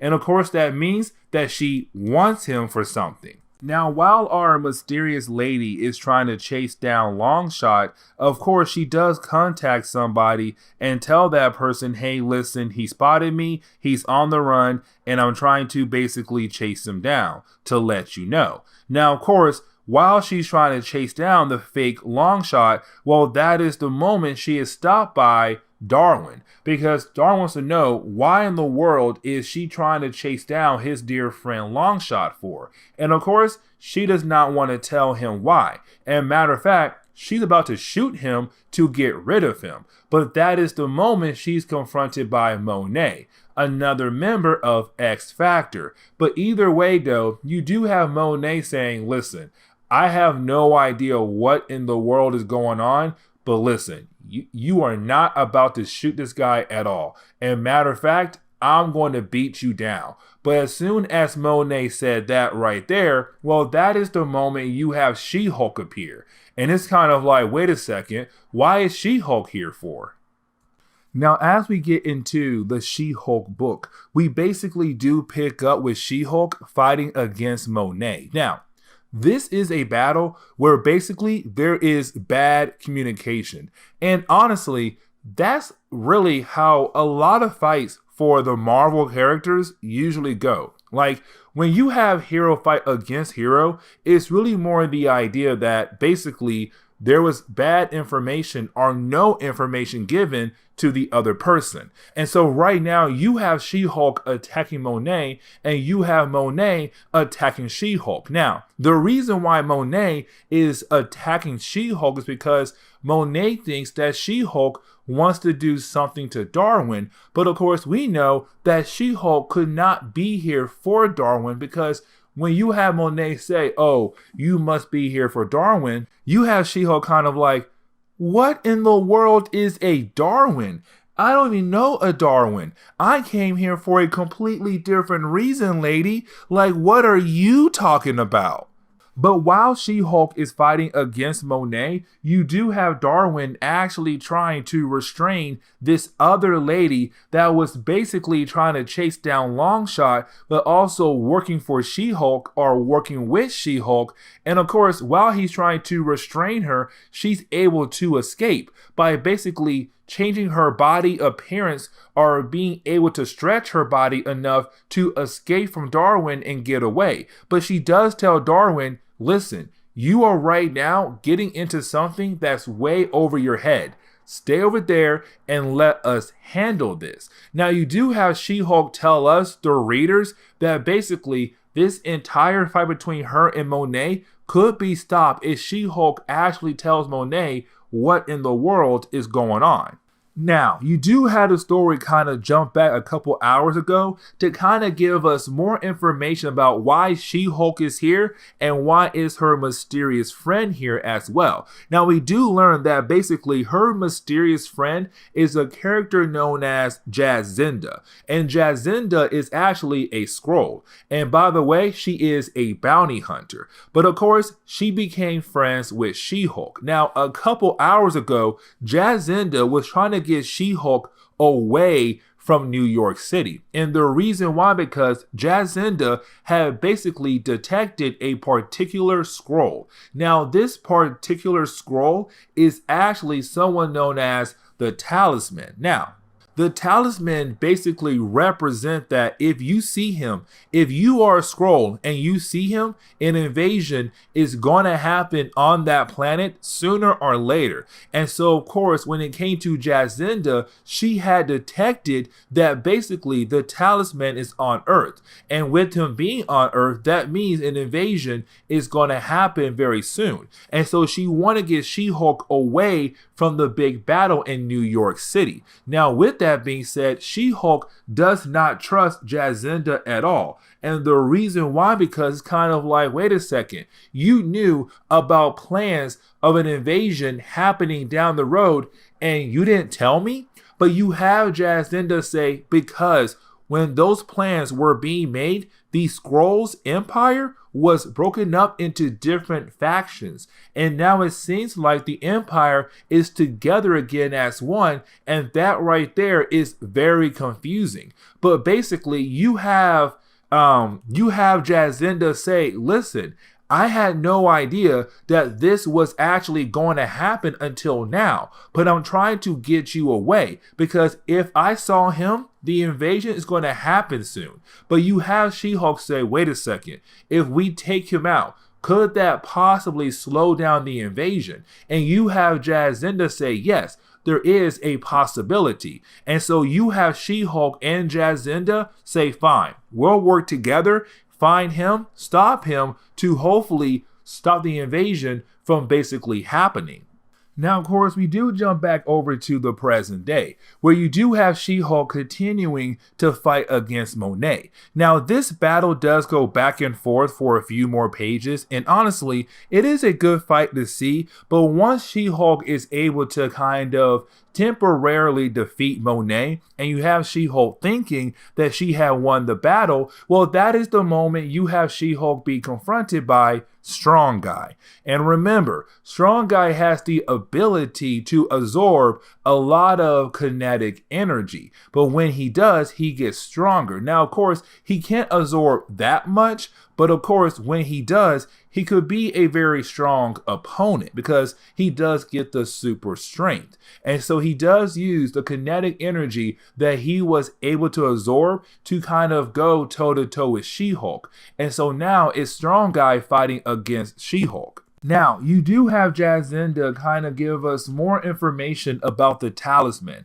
And what she basically tells us is this right here. When it comes to the talisman, basically he does represent an invasion coming soon. But he also represents that the gods that belong to the race of the Skrulls had basically gave their blessing to the Skrulls to complete an invasion, to complete a conquering of a planet. And so when the Skrulls usually see a talisman like this guy right here, it means, oh my God, the gods have gave their blessing, which means we can go ahead and conquer this planet. And so right now, he does represent the idea that the gods have gave the Skrulls their blessing to conquer the earth. Now, of course, with us getting back into the present day, we actually do pick up with Jacinda about to go ahead and kill off Longshot, who she knows is a Skrull. And of course, she does shoot him in the leg as a way to kind of slow him down. But right when she's about to go ahead and give off the finishing blow, well, that is the moment you have Darwin step in. But when he does step in, you do have Darwin say, listen, I have no idea why you're trying to hurt my friend, but please stop. But then you have Jacinda tell Darwin, you have no idea that this guy right here is not your friend, that this is basically a Skrull. And of course, Darwin does not believe her, but she shows him proof that she would know who a Skrull is by turning herself into her Skrull form. Now, of course, when she does try to shoot Darwin, his powers once again activate, where of course it adapts to the idea that he needs to survive something. And of course, when she shot him, his body changed, and of course the bullet ricocheted and hit her, or the blast ricocheted and hit her.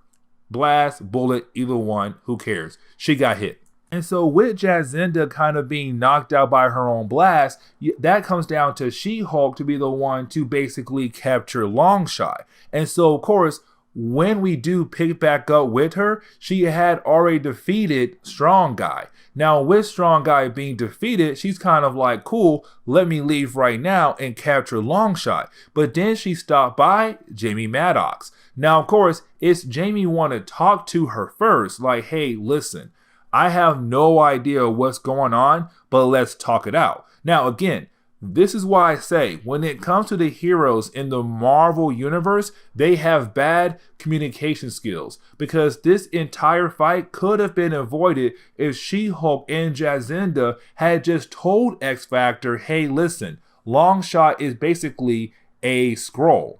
But of course, She-Hulk does not do that. And you have She-Hulk try to leave. And so again, you have Jamie step in. He makes more clones of himself to basically just all of them jumping on She-Hulk to basically slow her down or to hopefully defeat her. Now, you do have Monet being able to catch up with Longshot and Darwin.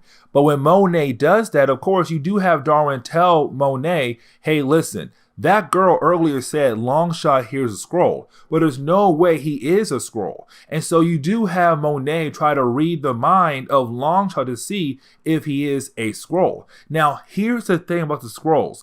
They made sure that this invasion cannot fall apart so easily. And so the heroes are unable to detect when somebody is a Skrull. That means Wolverine powers, when it comes to him being able to smell somebody, he cannot tell if it is a Skrull or a regular person. And when it comes to a psychic, when they read a person's mind, they cannot tell if it is a Skrull or a regular person. And so when Monet reads the mind of Longshot, she's kind of like, oh yeah, it's Longshot. He's not a Skrull. He is a good guy. And you have Darwin say, yeah, I know he's a good guy. Because if he was not a good guy, basically my powers would adapt my skin, my body, to basically survive a fight against him. But when you have Darwin grab the hands of Longshot or the arms of Longshot, that is the moment you have Darwin's powers once again activate. And of course, it does change his body appearance to kind of help him survive against Longshot, which of course tells Monet and Darwin Longshot is a Skrull. It is the Talisman, the person that Jacinda and She-Hulk are here to capture. Now that is the moment where we basically do pick up with Mr. Munoz right now with the rest of the X-Factor team. So Siren and also Richter. Now with that being said though, right now it's Mr. Munoz learning more about his son and realizing that his son is a mutant and how his mutant ability works.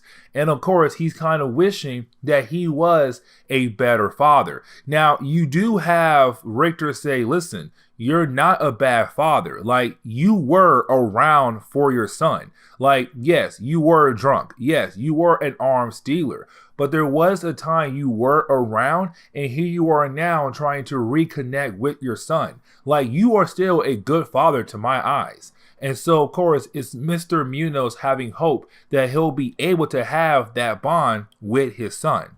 But getting back over to She-Hulk, who was fighting against Jamie Madrox, you do have She-Hulk being able to actually defeat all his different clones. Now, right after she does that, this is the moment where you basically do have She-Hulk finally communicate with the X-Factor team.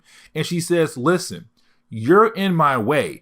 We're trying to help you guys. We're trying to deal with a huge problem. And basically, it's She-Hulk saying, listen, you have no idea that you have a Skrull on your team. And that Skrull is basically Longshot. So get out of the way so that I'll be able to actually stop him. And of course, when she tells him that, hey, you have a Skrull on your team, they're kind of like, wait, you're here because there is a possibility that we have a Skrull on our team? Like, that's pretty huge. Maybe we should help out. Now, that is the moment where we actually do pick up with Darwin and the Talisman. Now, right now, you have Darwin having a hard time actually accepting the idea that basically the person that he was hanging out with was never Longshot. That in reality, the person that he was hanging out with is actually a Skrull. It's the Talisman. Now, you do have the Talisman actually try to recruit Darwin. You have the Talisman say, listen, I feel like humans and Skrulls, there's no huge difference between us. But I feel like, Darwin, that you should join our side. Now, the reason why you have the Talisman trying to recruit Darwin is because of Darwin's ability, the ability to adapt to any kind of situation. Because if the Skrulls are able to take that DNA and basically apply it to their own, and of course then the Skrulls would have the ability to adapt to any kind of situation,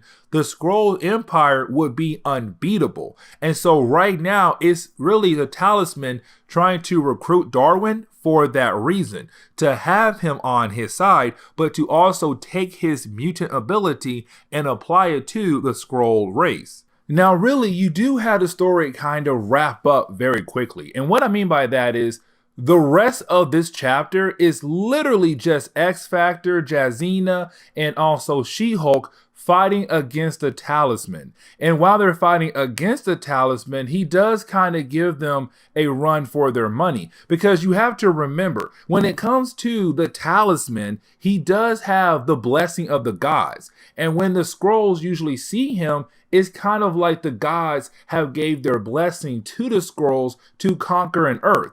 And so he has been empowered by the gods, quote unquote. And so, of course, he is a very strong opponent. But of course, he's not strong enough to stop one particular character. And that particular character is, of course, Darwin. Because Darwin has the ability to adapt to almost any kind of situation. And so when Darwin is there on the battlefield right now for the Talisman, he's unable to actually defeat Darwin because Darwin's body just keeps adapting to everything the Talisman is throwing at him. And so, of course, it actually does end up with the Talisman actually losing to Darwin. And once that happens, the day is saved. Literally, a day is saved. That's it. Like, the book ends on that note. You have X-Factor saying goodbye, you have She-Hulk saying goodbye, and the day is saved. And they're able to take the Talisman with them, and that's the end of the story. So with that being said, I do hope you enjoyed today's comic book video. I do know it's kind of weird, but hey, it's part of the Secret Invasion storyline. Don't worry, the rest of the Prelude of videos we're going to do are going to get us ready for Secret Invasion. And they are really good. One for Nick Fury and one to kind of learn more about the master plan of the Skrulls. But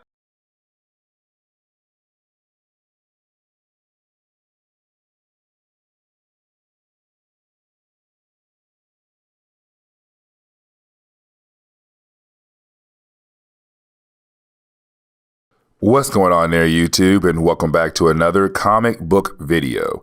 Okay, guys, so we are basically going to continue our coverage over Secret Invasion. Now, remember, guys, Secret Invasion was the storyline that came out back in 2008. Not the new one that came out this year, but basically, it was the idea that you had the alien race known as the Skrulls going around the earth, replacing people left and right. So you had heroes being replaced, but you also had people and politics also being replaced.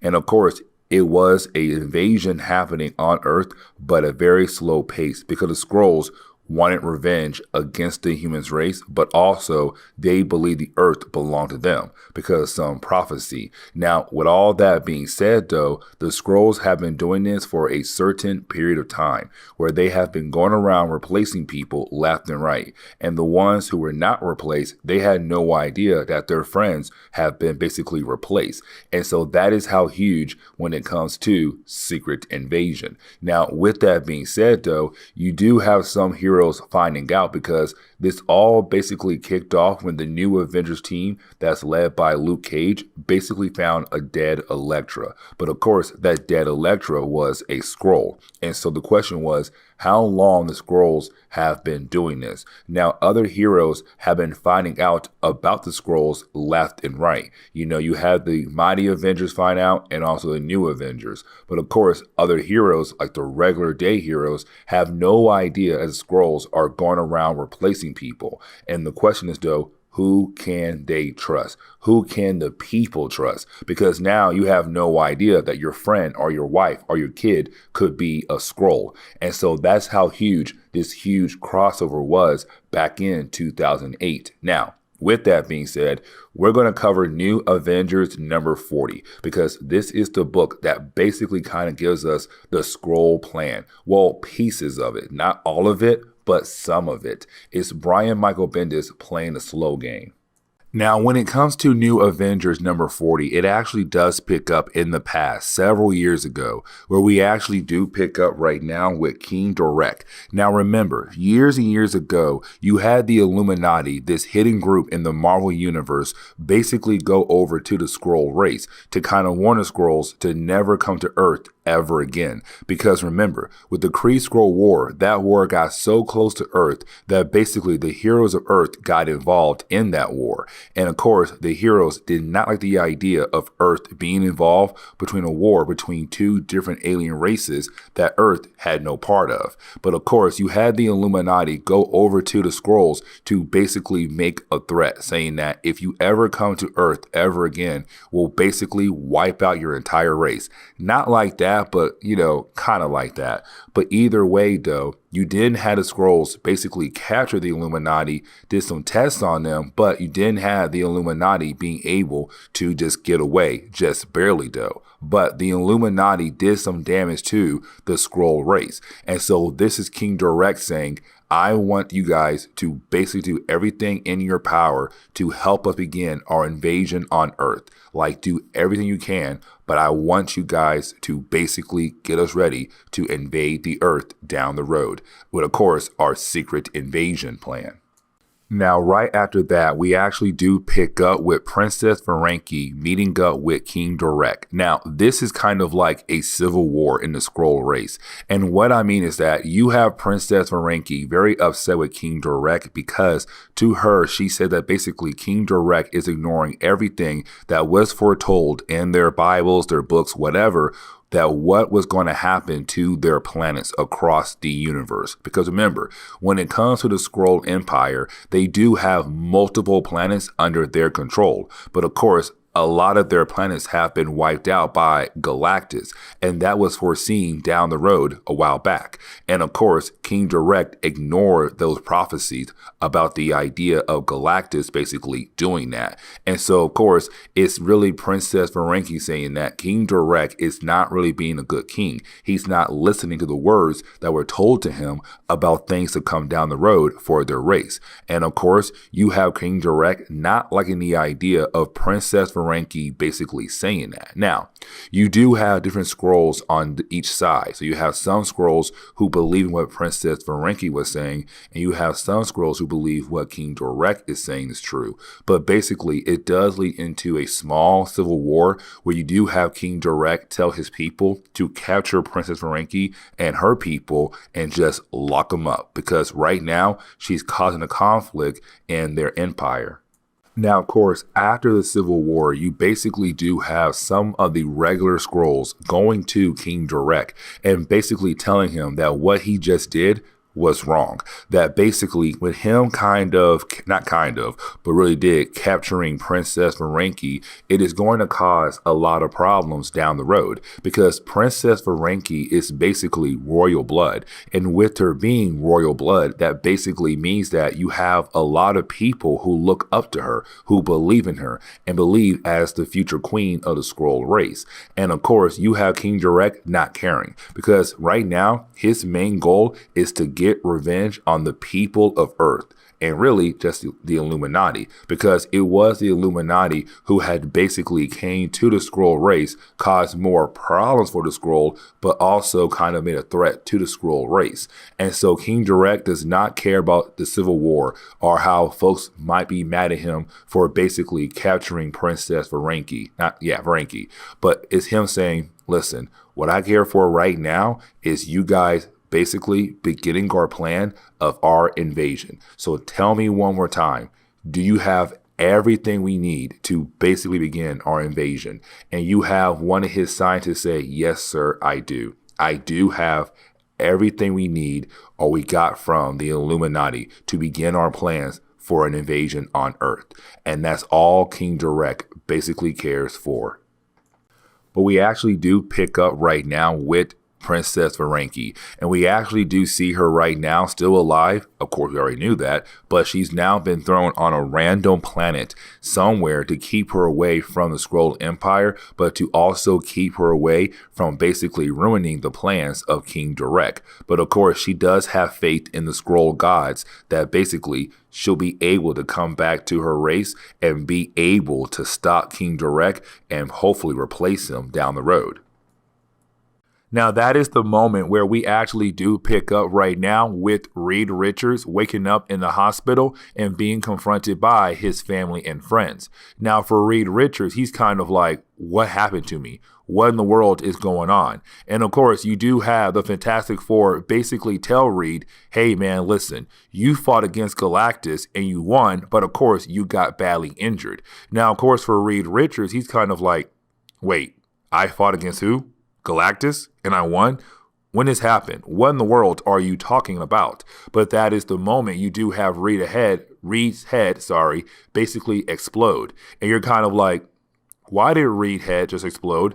Is Reed dead? What in the world is going on? But basically, the king had killed off Reed Richards. And the reason why, because in the past, Reed Richards had turned one of the cousins of the king into a cow.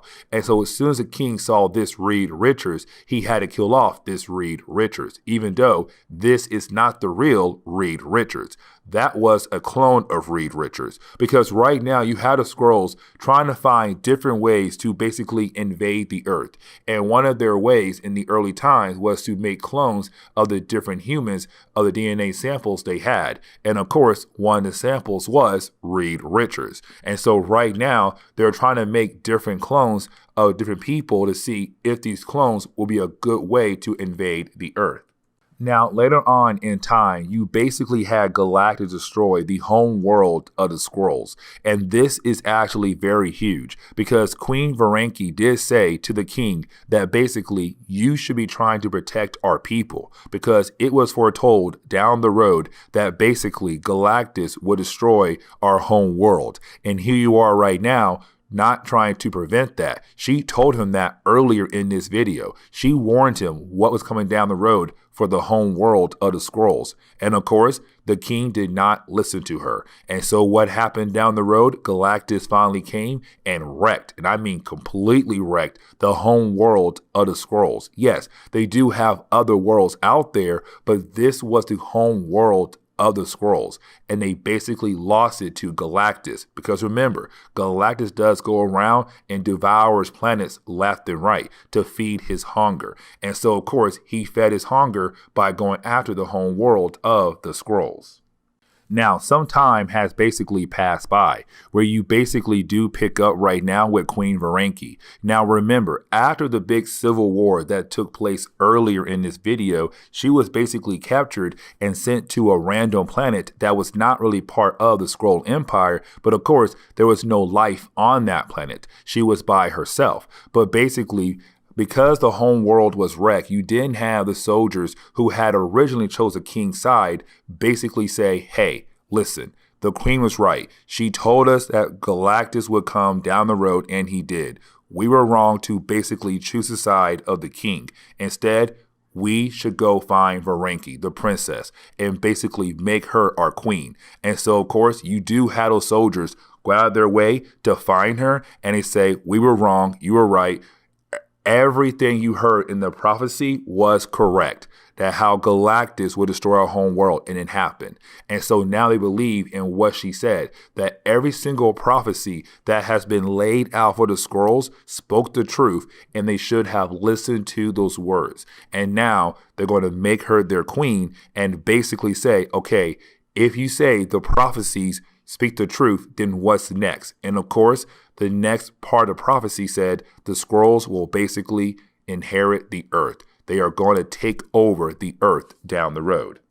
And so with Varanki kind of being in charge of the Empire now, because she is the queen of the Empire, you do want to make sure that the Skrull race does inherit the Earth. And so with her now replacing the king and saying like, okay, the king had a game plan to go to Earth, but his game plan was more for revenge. My game plan is more for inheriting the Earth. And so with that, she says, okay, I'm going to use his game plan and hopefully it works so that we'll be able to take over the Earth, to inherit the Earth. And so she does meet up with the scientists. Now, you do have the scientists basically say that they have been working on this for a long time. And of course, they tried different ways, but now they finally have a way. And of course, they made a new kind of super Skrulls. Now, this is not the first time we saw a super Skrull. As a matter of fact, they have been around for a very long time. But this is a new kind of super Skrulls.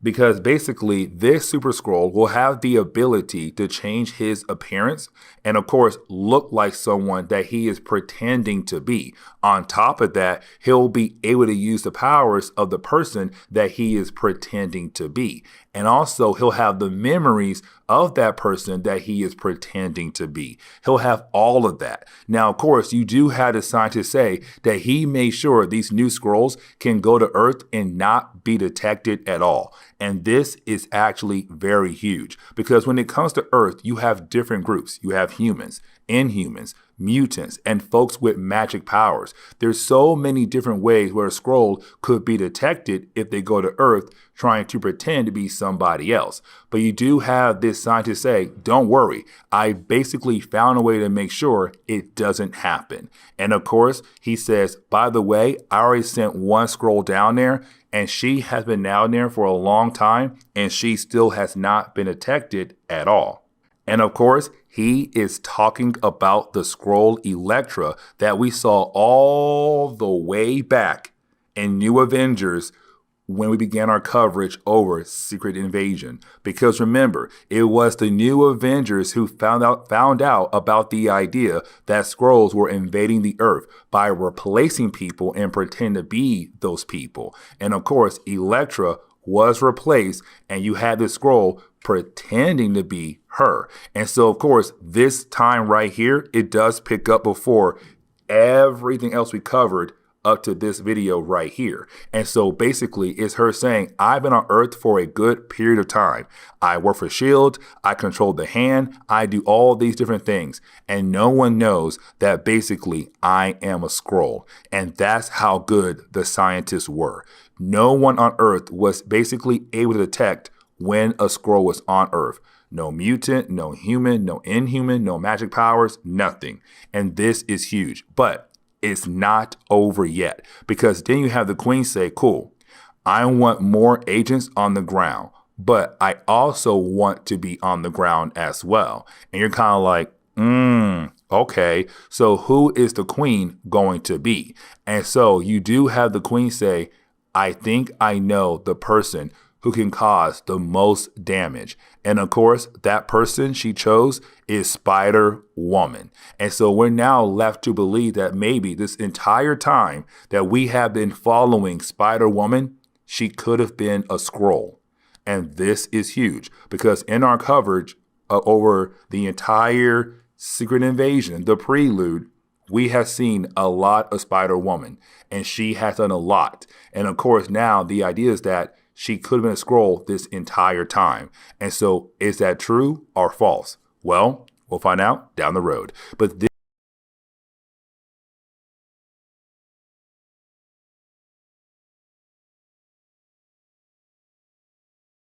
what's going on there, YouTube, and welcome back to another comic book video.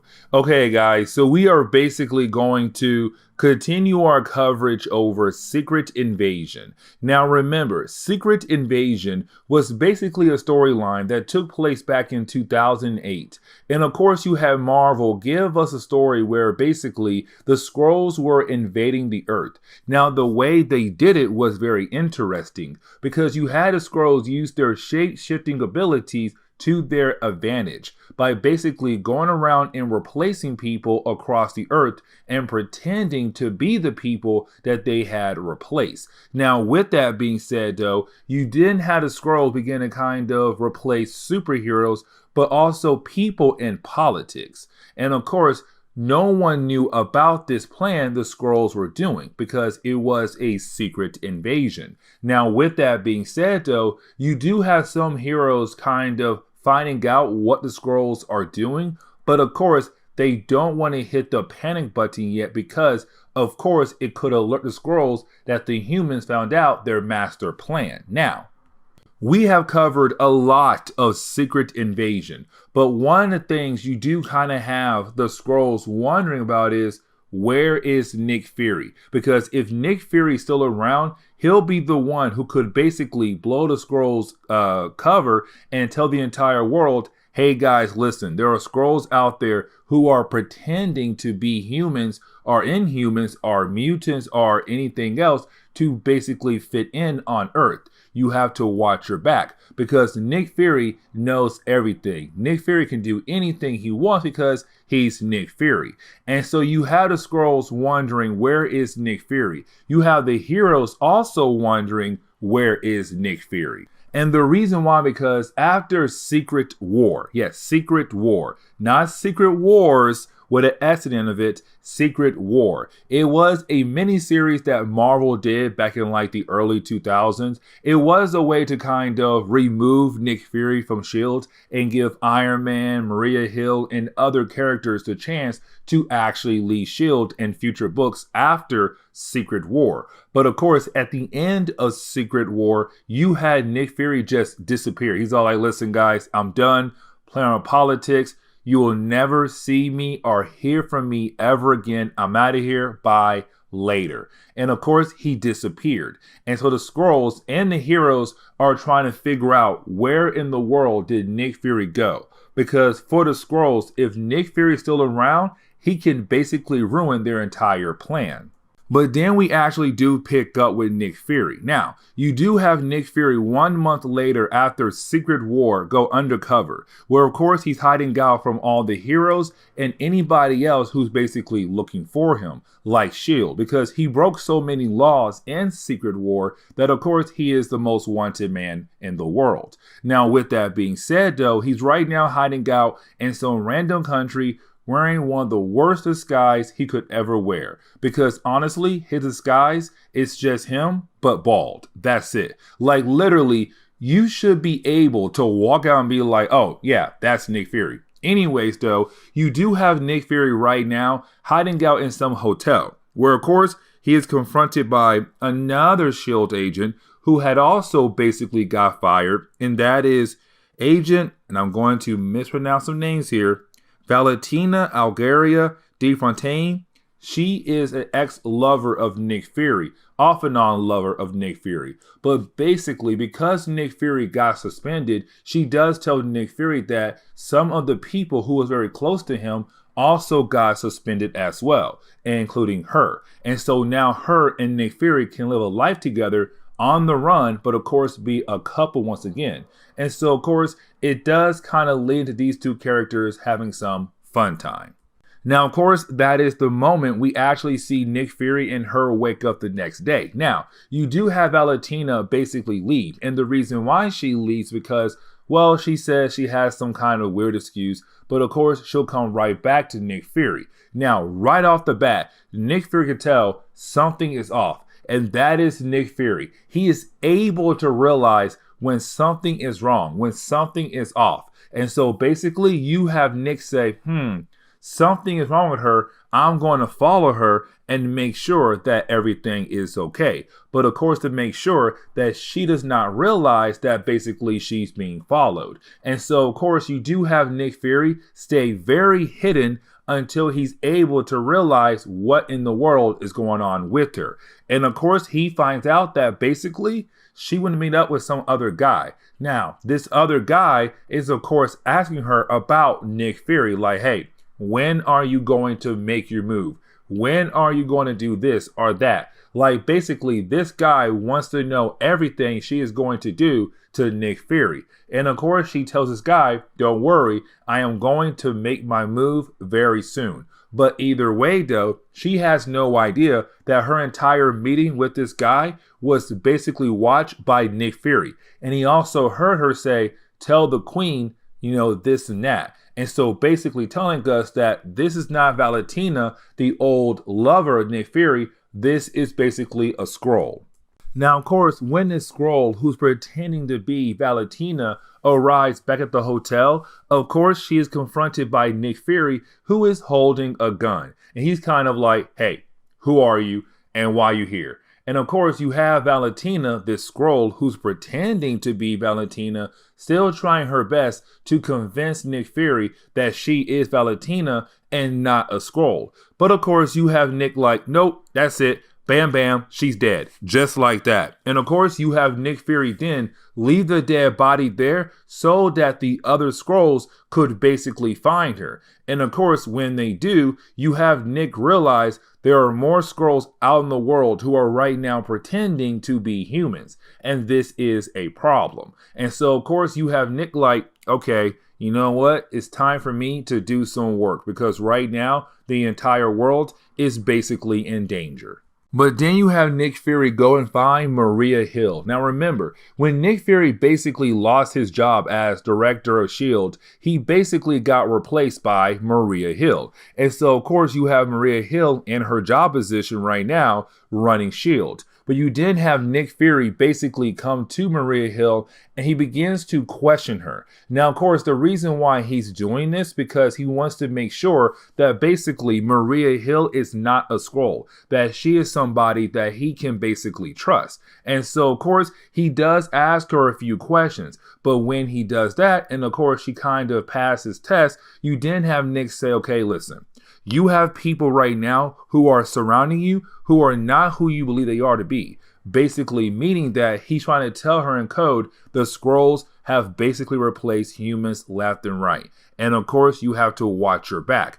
And of course, he does give her a few more tips on how to be a director of S.H.I.E.L.D.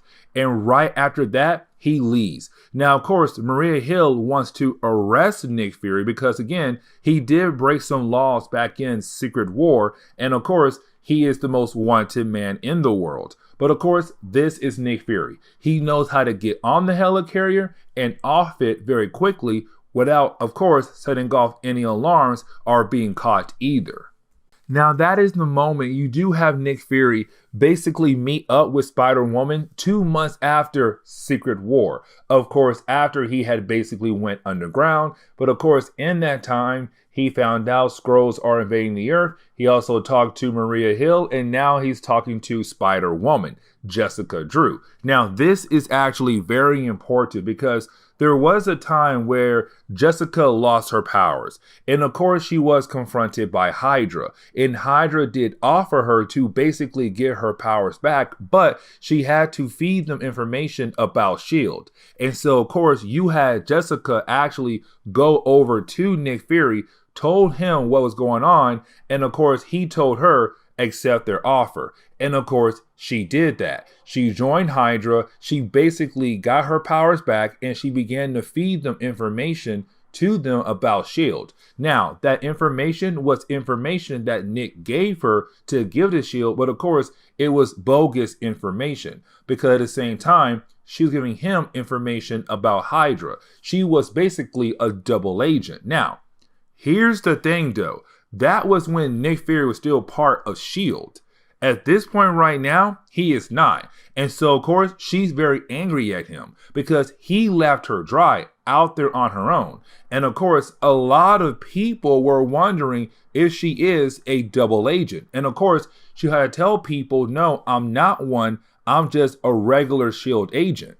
But in reality, she was a double agent. But of course, when she sees Nick, she's angry. He's kind of like, listen, I know I left you out there by yourself, but hey, listen, something is going on. The Skrulls are basically right now invading the Earth. They are replacing people and pretending to be the people that they are basically replacing. And so, of course, That is the problem. And so now you are no longer a double agent. You're now a triple agent. You're going to report to SHIELD, report to Hydra, but also report to me as well. Because again, Nick Fury is not part of SHIELD anymore. And this is Nick Fury trying to figure out who is a Skrull and who is not a Skrull. He tells her, I'm going to figure out what in the world is going on. Now, this is actually very huge because if you saw my earlier videos, we learned that there is a possibility the Queen of the Skrulls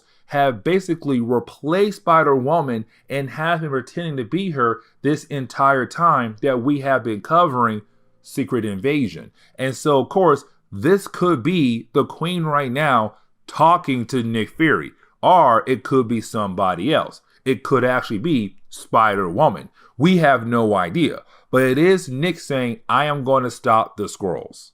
Now, we actually do jump over to Nick Fury meeting up with Daisy Johnson, aka Quake. Now, at this point in Marvel Comics, Quake was a newer character. She only first appeared back in Secret Wars #2. And basically, she's a character, a young character, who has the ability to basically make earthquakes. And of course, Nick Fury found her. Now, this is Nick Fury basically telling us that when it comes to Quake, she is one of the kids in the world that Nick Fury had been watching over for a very long period of time, because he believed these different kids across the world have the ability to actually become something great for the world down the road, but of course with his guidance. Now, when it comes to Quake and her earthquake abilities, she is the daughter of Mr. Hyde. Of course, a character that we have talked about a lot of times on my channel. But basically, thanks to his DNA being messed up, when he had passed his DNA on to her, of course, her DNA also got messed up. Now, on top of that, at first, the world believed that she was a mutant. But of course, she's not a mutant. Now, with Nick Fury coming to her, it's Nick Fury at first making sure that basically she is not a Skrull by asking her a series of questions. And once she's able to actually answer all of those questions, you have Nick like, okay, listen, something is going to pop off very soon. And I need to make sure that you are somebody I can actually trust. And so, of course, I want to take you and the other kids that I have been watching over the world to form some kind of new team where, of course, we can handle different problems behind the scenes. So are you down to actually help me recruit these other characters? And you have Daisy say, yes, I am down. Now, the first person you have Nick Fury tell Daisy Johnson to basically go recruit is Phobos, the son of the god of war Ares. Now, this was kind of interesting to me because I thought it was Nick Fury going around to basically recruit teenagers, except the first person is literally a child, probably 8, 9, or 10. Now, if you're wondering why is Ares the god of war on Earth right now with his son Phobos, because you have to remember, at this point in Marvel Comics, after Civil War, you had 2 Avengers team. And Ares, the god of war, was on the mighty Avengers team, Iron Man's team. And so, of course, while he's away being an Avenger, he wants his son Phobos to stay at home. And of course, Phobos does not want to stay at home. Now, at this point in Marvel Comics, Phobos only has the ability to cause fear in you, to basically make you feel fear. And that is it, really. Later on, he will show more powers down the road, but you do have Daisy coming to him kind of like, hey, listen, I want to take you in. I want to help you become something better down the road. And of course, you do have Phobos say, I'm down to join you. Let's go. Now, the next person you have Daisy Johnson actually go recruit is Yo-Yo Rodriguez. Now, Yo-Yo is actually the daughter of a character known as Griffin. Now, Griffin is an old 1970s character that most fans honestly never cared for, and honestly, I did not either. But either way though, when it comes to Griffin, kind of like Mr. Hyde and Daisy Johnson, Griffin's DNA was messed up. And because his DNA was messed up, of course, when he had a child, his child DNA was also messed up. And of course, it led to her basically getting powers. Now, of course, she gained super speed, hence the name Yo-Yo. Well, actually, you know what? I still do not actually get the idea of Yo-Yo and Speed, but either way, though, she is a speedster. And of course, you do have Daisy Johnson coming to her and kind of like, hey, listen, I work for a guy who's right now going around recruiting different people for this team of future heroes to come down the road to basically handle different things behind the scenes. And of course, he feels like you would be a great fit. Are you down? And of course, she says yes, and she does leave with Daisy Johnson. Now, that is the moment you do have Daisy Johnson find another character, and this character is JT Slade. Now, just like Daisy, Phobos, and Yo-Yo, basically JT is a descendant of a character, and of course he got powers from that character. JT Slade is the grandson of Carter Slade, the original Ghost Rider, or better known as the Phantom Rider. Yes, guys, before Johnny Blaze, there was another Ghost Rider. There were 5 Ghost Riders now. Maybe 6, because I've not read current Ghost Rider books. Either way, though, the very first Ghost Rider was Carter Slade, aka the Phantom Rider. And of course, he did kind of pass on some of the hell powers to JT Slade. And so, of course, JT Slade is going to be another character that is going to join this team that Nick Fury is putting together. Now, you do have Daisy Johnson go find Layla Miller. Now, that's a name that should be very familiar because Layla Miller actually appeared, I want to say she first appeared back in House of M. But of course, she was a character that was kind of used in a lot of Marvel books in the early 2000s and then just kind of like disappeared. But either way, though, Layla Miller is a character who just knows everything. Like, that's it. She just knows when something is going to happen. And honestly, nobody in Marvel had actually sat down and tried to explain her powers in details. But of course, when Daisy arrives, she's kind of like, yeah, I know why you're here. You want me to basically join your team. Well, I can't. You're better off without me. I can't tell you why. I just know that basically you're better off without me. And that's it. Like, literally, that is Layla Miller in most of the books we see her in. Now, the next character you see Daisy go recruit is Sebastian Druid. Now, Sebastian Druid is a character who believes right now that he has magical abilities. And so, of course, on his way, he's going to go see Doctor Strange to hopefully learn how to control his magical abilities. But of course, he's confronted by Daisy Johnson, where you have Daisy tell him, listen, your powers aren't really magical, that basically you are the son or the grandson of Dr. Druid, another Marvel character. But of course, your DNA is kind of messed up because you have part monster DNA inside of you. And so, of course, with that DNA, you're able to do different things. But of course, you think it's magic when in reality, it's not magic. But this is Daisy saying, I'm also here to basically recruit you for something better down the road, to make you better, but to also make the Earth better down the road. Now, the last character you do see Daisy Johnson go recruit is basically a character known as Stonewall, but also known as Jerry Sledge. Jerry Sledge is the actual son of the Absorbing Man, a character that Thor and the Hulk have fought so many times over the years in Marvel Comics. But basically, he's the son of the Absorbing Man.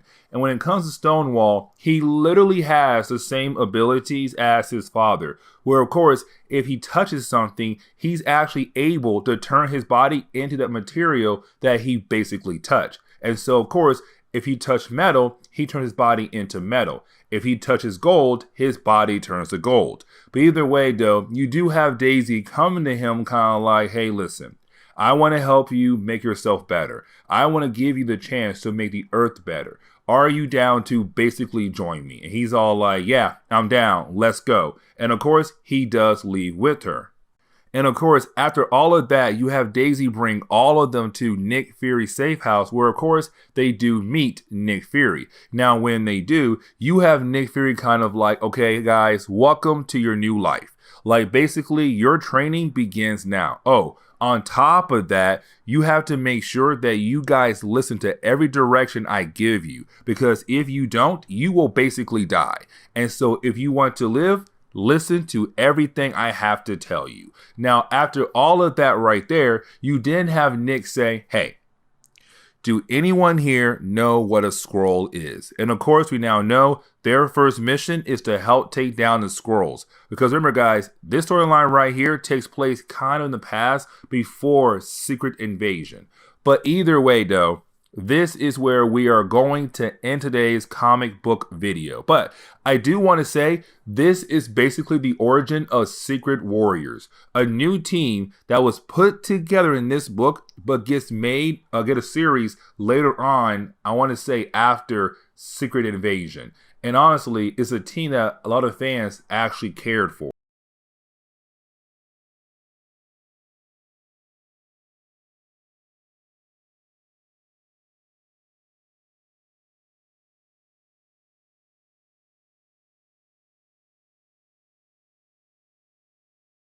What's going on there, YouTube, and welcome back to another comic book video. Okay, guys, so basically we are going to continue our coverage over Secret Invasion. Now remember, when it comes to Secret Invasion, it was a massive event back in 2008. But basically, in that storyline, you had Skrulls coming to Earth and replacing humans left and right.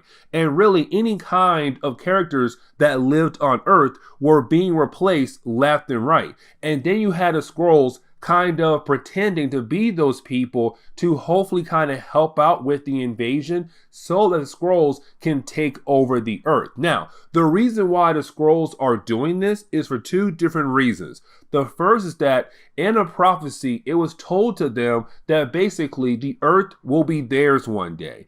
And so you have the Skrulls trying to actually complete that prophecy to get the planet under their control. Now, the second reason is because you had the Illuminati go to the Skrull homeworld to make a threat saying if they ever come back to Earth and do anything to the Earth, the Illuminati would wipe out the Skrull race completely. And of course, the Skrulls do not like hearing a threat towards their entire race. And so those two reasons are the reason why you had the Skrulls actually invading the Earth. Now, today's video is another prelude, but don't worry. After this video, we jump into the main event. Now, with that being said, we actually do pick up with Secret Invasion Inhumans.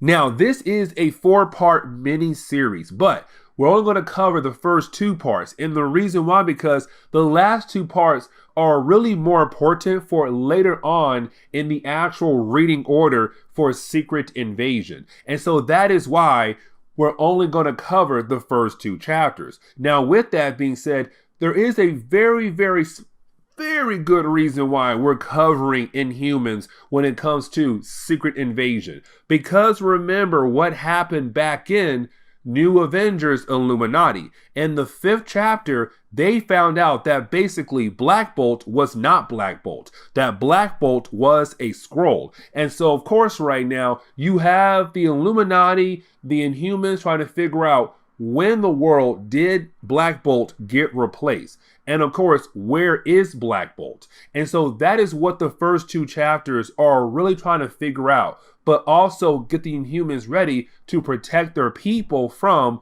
the Skrull race.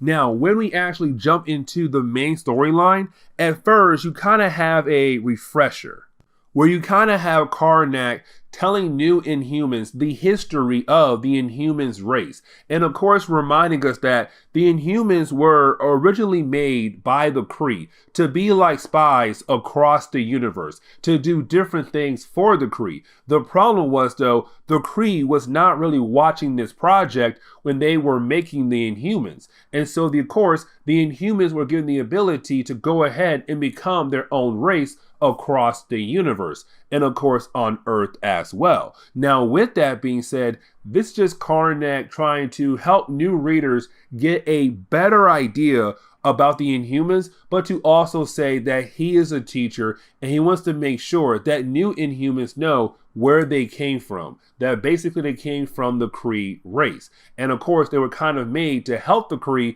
take over different planets, but especially the Skrulls planets across the universe. But then we actually pick up with the helicarrier. And of course, the helicarrier does belong to S.H.I.E.L.D. And at this point in Marvel Comics, it was being run by Tony Stark, definitely after Civil War. Now, with that being said, this is actually picking up where New Avengers Illuminati left off at. And remember, at the end of that storyline right there, the Illuminati found out that the Black Bolt they thought was Black Bolt was not Black Bolt. Of course, it was actually a Skrull. And so when they killed him, you have Iron Man now taking that dead body and bringing it over to Medusa and Crystal. Now remember, Medusa is actually the wife of Black Bolt, and Crystal is a sister to Medusa. But of course, they're all part of the royal family. Now, with that being said, you have Iron Man telling Medusa, listen,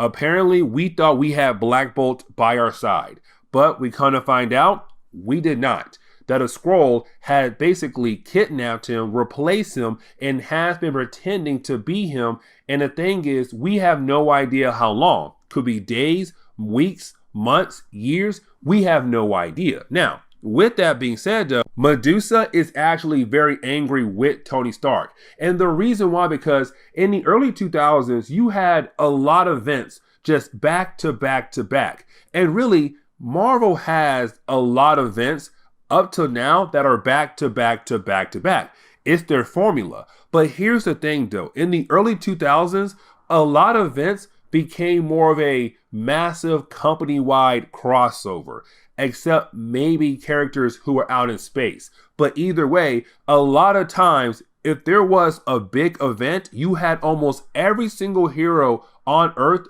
being involved with that event. And so this is Medusa kind of mad because when it comes to the Inhumans, usually they are a group of characters who are kind of by themselves and only get involved in different things here and there. But this is Medusa saying the last couple times things popped off, we got pulled in. And she's blaming Iron Man because there was World War Hulk. That was Iron Man and the Illuminati's fault. There was Civil War, also Iron Man's fault.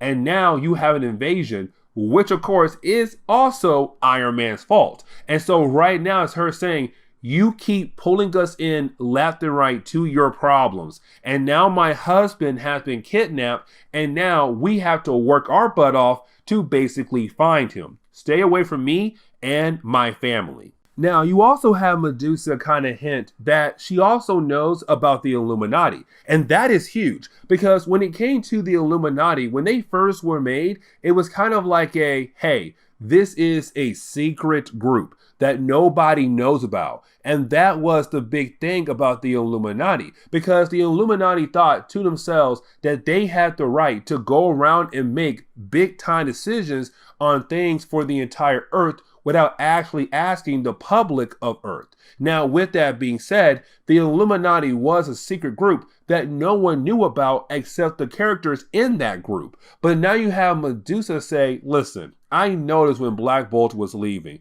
and I realized he was leaving to meet up with you guys. So I kind of know about the Illuminati.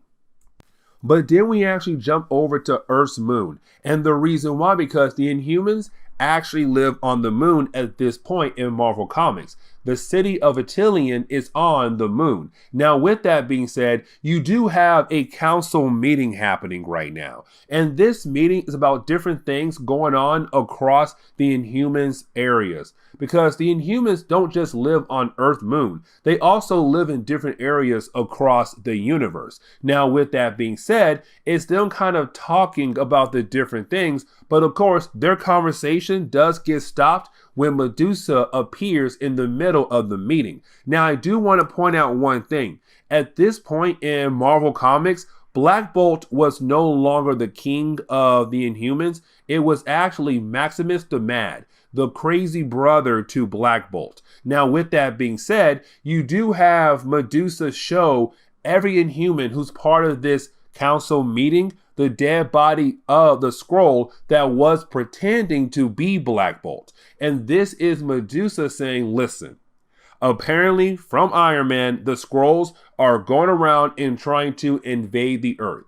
And they had basically kidnapped people left and right, and now they are pretending to be those people, and of course, to begin an invasion and take over the Earth. Now, of course, you do have the Inhumans as Medusa. Okay, well, if you're saying that, does that mean there is a possibility we have more Inhumans who could possibly be a Skrull? And of course, this is Medusa saying, yes, there is a huge possibility there could be other people who are Inhumans who are actually Skrulls. But with that information now being said out loud, and with Maximus the Mad being the king of currently of the Inhumans, you do have him say, okay, it's time for us to go to war with the Skrulls. Because if they're going around and kidnapping our people, we need to make sure to get those people back. Especially Black Bolt, because Black Bolt is their most powerful character according to Maximus the Mad.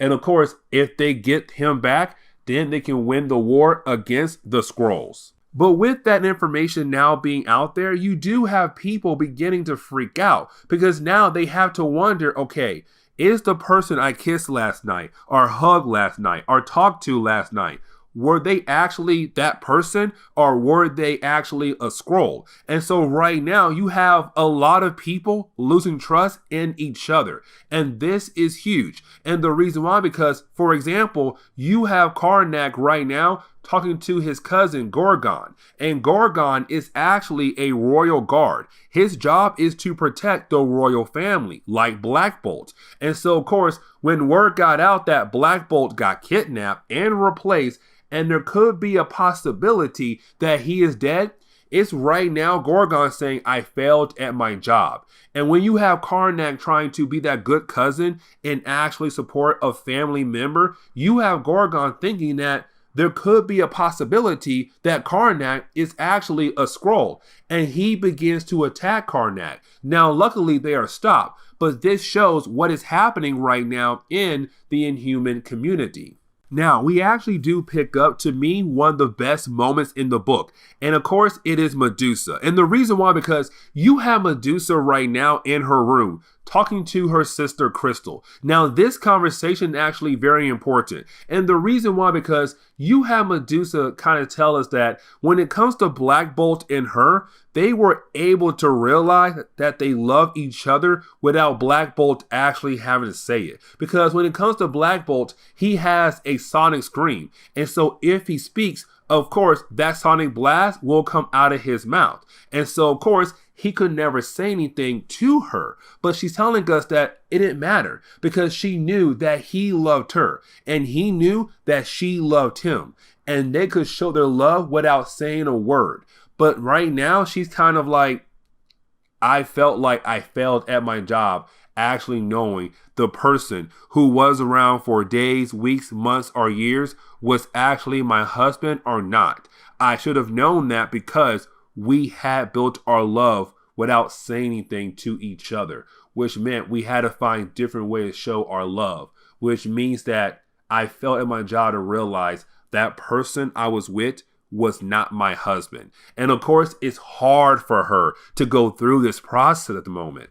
Now, you are probably wondering, okay, can the Inhumans find a way to figure out who is a Skrull or not? No, they cannot currently, because you have to remember what we said earlier in our earlier chapters, or our earlier videos that we actually did. Because remember, in the earlier videos, we found out the Skrulls found a way to make themselves undetectable by almost any kind of race on Earth. That means humans, mutants, Inhumans, and also people with magic. The Skrulls are able to replace you and pretend to be you without anybody realizing that basically they are not you. And that is huge. But right now you have the Skrulls kind of going on with their day and doing their daily tasks or daily activities.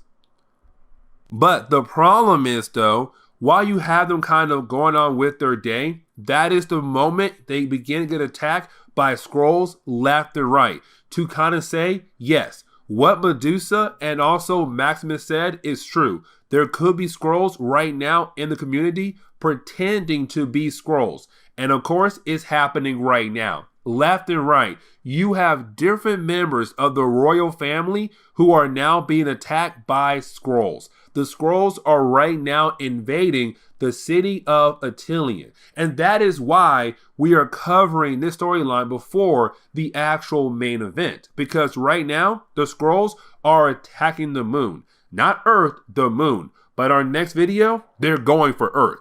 But then we have to jump over to a spaceship. Now, this spaceship actually belongs to the Skrulls. Now, this is very important. And the reason why, because we kind of find out that Black Bolt is alive. And that is great news. The problem is, though, he's being held hostage, but also being turned into a weapon. Because Black Bolt has a sonic screen for his powers, right now you have the Skrulls going to take his powers and kind of turn it into a more powerful weapon to shoot at different things on Earth. And so it's taking a sonic screen that's already powerful and now making it 10 times more powerful. They're making Black Bolt become probably one of the best weapons the Skrulls ever had in their entire history. Now, as we get into the second chapter, of course, you do have the Skrulls and the Inhumans right now fighting in the city of Atilian. Now, while you have the two sides fighting against one another, here's the thing. The Skrulls were still able to catch the Inhumans off guard.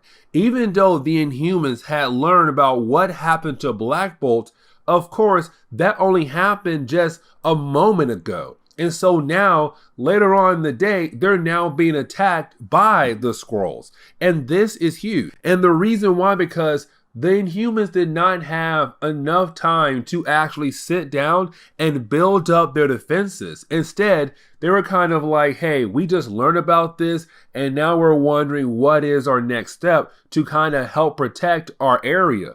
But of course, the Skrulls kind of like, okay, if we want to attack them and take over the city of Atilian, it has to be now. Because even though they just found out about us, they have no time right now to actually build up their defenses if we actually attack them right now. And so it's the Skrulls kind of going with that plan right there and trying to go ahead and take out the Inhumans. Now, luckily though, the Inhumans are still strong, mighty warriors. And so they are able to kind of bounce back and kind of push the Skrulls back for the time being. And so right now you do have a full-on war at the city of Atilian. Now back on that spaceship where of course Black Bolt's being held on, you do have Black Bolt going through torture. Yes, they're trying to make him into a powerful weapon, but here's the thing. They have to learn how his powers actually work.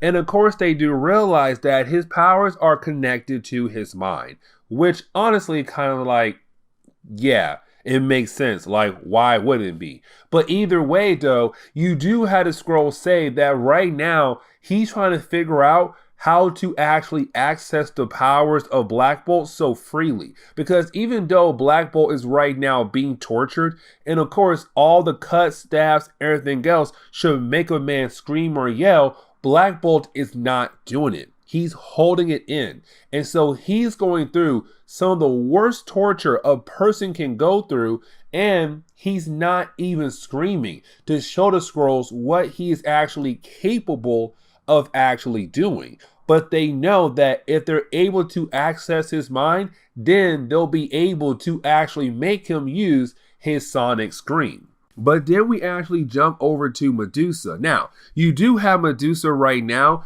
taking the Skrull that had confronted her earlier and tried to kill her earlier, but of course Medusa was able to defeat that Skrull. You do have Medusa take the Skrull to the Terrigen Chamber. Now, the Terrigen Chamber is usually a way to kind of help an Inhuman reach their full potential, because usually when it comes to Inhumans, when you're first born, you don't have access to your powers yet. Nothing like that. But once you go through the Terrigen Mist, which of course right now is inside the Terrigen Chamber, then you get access to your powers and the form of your body is supposed to look like thanks to your Inhuman DNA. And so with that, you have Medusa taking the Skrull that tried to kill her earlier to the Terrigen Mist. Now for Crystal, her sister, she's kind of like, what are you doing? Because usually the Terrigen Mist is to help folks evolve. But you have Medusa say they can also use the Terrigen Mist as a way of torture.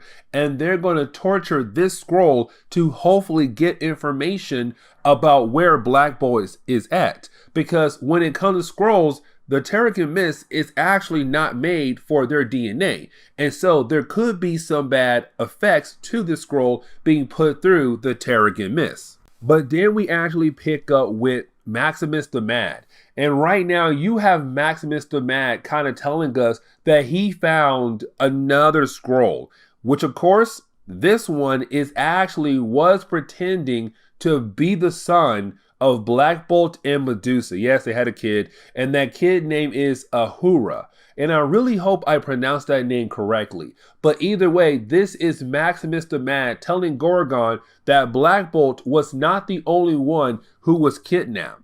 Black Bolt's son was also kidnapped. And so right now, you have Maximus the Mad torturing this Skrull as well for more information on where Black Bolt and his son is being held at.